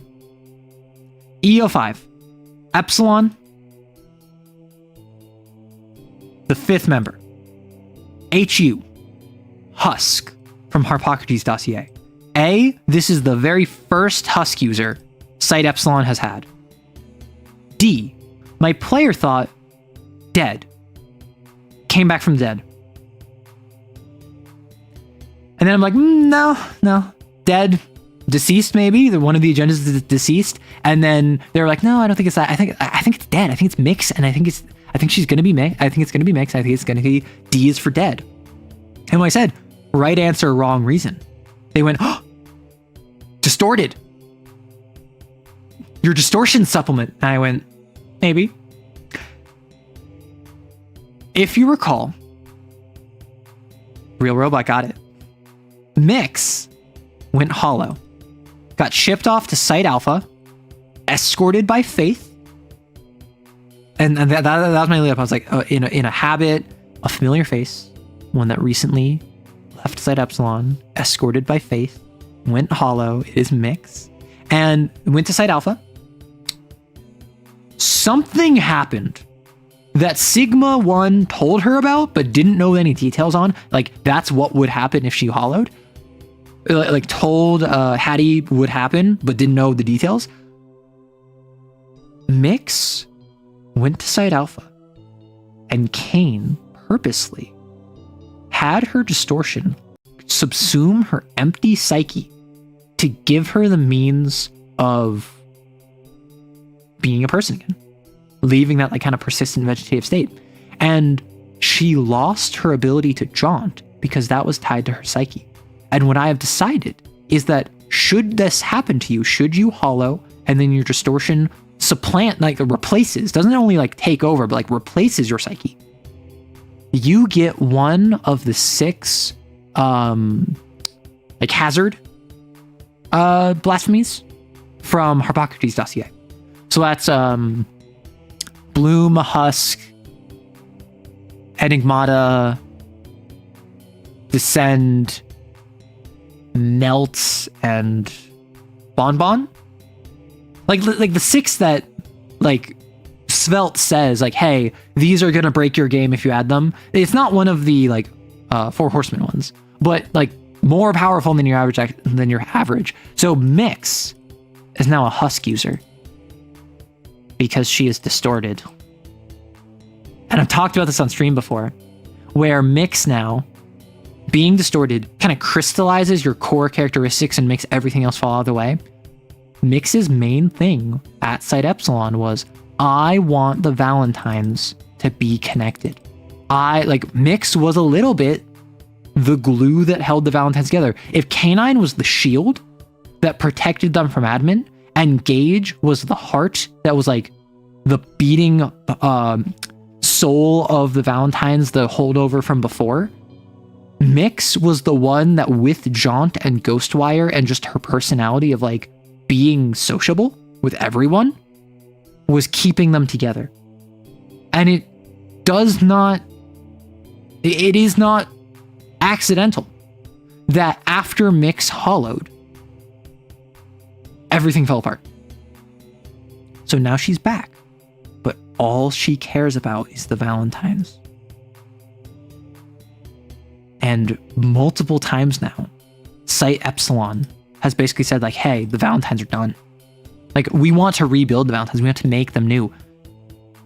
How does that work with someone whose entire being now revolves around a bygone era of the Valentines? And so, that's where we're going to end the session. Normally, I would wait for next week. However, on next Tuesday, my player is going to be busy. So we're actually going to play tomorrow. Crazy, I know. 2 Kane sessions in a week. So what this is it's going to be, hi, Mix. Hi. And like everyone trying to get to know her and her being like, you fool, you utter imbecile. And then going on the Kane hunt. So I need to figure out the details of this hunt tonight. I also need to make arrow answers for tomorrow. So it's been 4.5 hours. I can keep going for like another hour. But I do need to wrap up because I need to record some stuff and I need to make the arrow answers for tomorrow. But yeah, so what are your thoughts on how Kane has been going? I had a lot of fun. I had so much fun in this past session because it was just me hurting my player. Darn arrow, that's brutal. This feels like, and I mean that so nicely, a mission that they're being sent on to Paris so Epsilon to start over. Yeah, it does sound like, doesn't it? Yeah, it does sound like that. Because remember, the Imago took on a group of 5 exos where it was 1 exo and then 4 exos where 1 escaped, right? So like Sister was part of the second group, the second wave. Watson was the very first one. Then the Imago took on these 4 and Sister had to flee and only was able to do so because Rancor dragged her, right? So now it's going to be a perfect idol with 4 exos in its cult. If not more sins. So, you know,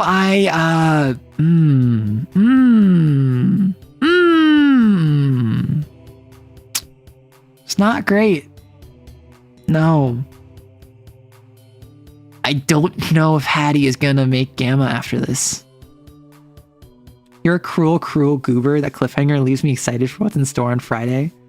I'm so excited to hear what's next. Everything's crumbling and it really doesn't look like everything's gonna be fixed. Of course it's not gonna be truly fixed. What are you on about? This is a horror game. I do love hurting my players. And it hurts so good. Like for instance, my werewolf game with the False Hydra, this Kane game with the Valentines, like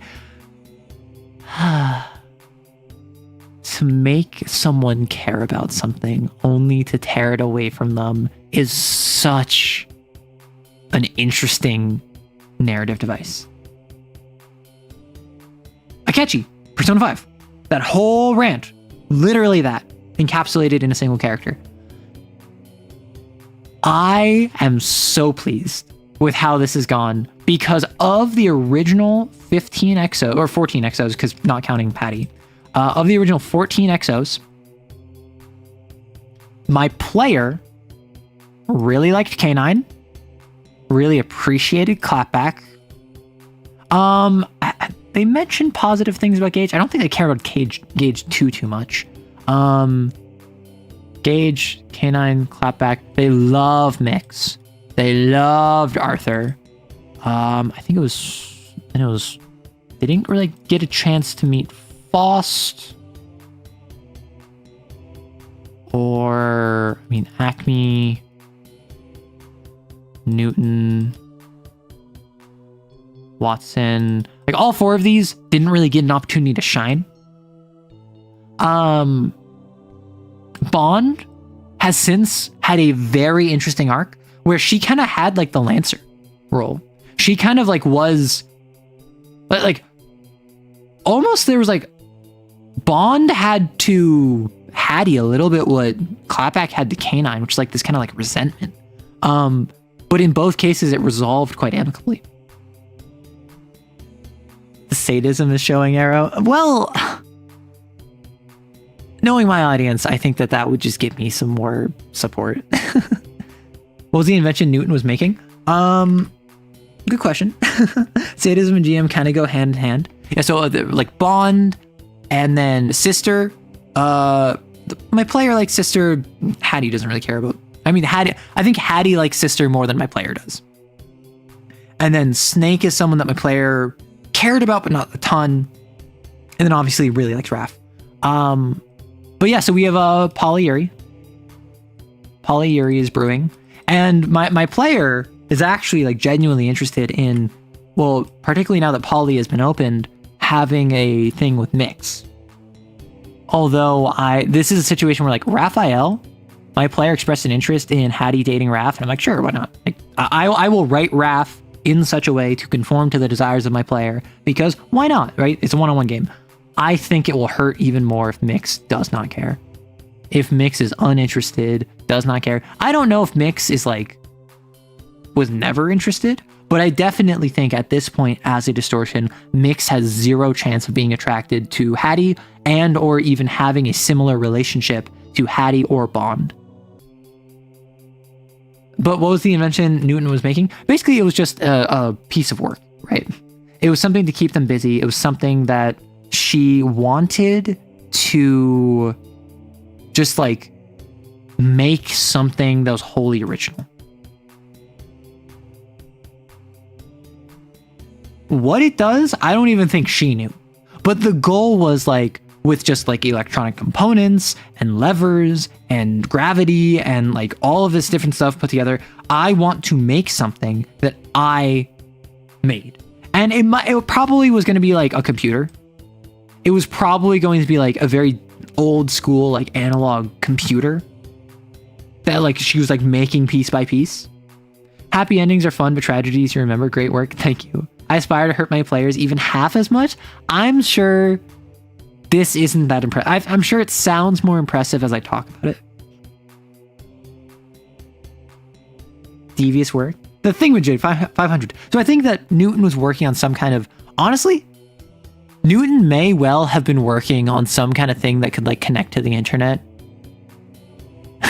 Which would be funny. Accidentally make a Sin dirty bomb that awakens everyone. Gosh. Would adding Mix to the mix count?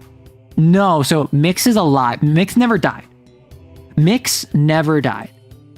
However, what happened is that her consciousness fled. Her consciousness was decoupled from her body, and so she entered a persistent vegetative state. She required external assistance to continue functioning, but she never died.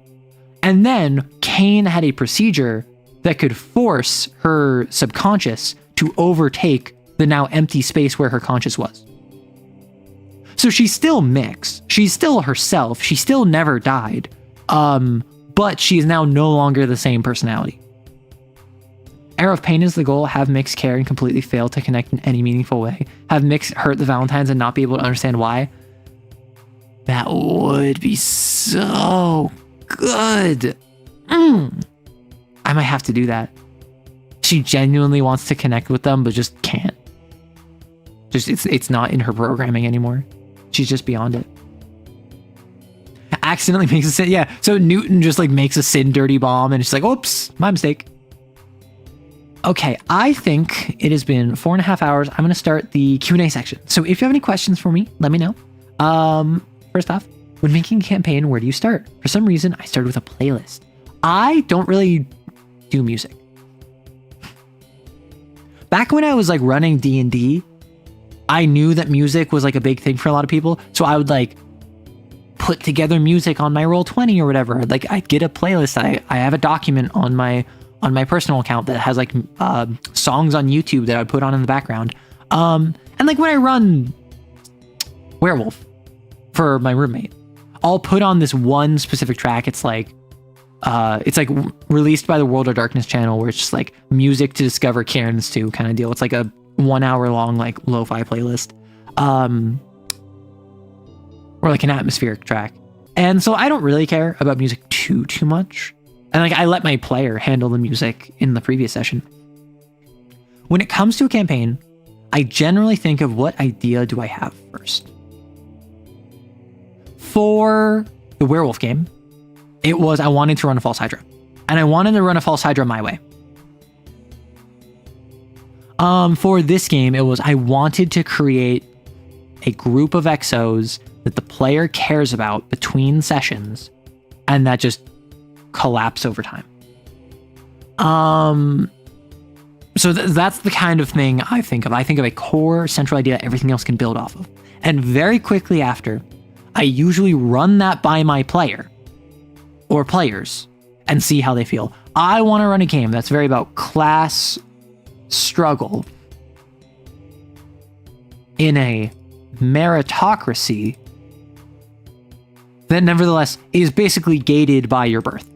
Because if you're born in a low position, you never have the time or ability to learn and develop the skills that would allow you to raise in rank. And I would run this by my players, and they say, I was thinking more like high-level politics. And then I could say, okay, what if we do this, but you're all the upper class, and you're trying to manage the needs of a bunch of people underneath you. And then my players be like, oh, okay, that sounds cool. And then suddenly we workshop an idea together, and I crystallize and I cut the gem that is my idea into the game they want to play. That's generally my first thing. Characters. I love character creation. I love making NPCs. I love coming up with specific scenes that I have in mind. A lot of what I do is I come up with scenes that I want to have happen. And this is also how I write.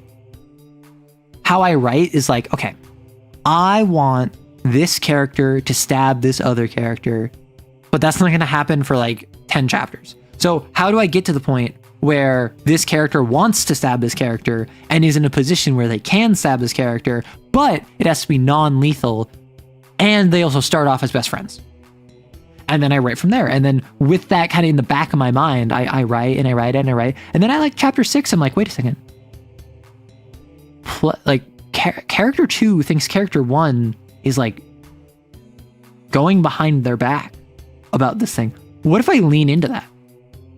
And then suddenly with this kind of like guiding light of like, I want character 2 to want to stab character 1, I will, wait, this is a really good thing to capitalize on. And then I do the same thing with GMing. I do the same thing with making campaign. I will say like, okay, I want this to happen.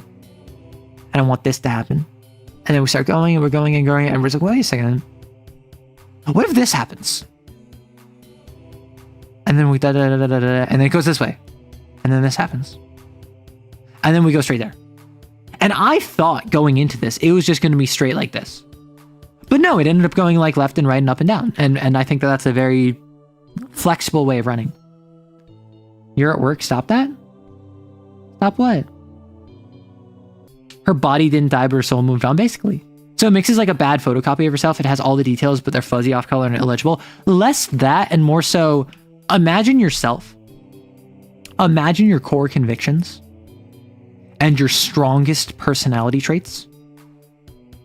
And the stereotypes people have about you. And like the most generic things, like if someone was to describe you in a couple words, what would they say? And all of this is the only thing left. You lose all nuance. You lose all reason. You lose the ego balancing the super ego and the id. You are only one or the other. You shift from being a fully realized 3-dimensional person to being a 1-dimensional person that has one goal. Right? That is what being distorted does to you. It makes it so that your entire being revolves around that one core thing you refuse to give up. And it doesn't make you a bad person. It doesn't mean you're mean. It doesn't mean you're rude. It doesn't mean that you're evil. It just means you're not you anymore. Even though still kind of are. So now I'm just thinking about an Infamous-based video game, both Kane powers, and the goal isn't to fight Kane, but survive what Kane inevitably loses, wake people up, and then fight. You become an exaggerated character, sure, exactly. That happened to me, Kane. Oh no, we've awoken. That's very Library of Ruin. I can't say anything without Project Moon. I will say, I was gonna call them shadows after Persona 4. People in chat pointed out very rightly that I shouldn't call them shadows because like 3 other things in Kane are called shadows, and I'm like, fair. And I was like, what are some other names? Someone brought up the idea of doppels, and I was like, that sounds cool. And then someone else said, yeah, the Project Moon thing. I'm like, okay, fine, I'm not gonna do Project Moon thing. Distortions, that works. After I released the thing, people said, oh yeah, also distortions are also Project Moon. And I'm like, why? Flanderized yourself? Basically, yeah. You're so sorry. Do I ever have a dilemma where thinking about something is too much, but not thinking about it is a risk of forgetting about it? Yeah. All the time. I think that particularly unpleasant things are exactly that, where it is you want to remember it so you don't repeat it, but you want to forget it because it's uncomfortable. And so you need to ride the line of like, this is in the back of your brain, but you don't let it overtake you. And I think a lot of people, if you're the sort of person to remember this sort of thing, it controls you. And if you're the sort of person to forget this thing, you're the sort of person to make the same mistake over and over and over. And it's a really hard line to walk.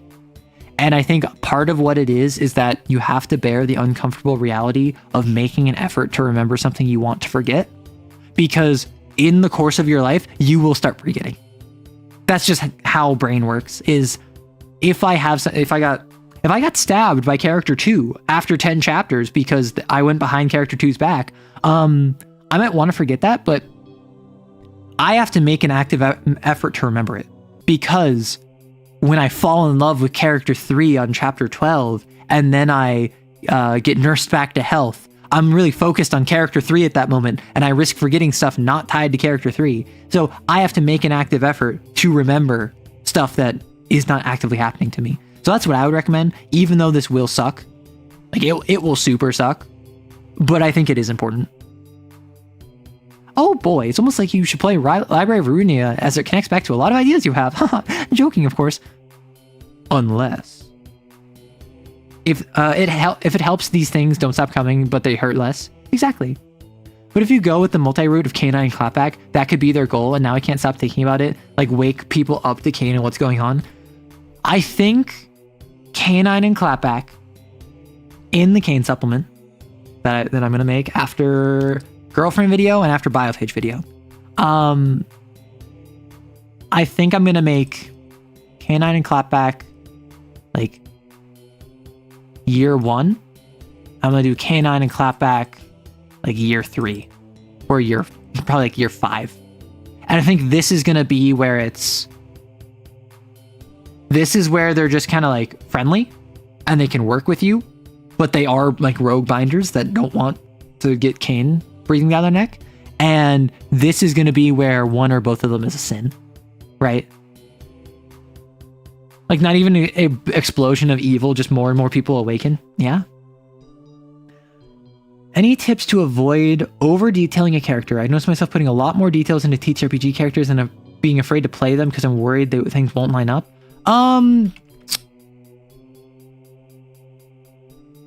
So always keep in mind that when you have a character and you introduce them like this, right? They are going to come out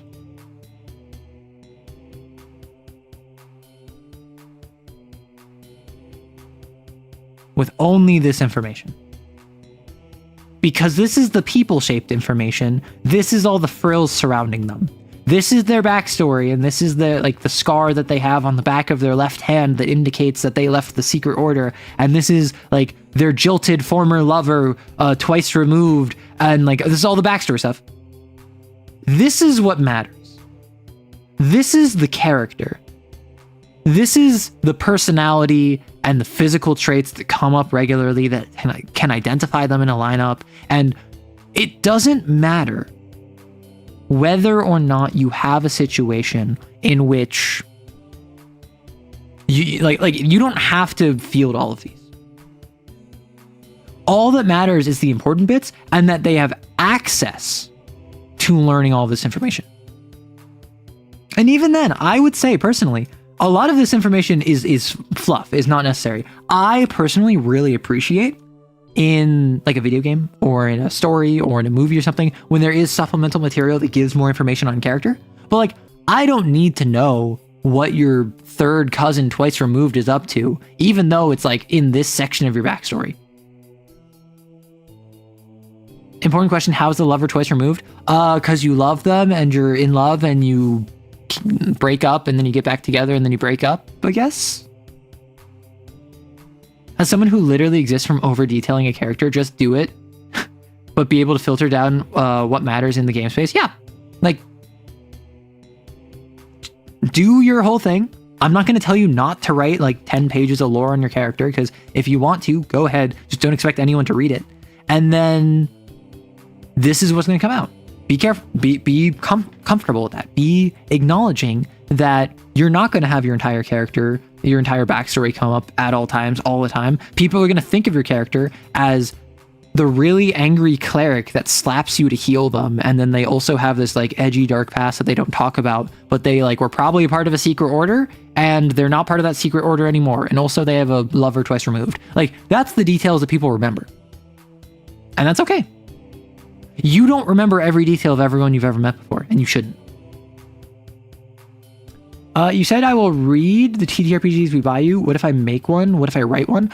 People have sent me TTRPGs they've made before, and while I'm very honored that people would do that for me, that they're like, hey, I love your channel, I'd love if you could review this thing that I made. I don't have the time to go through the various submissions that I've gotten. I have often very kindly rejected them, very graciously. I appreciate you reaching out to me, but unfortunately I can't do this right now. A couple times for like an indie dev reaching out to me with like a complete project, I have said, sure, I'll check it out. Like Biophage, for instance, and then that led to me that I'm probably gonna make some content on it. Generally speaking, I can't commit to reviewing any TTRPGs community members submit me. I mean, unless you're like a community member who separately is making a TTRPG and like you want to sponsor the channel, right? Just because I don't have time for that. Also, if you are going to try that, please make sure it's finished. I have had multiple people reach out to me and be like, hey, would you be like, could you check out this TTRPG I'm working on right now? And then I'm like, that sounds awesome. I can't because you haven't even finished it yet. Before you start reaching out to content creators with your stuff, please finish at least a playtest version. That's what I ask of you. You want Canine Claphack to succeed and thrive so bad. I'm so glad people are fans of them. I will say, I don't think I've gotten any fan art of the Epsilons. All I've gotten is Alza gave me that fantastic art of Perfect Sin or Imago Snake. And then this is Imago Snake as I described. And then also their interpretation of Perfect Sin Snake, which is like absolutely wild to see that. Hiyaguazu, no! Why do you keep saying that? Counterpoint, can we have descriptions so that we may give them to you? That's fair. That's a very fair point. Along with a Hattie description. Alza is an amazing artist. I love shouting out community artists. Because, like, I have a couple folks that come to mind whenever I think, like, consistent people that provide art. Obviously, if you give me fan art, I'm going to put it on the fridge. I don't care if it sucks. Like, I don't care if your art of me is, like... Wait, so if it's, like, that, like that, like that, like that, it's like that, like that,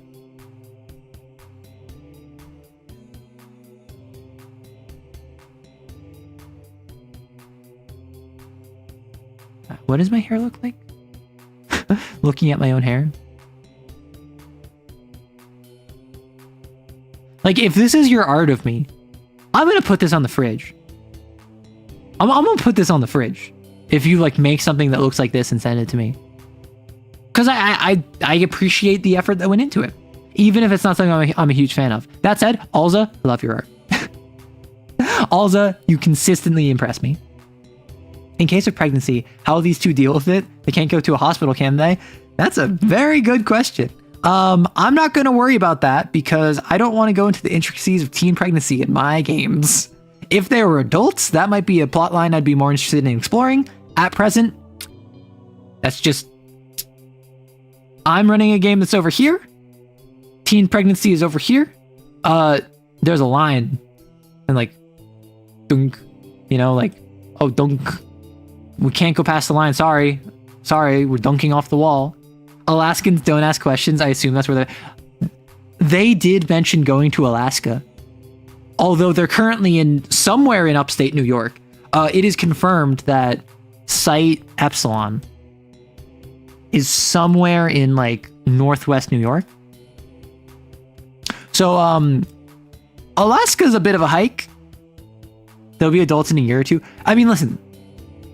And they will be together. Exactly. So like if they stay together, then like, oh gosh, if I make it year 2, because K9 is 17, Clapback is 16. If I make it year 2, if it's been 2 years, if they're 19 and 18, then that would be less weird if there was like a, hey, we're XOs, as are you. We ran away from Epsilon. We need a couple things. And like, there's just a pregnancy plot in there. I feel like that would be kind of boring. I'm not gonna lie. I feel like anytime there is, I don't know. I feel weird about how, I don't know how to phrase this. I feel like it strips Clapback of her agency. And I feel like it would feel kind of token, right? Even though I'm not going to say it's not realistic for that to be an issue that they would have to contend with, I feel as though like that kind of like reduces Clapback to just being a woman, which obviously there is no just being a woman. Being a woman is many different things, but Clapback just being someone that can get pregnant. So obviously if she's in a relationship, she's going to end up getting pregnant. I feel like that's kind of overplayed, particularly with like strong female characters, right? Do I plan on them being more on the run or the hiding in one spot? I don't think that's my place to say. I mean, like maybe I could write a short story about them.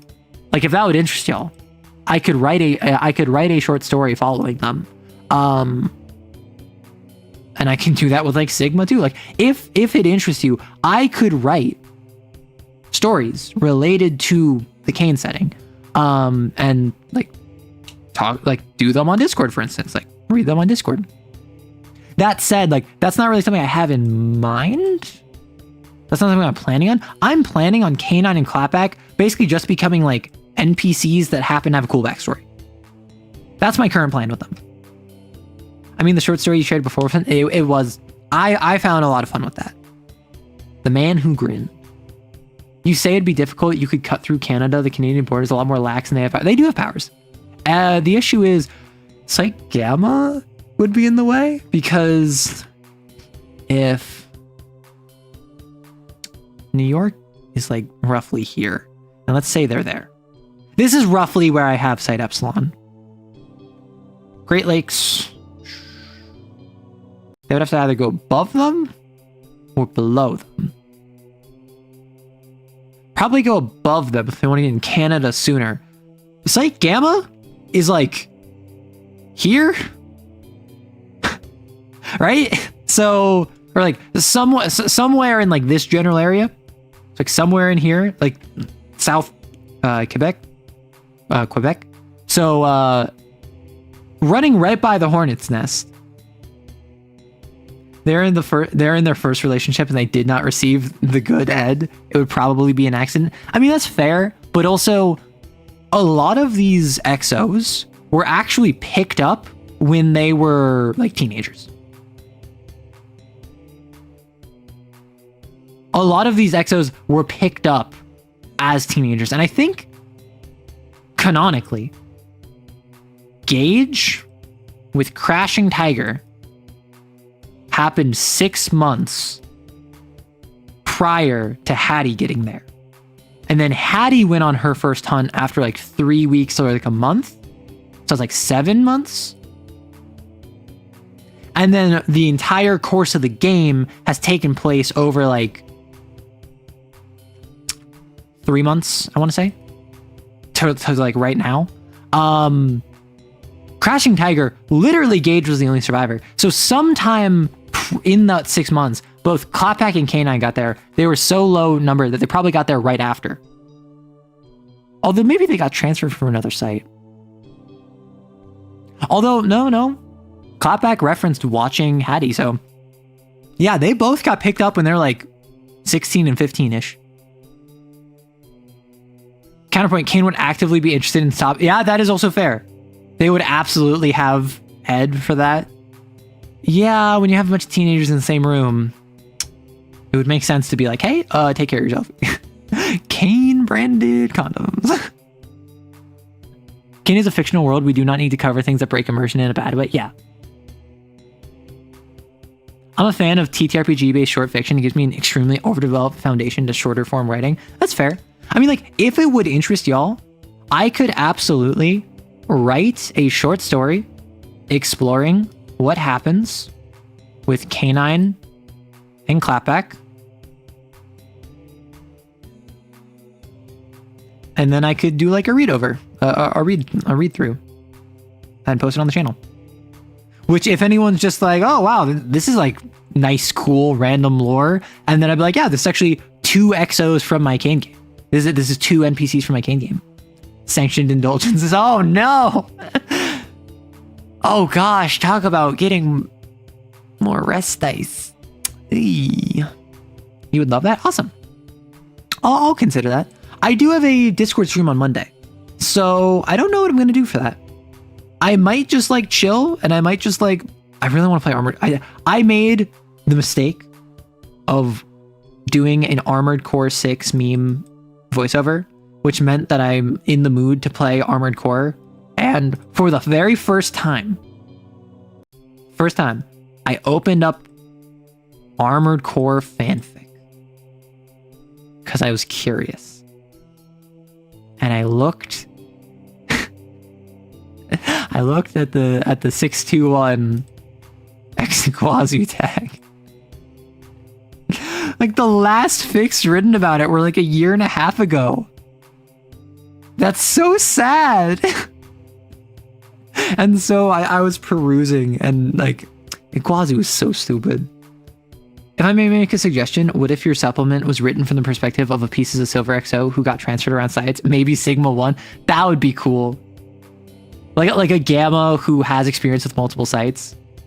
Dramatic reading of 2 idiots with magic powers trying to get to Quebec. That would be very fun. Arrow found the iguana ship. Oh my gosh. Yeah, so I might literally just like install AC6, and I might just play some AC6 on Discord for the Monday stream, or I could write. I could write and be productive if we wanted. Didn't say they had to go through New York. They could go through a couple of other states. That's fair. You could include a short story in your supplement for them as flavor text to help future DMs who haven't seen these streams get an idea. Honestly, what I really want, and like, this is something that I genuinely like don't have the time for, and unfortunately I think this might end up just slipping through the cracks. So I would not request this of anyone, but if anyone is interested, please ping me on the Discord and let me know. Going through like all of the streams I've talked about Kane, and making one big mega comp where it's at one big summary of all of the Kane games that I've run. I would love to do that and release like one like hour-long video just going over my Kane game, maybe like a 2-hour video depending on how long it is. What might end up being easier is if I write it all from scratch, and or if I have one final like full campaign debrief. The issue with that is if I do at the end of the game, I do one giant debrief, I'm gonna miss details, which is gonna suck. So if anyone is interested in participating in like deep diving for Kane info, I can provide every single stream that has had a Kane section. And then it can be up to y'all to clip it. Short stories are a really powerful tool to show off the tone and the setting. That is fair. And I think that it would be fun to include, like, particularly if it's like 500 words. Particularly if as an encounter, I write like a 500 word short story, which is like a page and a half, depending on spacing, of Clapback and K9. And it's just them, like, after they ditch the car, like literally like in the first week, like they just ditched the car, they skip it and they're like, so where do you want to go, Alaska? I don't know. I was hoping that we would just stay in the States. Well, we gotta ditch the car.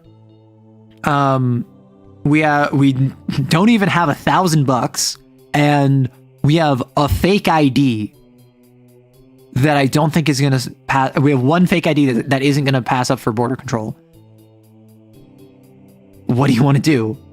And then them just being like, well, I imagine we can probably get better fake IDs locally. How are we gonna like spend the night? Are we gonna go to a hotel? You really think we can afford a hotel? We have like $1,000 to our name. Well, if only we brought Bond with us. She could have just used edit for something. I know Bond would have been so useful, but I'm glad she's with the Valentines. I'm worried about the rest, what would happen to the rest of them without someone like her. And then like them just kind of commiserating, like just being like, what do we do now? Are the streams not still up on the channel? They are. It's just they are generally not labeled as Kane streams because I talk about Kane for like 2 of like 6 hours. I will have like a 5.5 hour stream of which I talk about Kane for an hour and a half. And the most important dilemma, will they take the CDs? I think they would want to, but I don't know if it would be smart to. And I think what they would probably do is they would leave. They would want to take the CDs just so they have something recreation, but how would they play them? And also that's extra weight and that's extra space they could have. So they'd think about like just taking one CD, but then it'd be like, well, then it would get scratched. And then they're like, okay, fine. We'll just take the CD player. We'll just take the CDs. We'll see if we can get a CD player. I'm glad she's with the Valentines. I feel like they're gonna be all right. Smiles. So I've been selling them for money. Yeah. The immediate problem I see with this plan is that you have to start with a rambling review of your previous session, so you have to decide what to pick up or how to combine them. The thing is every single like summary I've done, basically the only thing I do every single time is say, hey, this is a one-on-one game in Kane at Site Epsilon. Player character is Hattie. There's this thing called Going Gamma. Here are its requirements. And Hattie wants to do this, but also wants to be a Valentine. Here's what a Valentine is. And even for some of the middle ones, I wasn't explaining that. Like during the duration of the spider hunt, I wasn't explaining that. So what I should probably do is have a full recap of the entire game, like snout to tail. The issue with that is I'm going to miss a bunch of details because that's just how those summaries go. But it could be fun. Dude, they took all my CDs. Dude, they were so expensive. OMG. Yeah, basically. I love that I hate Hattie and her selfishness. Yes! Hattie is a very hateable character. And my player recognizes. My player like felt bad. And I had to explain to my player like, hey, this is a one-on-one game. You don't need to abide by social conventions. These are NPCs. And that allowed them to play a selfish character that normally they would not be able to do. And I actually I accidentally encouraged them to be more selfish because early on in the game, I mentioned, I feel like a lot of time you're making decisions for Cell, not for Hattie. And that was because they were worried about like upsetting me. And then I'm like, I'm the GM. Like these are my toys that I'm playing with. These are not my character. These are not my darlings. Like Hattie is your darling. You do what you want for your darling. I will adapt because I'm the GM. And that gave them the confidence to start being like a worse person. And I think the game has been much more interesting as a result. You could have the story be written by either Clapback or K9, have a brief blurb before or after it says it's a digitized copy.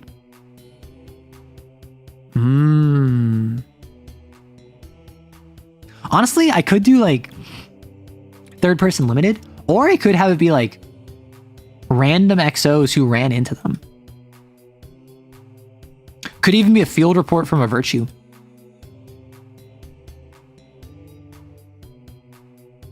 Oh, I forgot to mention something. In the chat with Sigma, there was a conversation where Hattie's just like, do you think I made the right choice? And Sigma's just like, yes, obviously. But I don't know what I would have done in your position. You are braver than I am. And I don't know what I would have done. Because obviously I understand the appeal, but it's not a smart decision. And I think that you making this decision shows off exactly why you're Gamma material. It's to make those hard decisions, and I don't need to tell you how not easy that is. I knew someone, and he touches his chest, and I described in like one of their first meetings, he had the markings on like right below his throat, like, oh my god, his collarbone and lower, of where he was previously married to someone by like fighting an idol, and they had to be like, separated. And he touches his chest and he goes, I know someone before I went Gamma, and she ran. The charities got her in 72 hours. And she resisted, so they executed her. K9 and Clapback don't have long, but for whatever time they do have, I wish them nothing but the best. And he's just like expressing that like, hey, I don't know what I would have done. All I know is that I think you made the right decision, and I feel bad for them because they're gonna die. How do I get into one-on-one RP? It's not a format I've seen very often. I did a Arrow Answers about this like a couple weeks ago. So there's a short on my channel that you can look into for that. It's basically, you are my world. And it sounds really weird. But as far as I'm concerned, when I'm running for someone in one-on-one, the entire world does revolve around them. The game is for them. I am not doing this for a group of people. I don't have to aggregate their interest. This is entirely, what does one person want? Which is why when my player expressed an interest in romancing Raphael, I made it so that Raphael would figure out she's attracted to women and then be interested in Hattie. Because that's what my player wanted. Why would I not give my player what they wanted if they are playing in my game? Now, if this was a situation where I had like 3 players and one of them wanted to romance a character, like maybe. But also, like, I have to balance the needs of 3 different characters and like blah, blah, blah, blah, blah. So I would have to figure that out. But with only one person, there's nothing stopping that except my own inflexibility. So that's something I did there. However, when it comes to like role-playing one-on-one, the biggest thing is remembering the difference between a one-on-one game and a one-on-2 game. I'm a firm believer that there's a couple different vibes in group size, and I think it's generally one-on-1, one-on-2, 1 to 3 to 5, and 1 on like 6+. I think these are generally the different like styles of play. And a one-on-one game is different from a one-on-2 game, because in a one-on-2 game, the 2 players become very intimate with one another. And that doesn't mean like bounce chicka wow wow. That means like they get a very defined close relationship in game. They hate each other. They love each other. They have a sibling bond. They I mean, maybe all 3. They have all of these connections, and they are the 2 of them against the world. They can only rely on each other. They are each other's best friend and each other's worst enemy. And you as the GM are basically a third wheel. Not in a bad way, but when it's a one-on-2 game, there's that barrier between GM and player. In the same way that when a 1-on-3 to 5 game, there's that barrier between GM and player. in like a 1 on 3 to 5 game, all of the players as a group work together, but it's like a social group, and the GM has authority over the social group. When it's like 6+, the GM is basically wrangling the group, right? It's less so, hey, it's like 6 of us and 1 GM. It's more so, hey, the GM is struggling to keep up with everyone. Not necessarily because they actually don't know how to keep up with everyone. They might be fine at it, but generally the GM is going to have a lot to juggle, and it's mostly going to revolve around this giant cast of like 6, 7, 8 characters. Whereas 3 to 5 tends to focus a bit more on each individual, rotating as it goes. The 2 tends to focus always on one of the 2, and both of them are supporting each other. And they're talking to each other. They're making plans together. A 1-on-1 game is the only stylization where the GM has basically no barrier with the player. In a 1-on-1 game, the player will treat you as another player because they have no one else. And the GM should lean into this. I think in a 1-on-1 game, it should feel like it's 2 people of equal power levels playing a game. Whereas a 1-on-2 game or anything higher is the GM has authority over the group, and even in like a 1-on-2 game, both players are in the GM's world and playing the GM's game, and they rely entirely on each other, and they have a very defined relationship. In a 1-on-1 game, if the player says they want to do something, I think that the game should accommodate that. And I think that they should be able to alter what NPCs want and what the direction the plot goes. And I think the player should be aware of that and be able to leverage that. And if that sounds scary to you, like your player's going to abuse that, I think that's a little bit of user error. I think that's playing with people that you can't trust with that. But I firmly believe that a 1-on-1 game is the type of experience where, no, you don't have this barrier between GM and player. You are effectively 2 equals. And I think that's something to lean into. A field report from Faith calling them by their little gifts they've got. No! That'd be so cute. But like, if Faith got them, Faith would get them. Or, like, maybe a field report where Faith is searching for them. And like does not get confirmation on them. Because like, I think if they came across a virtue, the virtue would win. Doesn't matter which virtue. The virtue would just win.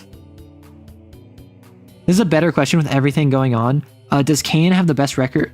Have the best recorded to be going after 2 XOs with how bad everything is going? So the way I've set this up, my player has known for multiple sessions and multiple months of real life. We can just leave. What is stopping us? Walls? We have the ability to like rewrite reality. What are they going to do? Send untouchables after us?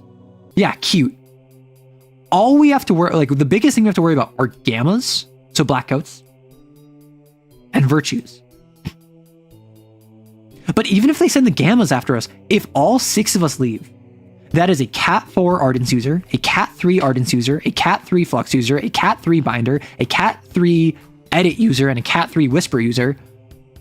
Even if they send like a squad of 4 Cat 5s, it's reasonable to assume the Valentines would win.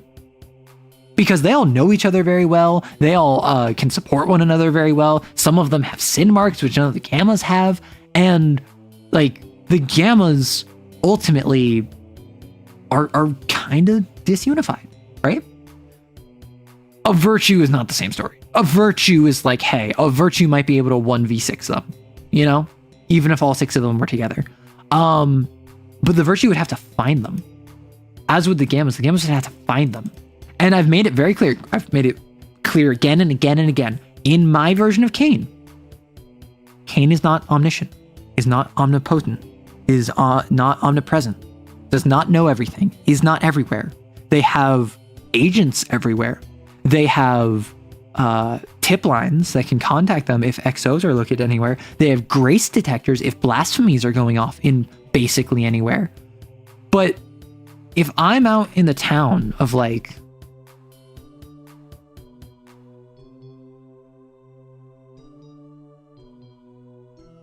Bumbutt, Massachusetts. And I use an Ardent's power to start a fire. What are the odds that not only is there a grace detector, but also that grace detector sends it to a site that then deploys XOs to deal with us? And the XOs are of a power level that they can take us. If you avoid major, like if you don't go to New York City, if you don't go to Boston, if you don't go to Toronto, and you just like stick to like backwater towns where, yeah, they probably have grace sensor set up and they may have like one agent in the town just to make sure that if a sin goes off, someone can call it in. Maybe you have 24 hours before untouchables come by. And so as long as you avoid using powers in like metropolitan areas and in like rural village areas, you probably have a pretty low lead time on when they get here. You might actually be fine. There's a virtue after us. Who? Fortitude. Yo, for stream, what doing? Hey, we're talking about Kane. This does raise a good question, though. Does Epsilon have the resources to go after? No, Epsilon does not have the resources. Thanks for your explanation. Of course. Epsilon, as a site, does not have resources right now. Epsilon has 5 XOs now, which are going after a different hunt, which they're only going after because they couldn't offload it to Gamma. And of the XOs on site, they wouldn't send them anyway because Kane recognizes, even though they're subhuman weapons that just are facsimiles of humans, they still make connections and that can be leveraged against them. So we should not send someone from Site Epsilon to deal with runaways from Site Epsilon. That is stupid. We are going to send members of Site Zeta to Site Epsilon's runaways. We're going to send Gammas to Site Epsilon's runaways. Like, we are going to set it up in such a way that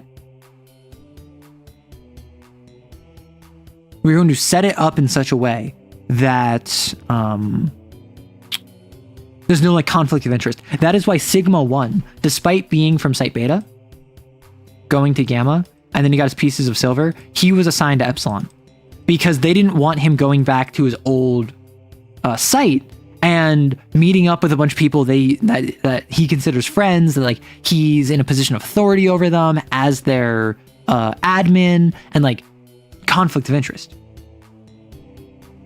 Casting fireball in the metro during rush hour, stealth. That's why I do think Alaska is their best bet to live relatively normal life. Trust me when I say no one asks questions, no one says anything.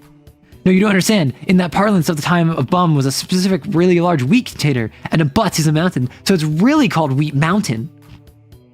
At the time Bun Butt was named, hey, if we name our town Bum Butt, it's like we're calling it Butt Butt. Like I said previously, Alaska is their best option. Yeah, and they probably would be like, hey, do you want to go to like Alaska? And like, one of them's like, hey, it would be super cold there. And then one of them's like, we literally have fire powers. And it's like, oh yeah. Can't you control your temperature, Clapback? Yeah, but I just don't want to do that all the time, you know? And then Kanon's like, well, don't worry. You can just stay close to me. And Clapback's like, really? Now of all times? Kanon's like, hey, when else? And then they would like hug because they're in a relationship and they care about each other. Oh my gosh, wait. What if I make a short story? And it's just the, like, so... what are we? Question. like the short story is just like Kanon and Clapback, they ran away. They are like holed up in an area. They're gonna go from one location to another. They're trying to figure out where to go. And Kanon's just like, so, what are we? Because both of them are like obviously attracted to each other. They both really like each other, and they both have been like doing relationship things, I will say, when they have privacy. And Canine is actively interested in like dating her. Clapback, to this point, has resisted like calling it a relationship and like being boyfriend girlfriend. I think it would be very funny to write the resolution of what are we like now? It's like, when else? And then them to have that conversation. I have found after writing a novel that is a fantasy or romance fantasy romance. It's a fantasy setting that has that the main plot is a romance.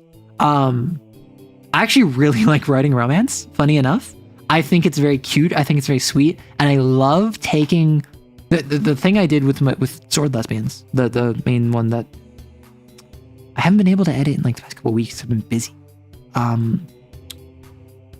I describe it as broken people trying to fit their pieces together.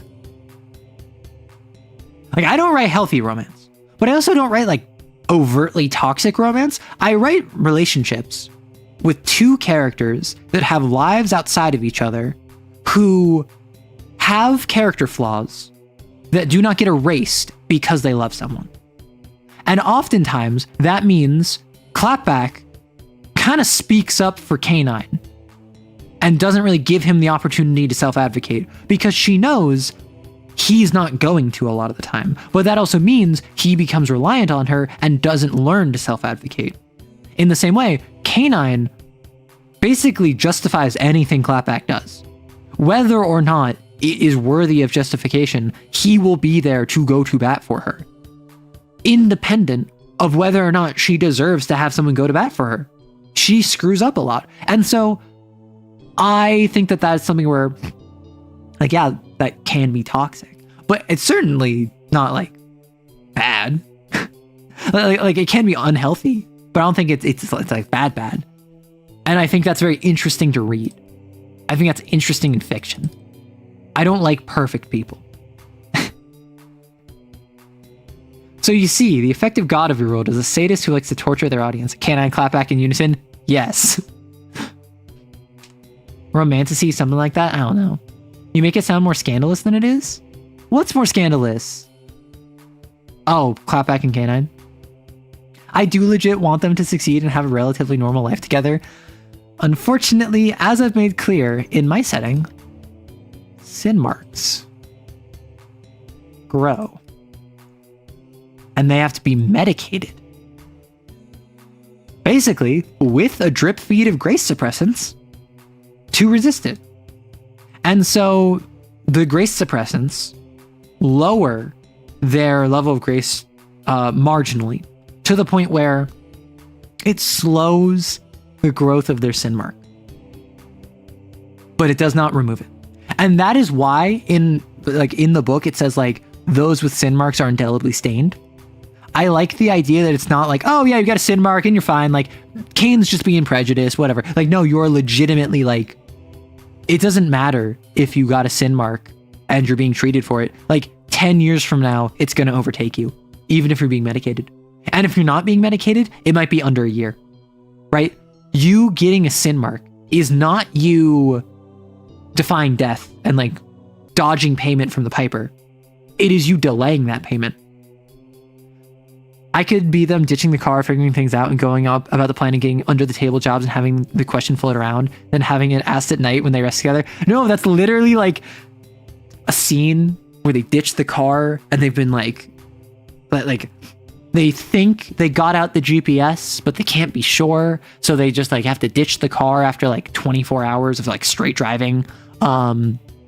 And then they like take their goods and they walk, and then they like get fake IDs that are separate from the Keen one that they had, and they like dismantle the phone, and they realize that like they can't use this phone that they got, so they toss the phone, and it's them like struggling, and then they finally like settle down for the night.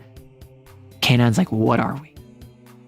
And Clapback's like, I don't want to talk about this right now. And K9 says, you don't want to talk about this anytime. And I'm not going to hold you to an answer. I just need... I'm not going to hold you to a specific answer. I just need to know an answer. Because I'm here for you no matter what. And then she goes like... of all of the people to run away with. And like, just, it's this cute moment where like she finally acknowledges her feelings and they finally get together and they're like properly dating. And then like it's a fade to black kind of deal. And then we move on. And then there's sins. They didn't make it. They were overtaken by their sin marks. And it hurts.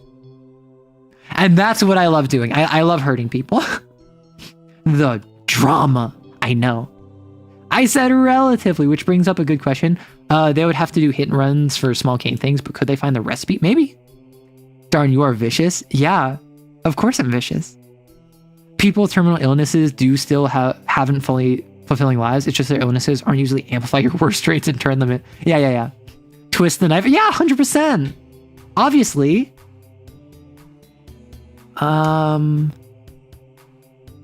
What is your opinion on Necrons, Thousand Sons, and Battle Sisters? What kind of personality would you associate with the player of each? Necrons? I have the most complicated feelings in Necrons. K-Sons? I hate you. Mostly because I had a buddy who I was playing against for top half of 2024. I was playing like basically once a week every week for like 6 months.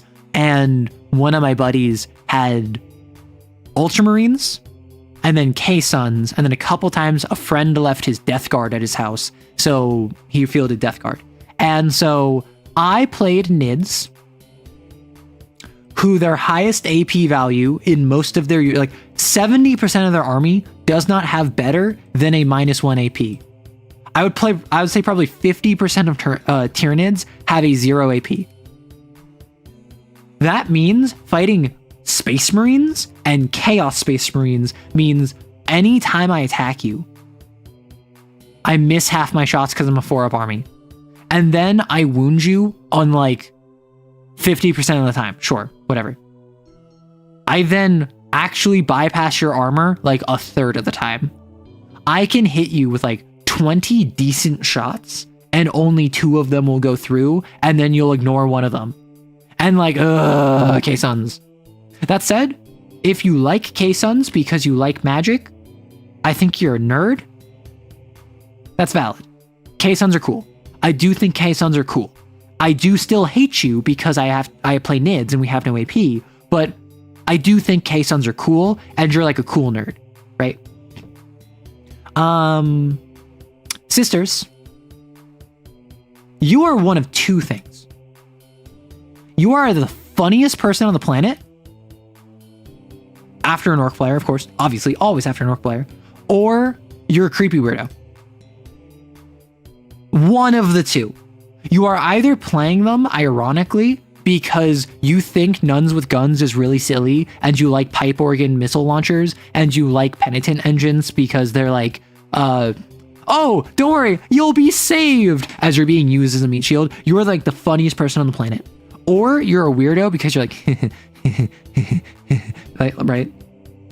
And it's really down to how you paint them. If you paint them in accordance with any of their sisterhoods, what's the detachment for sisters?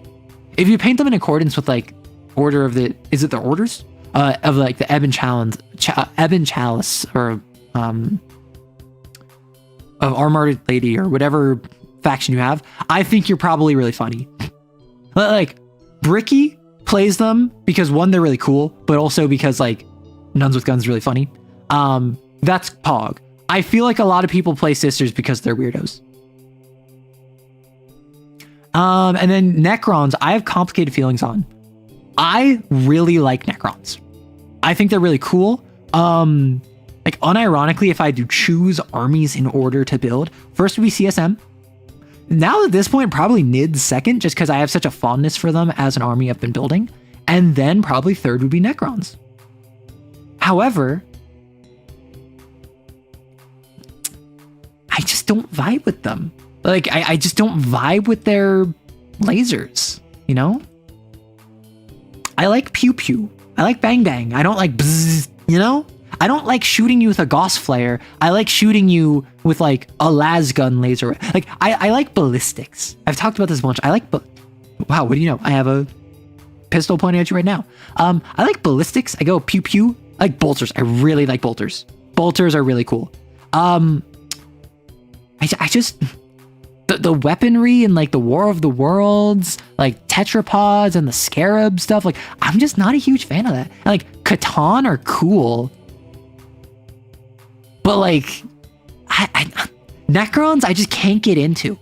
Like I like their look, I like their lore, I love Trazen. If I would to make Necrons, I would make a Trazen army because he is hilarious. Maybe I would want to field like one Catan because I think Catan are cool, but also like Necrons consistently are busted. So like Necrons is another one where like 50-50. If you play Necrons because you believe in the Immortal Dynasty, like bully for you. I love that for you. If you play Necrons because they're the most meta army in every single edition, you're a loser and you should feel bad, right? I feel like Necrons is another one where it's just like 50% of Necrons players are like stupid meta chasing losers, and 50% of Necron players are like, Hail Zarek, the Silent King, and like I love that for you. Tau, my beloved, the only time Warhammer has made me feel anything resembling joy was thrashing a Black Templar squad in melee. Oh my gosh. I don't like Tau, mostly for the memes. What saddens me is I love Gunline. And if I want Gunline, I should go Tau or I should go Guard. Tau actually are good at Gunline, so that's an option. Guard, I think it would be so funny to field 6 squads of 20 Cadians and fire like 120 las gun shots at you. I cannot deal with a BS4 301. I can't. I don't even care if I get rapid fire. I don't care if I first rank fire, second rank fire. I don't care if I take aim. Like 301 as a profile. I understand it's literally intended to be the weak profile. It drives me insane. And I think it's the AP because my main exposure is fighting Space Marines and CSM. You like comedically evil gay robots?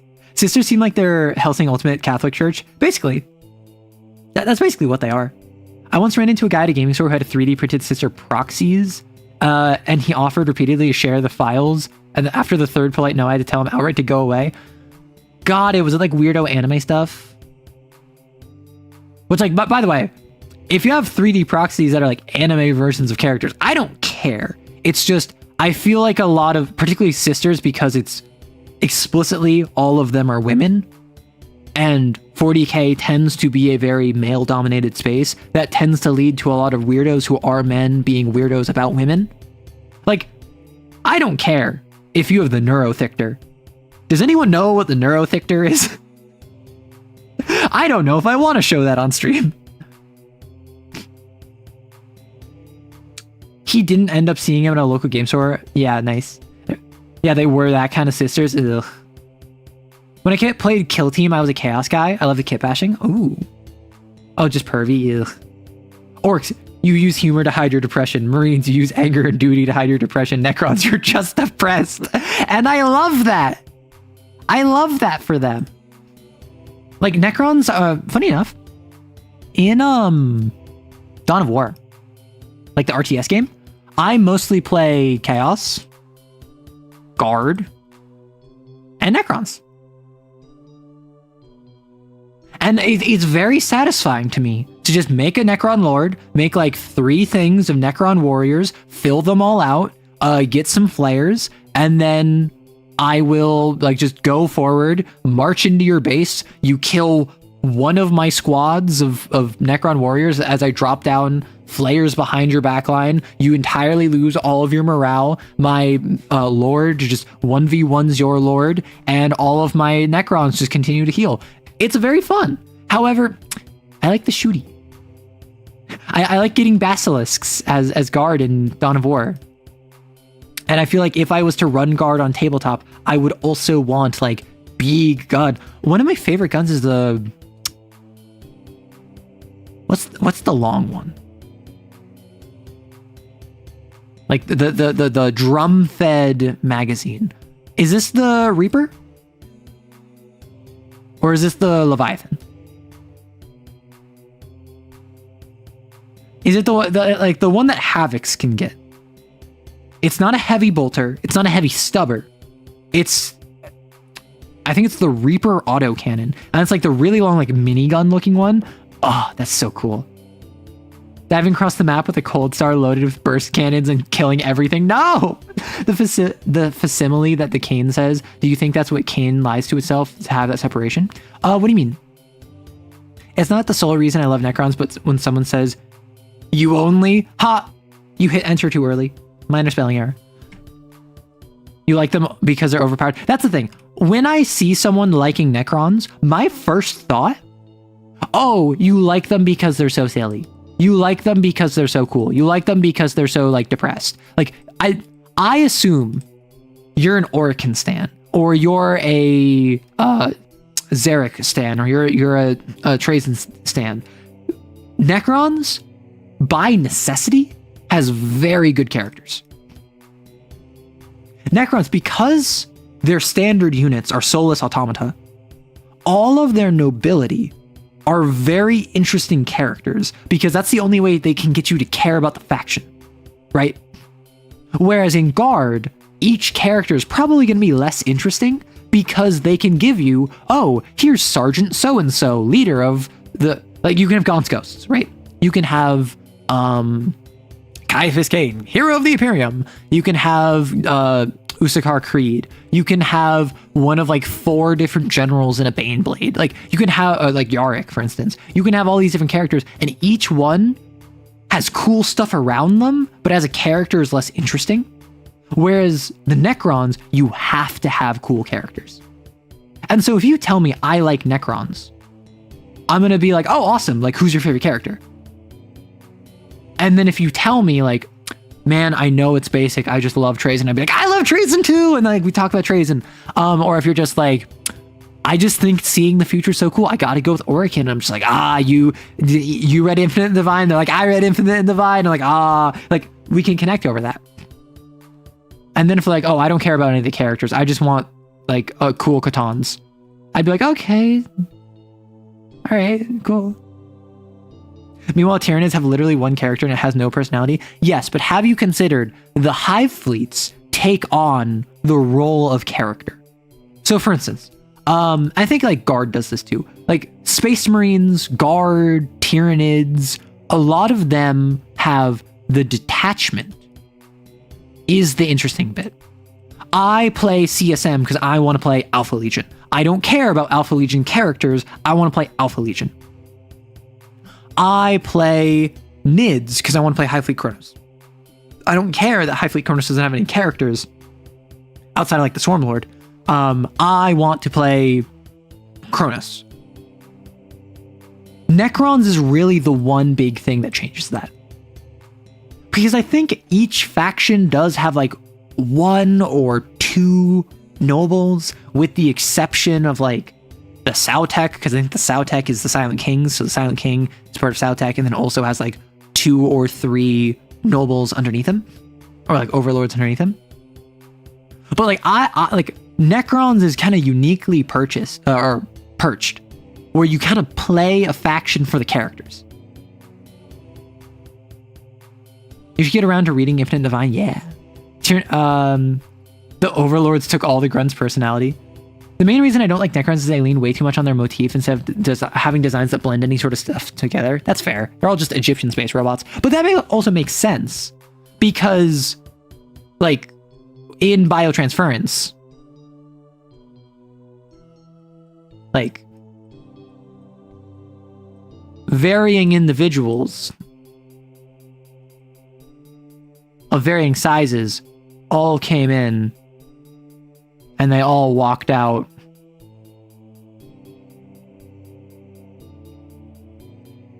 identically, right?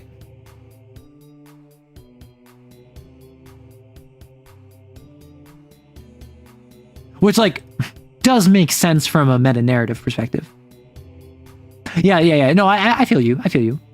Speaking of Kane, Games Workshop just gave Caiaphas Cain a new model as well as his faithful assistant, Jurgen. Unfortunately, though, they both look like they got beat with an ugly stick. No! Still glad they got models, yeah.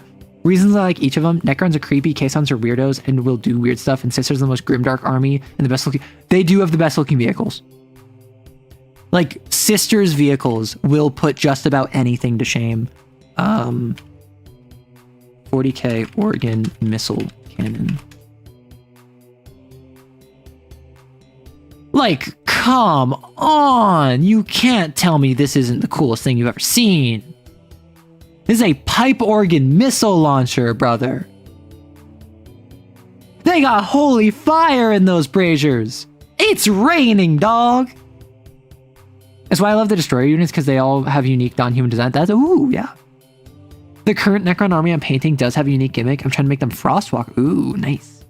Like frozen metal and all that. Enter the Moonlight Sonata. Every single note I hit, just boom, boom, boom.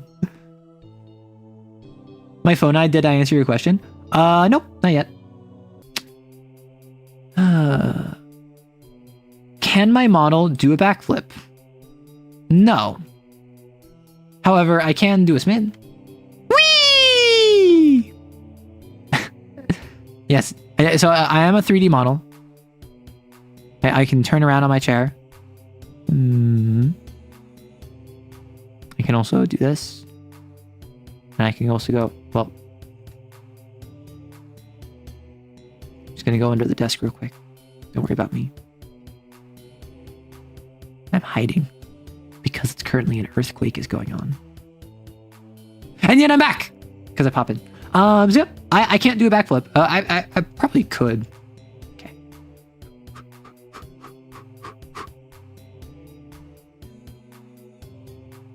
Yay! I did it! That was like the worst backflip I've ever seen, but I did it. What kind of music is good to be playing during Lancer combat? Surprisingly, inquisitive. I say this as someone that the one time I ran Lancer, because again, I don't have a lot of experience running Lancer. I've gotten to run it once. I've gotten to play it once. I mostly just talk about the frames because I think they're cool, and I would love to run Lancer for some more people. I just don't have anyone available right now. But what I would say inquisitive. Because, again, it's like a war game. You're not expected to finish your turn in, like, you're not expected to, like, finish a combat round in, like, three minutes. You're expected that, like, you plan, you work together, you strategize, and then I think if you play Armored Core 6 music when there's like a climax, when you are like playing intense music where there's a bit more urgency, that could work, right? Start blasting Star Fox music, that would be funny. It's all funny games till the nuns fall at the death waltz, yeah. Ponytail reveal. It's not a reveal. I've had this for years. I've literally had this ponytail like visible for quite some time now. How dare you? You silly? Why am I lagging? What the frick? What the frick? Okay, let me attempt this. Let me attempt to fix this. Please hold.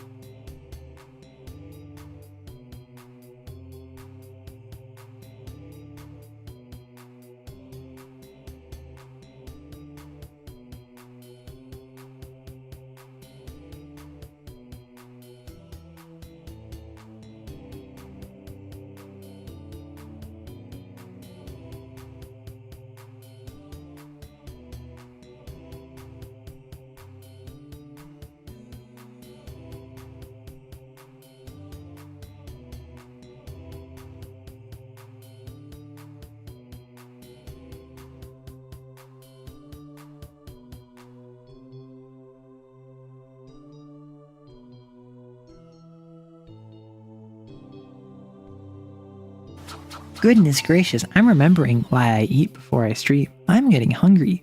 Probably because it's been 5.5 hours. Gee Williker. What the frick explodes? Exactly. That's a clip right there. Wait, what? Since when is there a ponytail? Yeah, so, I mean, for those of you who don't know, this is like, technically speaking, I consider this to be a 1.5. If I explode momentarily once more, I can demonstrate to you that this is like my proper like 1.5 outfit. Initially, I had, if you see my profile picture beneath this stream, my hair initially was like parted between my eyes, and I had a different neck piece, and my hair was in a slightly different ponytail. It wasn't quite as long as this. And then I ended up changing it, so I ended up having my hair straight down. But I prefer the ponytail. I have my hair up normally. I generally wear a bun, sometimes a ponytail, and I figured this is more nice. I liked it. So now I can go that. Although that is not the only model I have. I also have like, how do you want me to wrap up stream? Would you like me to put on my beachwear, my vampire outfit, my maid dress, or my Christmas outfit? I might as well just wear one of those. If we only got like half an hour of stream left, no shame in putting on one of those. Vampire? Enjoy rapping? Thank you. Yeah, so this is actually a... This started as a Halloween costume, so please don't judge me too harshly. But yes, I do have a vampire outfit, and I do go... and bite you. I remember seeing hair move around near the bottom. Yeah, this is like my long hair. This is my hair straight down, and I'm lagging again. Oh, criminy. I'm too powerful. I bet you thought we were gonna say maid. I mean, a little bit, yeah. Like, I also have like my beachwear one that people seem to like. The nice part about being a Vroid, I can just like make my own outfits. Now, obviously, it requires finesse, and I might need to like download something from Booth, which I don't think I've done yet. But like, it's fun. When I have a special event, I can just do that. Like, for Christmas time, I had the Santa outfit. For Halloween this year, I was the maid dress. Bite you. I'm not a come now. Yeah, so but for music in Lancer, I would say inquisitive music. Honestly, like the 999 music / Zero Escape. Like the escape room music, that would actually probably be pretty pog. It is escape room music. It's meant to be like inquisitive, but at the same time have momentum behind it and push you forward. So that could be interesting. AC6, obviously. I imagine Gundam / Evangelion is probably good themes. Although my assumption is, like, you don't want high octane music for something where it's very stop-start, right? People who put super intense, like, rock and roll, like, D&D combat tracks, I think kind of are misattributing the emotions associated with D&D combat. When you treat it like a tactics game where you're all trying to optimize the situation and overcome adversity rather than like a high octane, like slash and stab, I think it becomes more fun. What's a persona you'd like to see? So if you mean like what mythological figure would I like to see represented in a persona? I feel like I would be most interested in seeing more like level 10 to 20 personas. Because I feel like the way the game works, there's a lot of personas that are like sub level 10, and there's a lot of personas which are greater than like level 80. And then kind of like in that 60 to 70 range, you have a good few, and like in like the 30 to 40 range, you might have a good few. But there's a lot of patches where there's just only like a couple, and they're not very cool or interesting. So I think like rounding out the rest of the Greek pantheon, like the Cthulhu mythos, just basically finishing existing pantheons might be good. But I really think what would be cool is cryptids as personas. And because they're all just like urban legends, because they're all low power, they could fit very nicely in like that 10 to 30 range. Like Sandman in Persona 4, I think, was like a level 15-ish. And in Persona 5, it's like level 25-ish.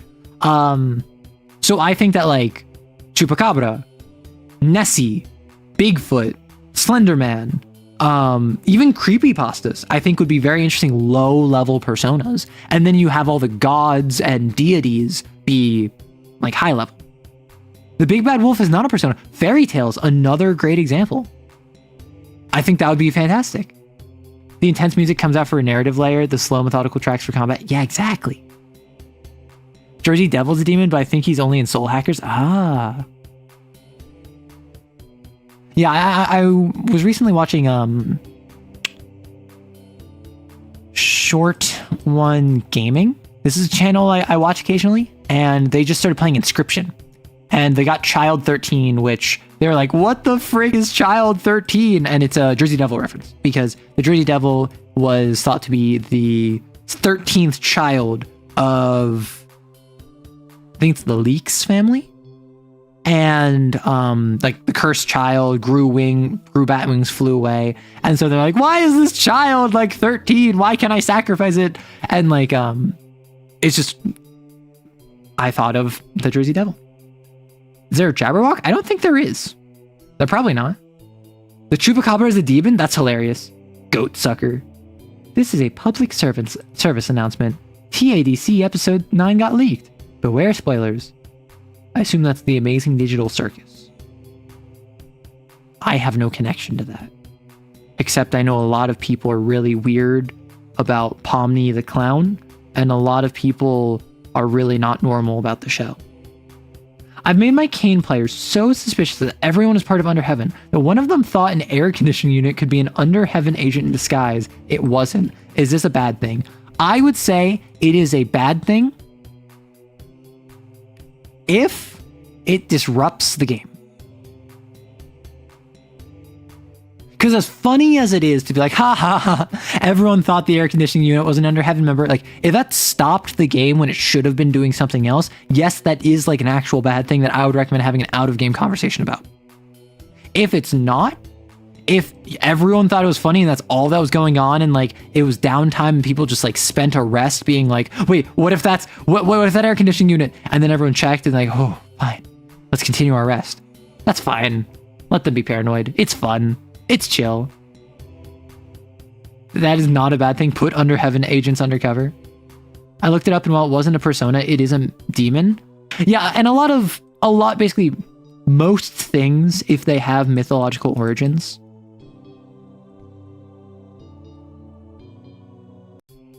are probably an SMT and not necessarily persona. Because my understanding is that like SMT has talked about everything. Like basically every culture that they could research, they just like ripped at least one representative of it. The original handler was a traitor and a part of Under Heaven, hence they're on high alert. And I think that will fade with time. Give them a couple sessions. Just like, if it ends up being disruptive, tell them out of game, like, hey, this is being disruptive and it was funny, but it's not anymore. Good night. Oh gosh, I hope you have sweet dreams and good food. Well, I hope for good food. I don't know about sweet dreams.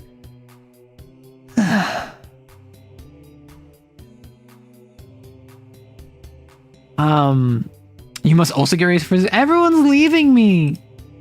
Have I seen Hunter the Parenting? No, okay. I know about Hunter the Parenting, and my sibling, who is running a vampire game for me, loves it. I actually didn't watch TTS. I despite like really enjoying Warhammer, I never watched TTS. I've seen the first episode. If the Emperor had a text-to-speech device, I watched the first episode like a couple times, trying to get into it, but every time I would like see half of it and just get bored. It's just not my brand of humor, at the very least that early. So I might be interested in going, like, I wouldn't want to do like a react to that. That feels so scummy. Like, that feels like I'm literally just like stealing their content, which is like, I might do that on a Discord call Because on Discord streams, when I'm on stage, like that's not recorded, that's not for analytics, that's not for money, that's just like hanging out with the community. So I'm more open to do something like, hey, give me YouTube videos that you want me to watch and then I can check them out. But like just sitting on stream and just being like, whoa, crazy, that's wild, that's so funny, is like soul rending. I like that Persona 5 used literary and historical figures. Yeah, like for instance, Johanna or Goemon or Robin Hood or like mythological, and I guess mythological tricksters, as it were, rebels. You don't need to watch TTS to get in. No, so I wasn't saying that as I need to watch TTS to get into Hunter the Parenting. I was saying that as in, I know the folks behind Hunter the Parenting are most well known for TTS, but I'm still shocked that of anything, 40K, TTS. What's next? We're a comedy series poking fun at the 40K universe. We're going to get into World of Darkness, specifically Hunter the Parenting, not Vampire the Masquerade, not even Werewolf or Mage, Hunter. And apparently it's amazing. That's what shocks me about all of this. I'm quite critical of the Hunter system, the Hunter 5 system. I think it is kind of weak sauce, personally. That said, I am so thrilled that not only World of Darkness, but specifically Hunter is getting more attention from someone like Hunter the Parenting. The humor is still like juvenile, I guess, but that is very much a mask for nuances of way surprisingly profound storytelling. Yeah, and that's why I'm like, I'm not going to say TTS is bad. It's just not really my cup of tea from what I've seen, and I would be open to it in the future. Same thing with Hunter the Parenting. I don't really know much about it. All I know is that it kind of gets like crazy in a good way, right? That's it for questions. If anyone else has a question, feel free to drop it. We have been going just about 6 hours. I have to eat food. I have to wrap up. I have to go places. So hit me with any more questions you got. Could be about Xeneolithic, the recent TTRPG I released. Could be about 40K. Could be about Kane, whatever. And Friday, I'm going to have another stream. This is going to be summarizing Black Paradox by Junji Ito. And Saturday is probably going to be a coding stream. I kind of want to start a new game. Because I wrapped up Persona 5, so I kind of want to start up a new game on Saturdays. So that'll be up to the community. I have some ideas. I just want to know what people are interested in. And then on Monday, there's going to be a Discord stream where I'm on Discord, in the Discord. If you're not on it, it's in my profile. You can join and it'll be all of us chatting in the call. Well, me chatting and all of you in text, but just about. Hunter was chosen to have the most exposure to the various flavors. That's fair. Hunter intersect. Yeah. That makes sense. So I'm going to wrap up. Thank you all so much for swinging by. Check me out Friday, Saturday, and even Monday on Discord. Does having any form of mouth count as communication trait? So communication traits don't have to be mouth. Communication traits has to be you have something that you are giving and they have a means of receiving it. If I, for instance, create creatures that have feet and you have creatures that have whiskers,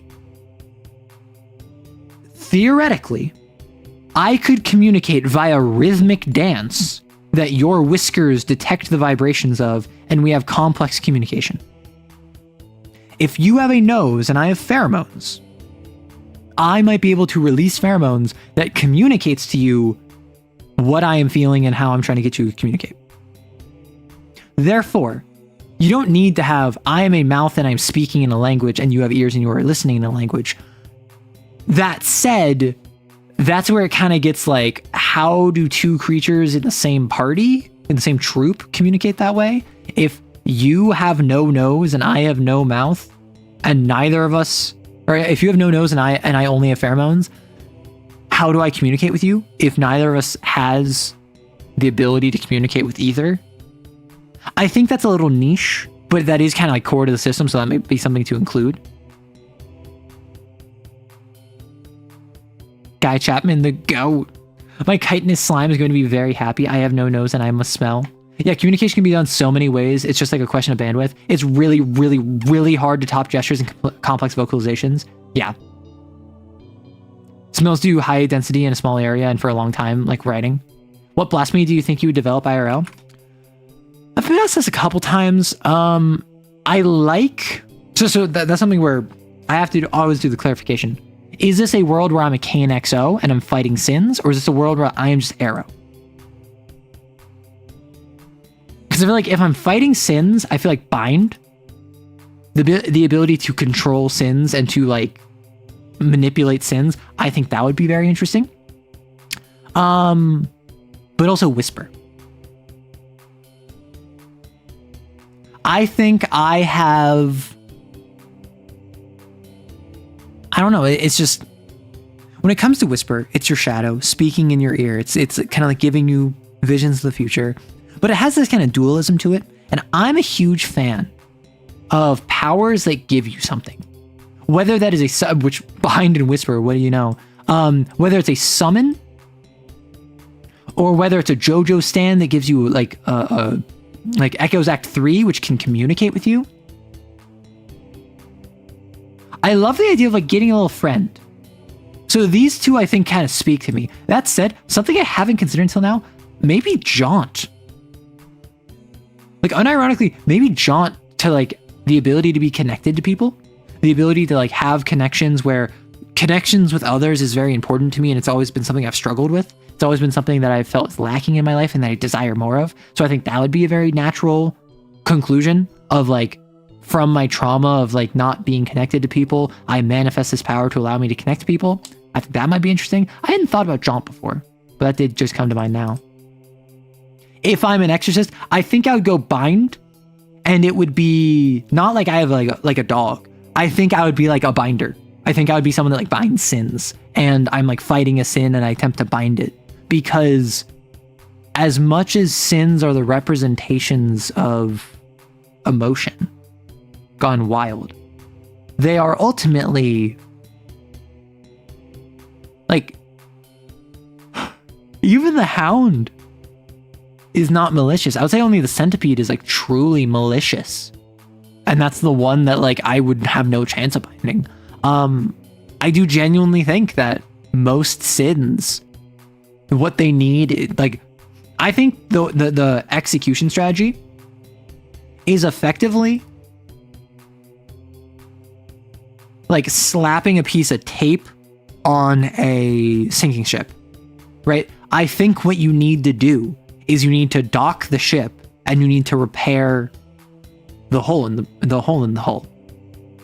Questions are not still open, so just feel free to drop it. Also, hey Matt, this is not a new outfit. This is actually an outfit I've had for like a year and a half. I just was like, hey, does anyone want me to swap outfits? And they're like, yeah, put on a vampire outfit. I'm like, sure. I think you would get so many vocal sims from Hunter the Parenting. I don't disagree. So yeah, Matt, if you have one you want to ask, go ahead and ask it. We're just wrapping up right now because it's been 6 hours. I do fear what I would repeat. Like I say, beans, specifically because of Doug.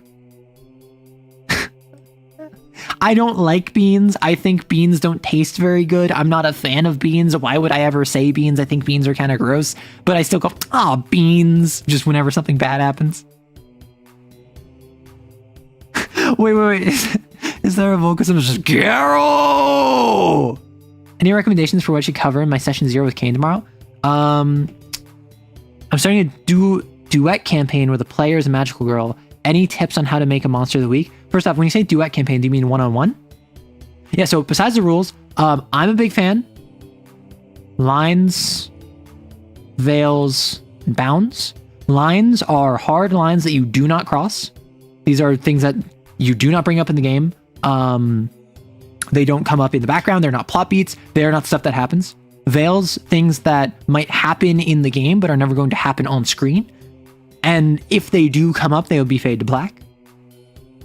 And bounds are things that I have come up with, which is, I'm not comfortable with this. I want to explore. I'm comfortable with exploring it anyway. So lines might be non-consensual intimate activity. That doesn't show up in my games. So that is a line. That is not going to happen in my games. If that is ever implied with like a cane trauma question, for instance, that is never the answer, right? Because that's just not something I'm including in my game.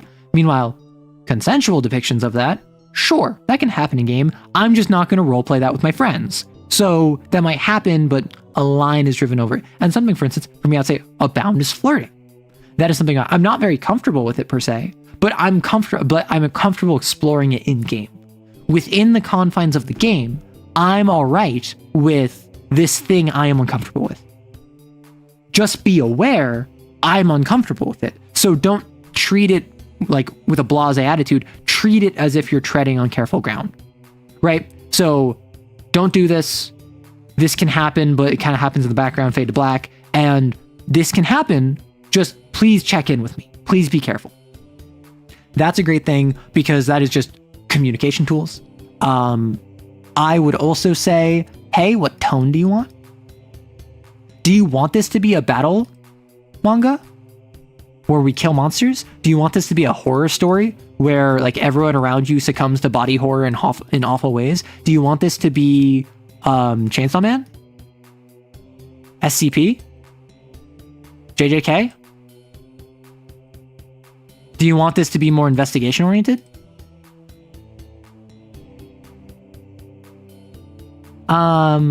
So that's the kind of stuff that I would recommend. So like first lines, veils, bounds, and I would say just like, hey, you don't have to give reasons. I need to know the truth. If you're not going to be comfortable with depictions of like animal torture or like animal violence, I need to know that because one of the hosts might be a serial killer, and one of the hallmarks of serial killers is that they torture animals when they're young, right? So I don't want to include that as a reference in my game to help clue you in this is a serial killer if that's going to bother you, right? And then tone, like how serious are we treating this? How combat oriented will this be? How horror oriented will this be? Those are the two big things. And also I would just say, what do you want? What do you want from this game? Do you want this game to be like you have one hunt every week in game? Do you want this game to be you are one of like a double-digit number of exos on the planet and you are highly specialized, and even though you're considered a weapon, you're considered a very valuable asset? Do you want this to be a game where under heaven features? Do you want this to be, and that's the kind of stuff where like in order I would basically say comfort and then tone and then desires. And then for one-on-one game with a magical girl, how do I do monster of the week? We've been mainly thinking about making monsters feed on emotions. Right now I'm struggling with connecting monsters around human feeding, and monsters a problem to humans. Also operating on masquerade type rules. Don't know about, okay, Secret World. Part of me thinks drawing from Kane or Changeling. What I would say, my first thought, I'm a person. I'm angry. That means I manifest an anger demon.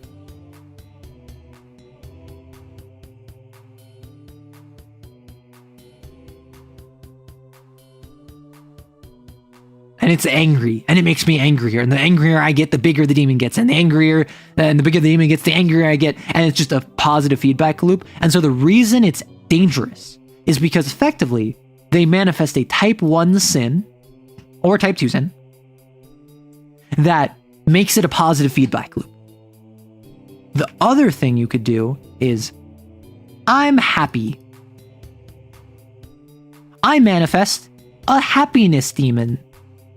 My demon makes me want to be more happy, but it doesn't really know what happiness is because it's a demon. So it slaughters my entire family before me so I can get close to them by slathering me with the blood of my family.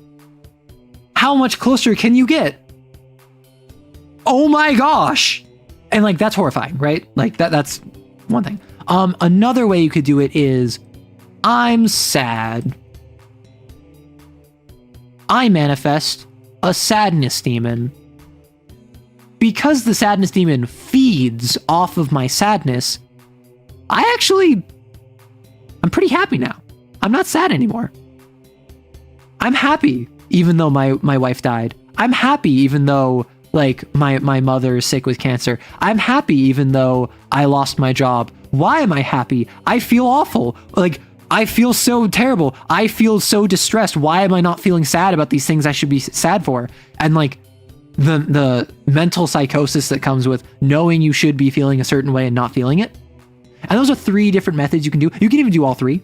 You could even have it be like, there are 3 classifications of monsters. Type 1s, make it a positive feedback loop. Type 2, try to invoke more of it, but don't really understand how to. And type 3, feed off of it and remove that from you. And if it feeds off of your anger, you're not going to be angry. You're never going to stick up for yourself. You're going to be miserable, right?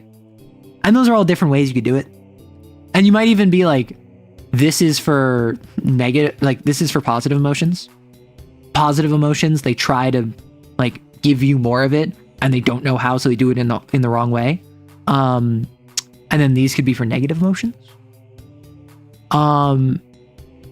Maybe this could be for like neutral emotions. Like it eats your neutrality, it eats your patience.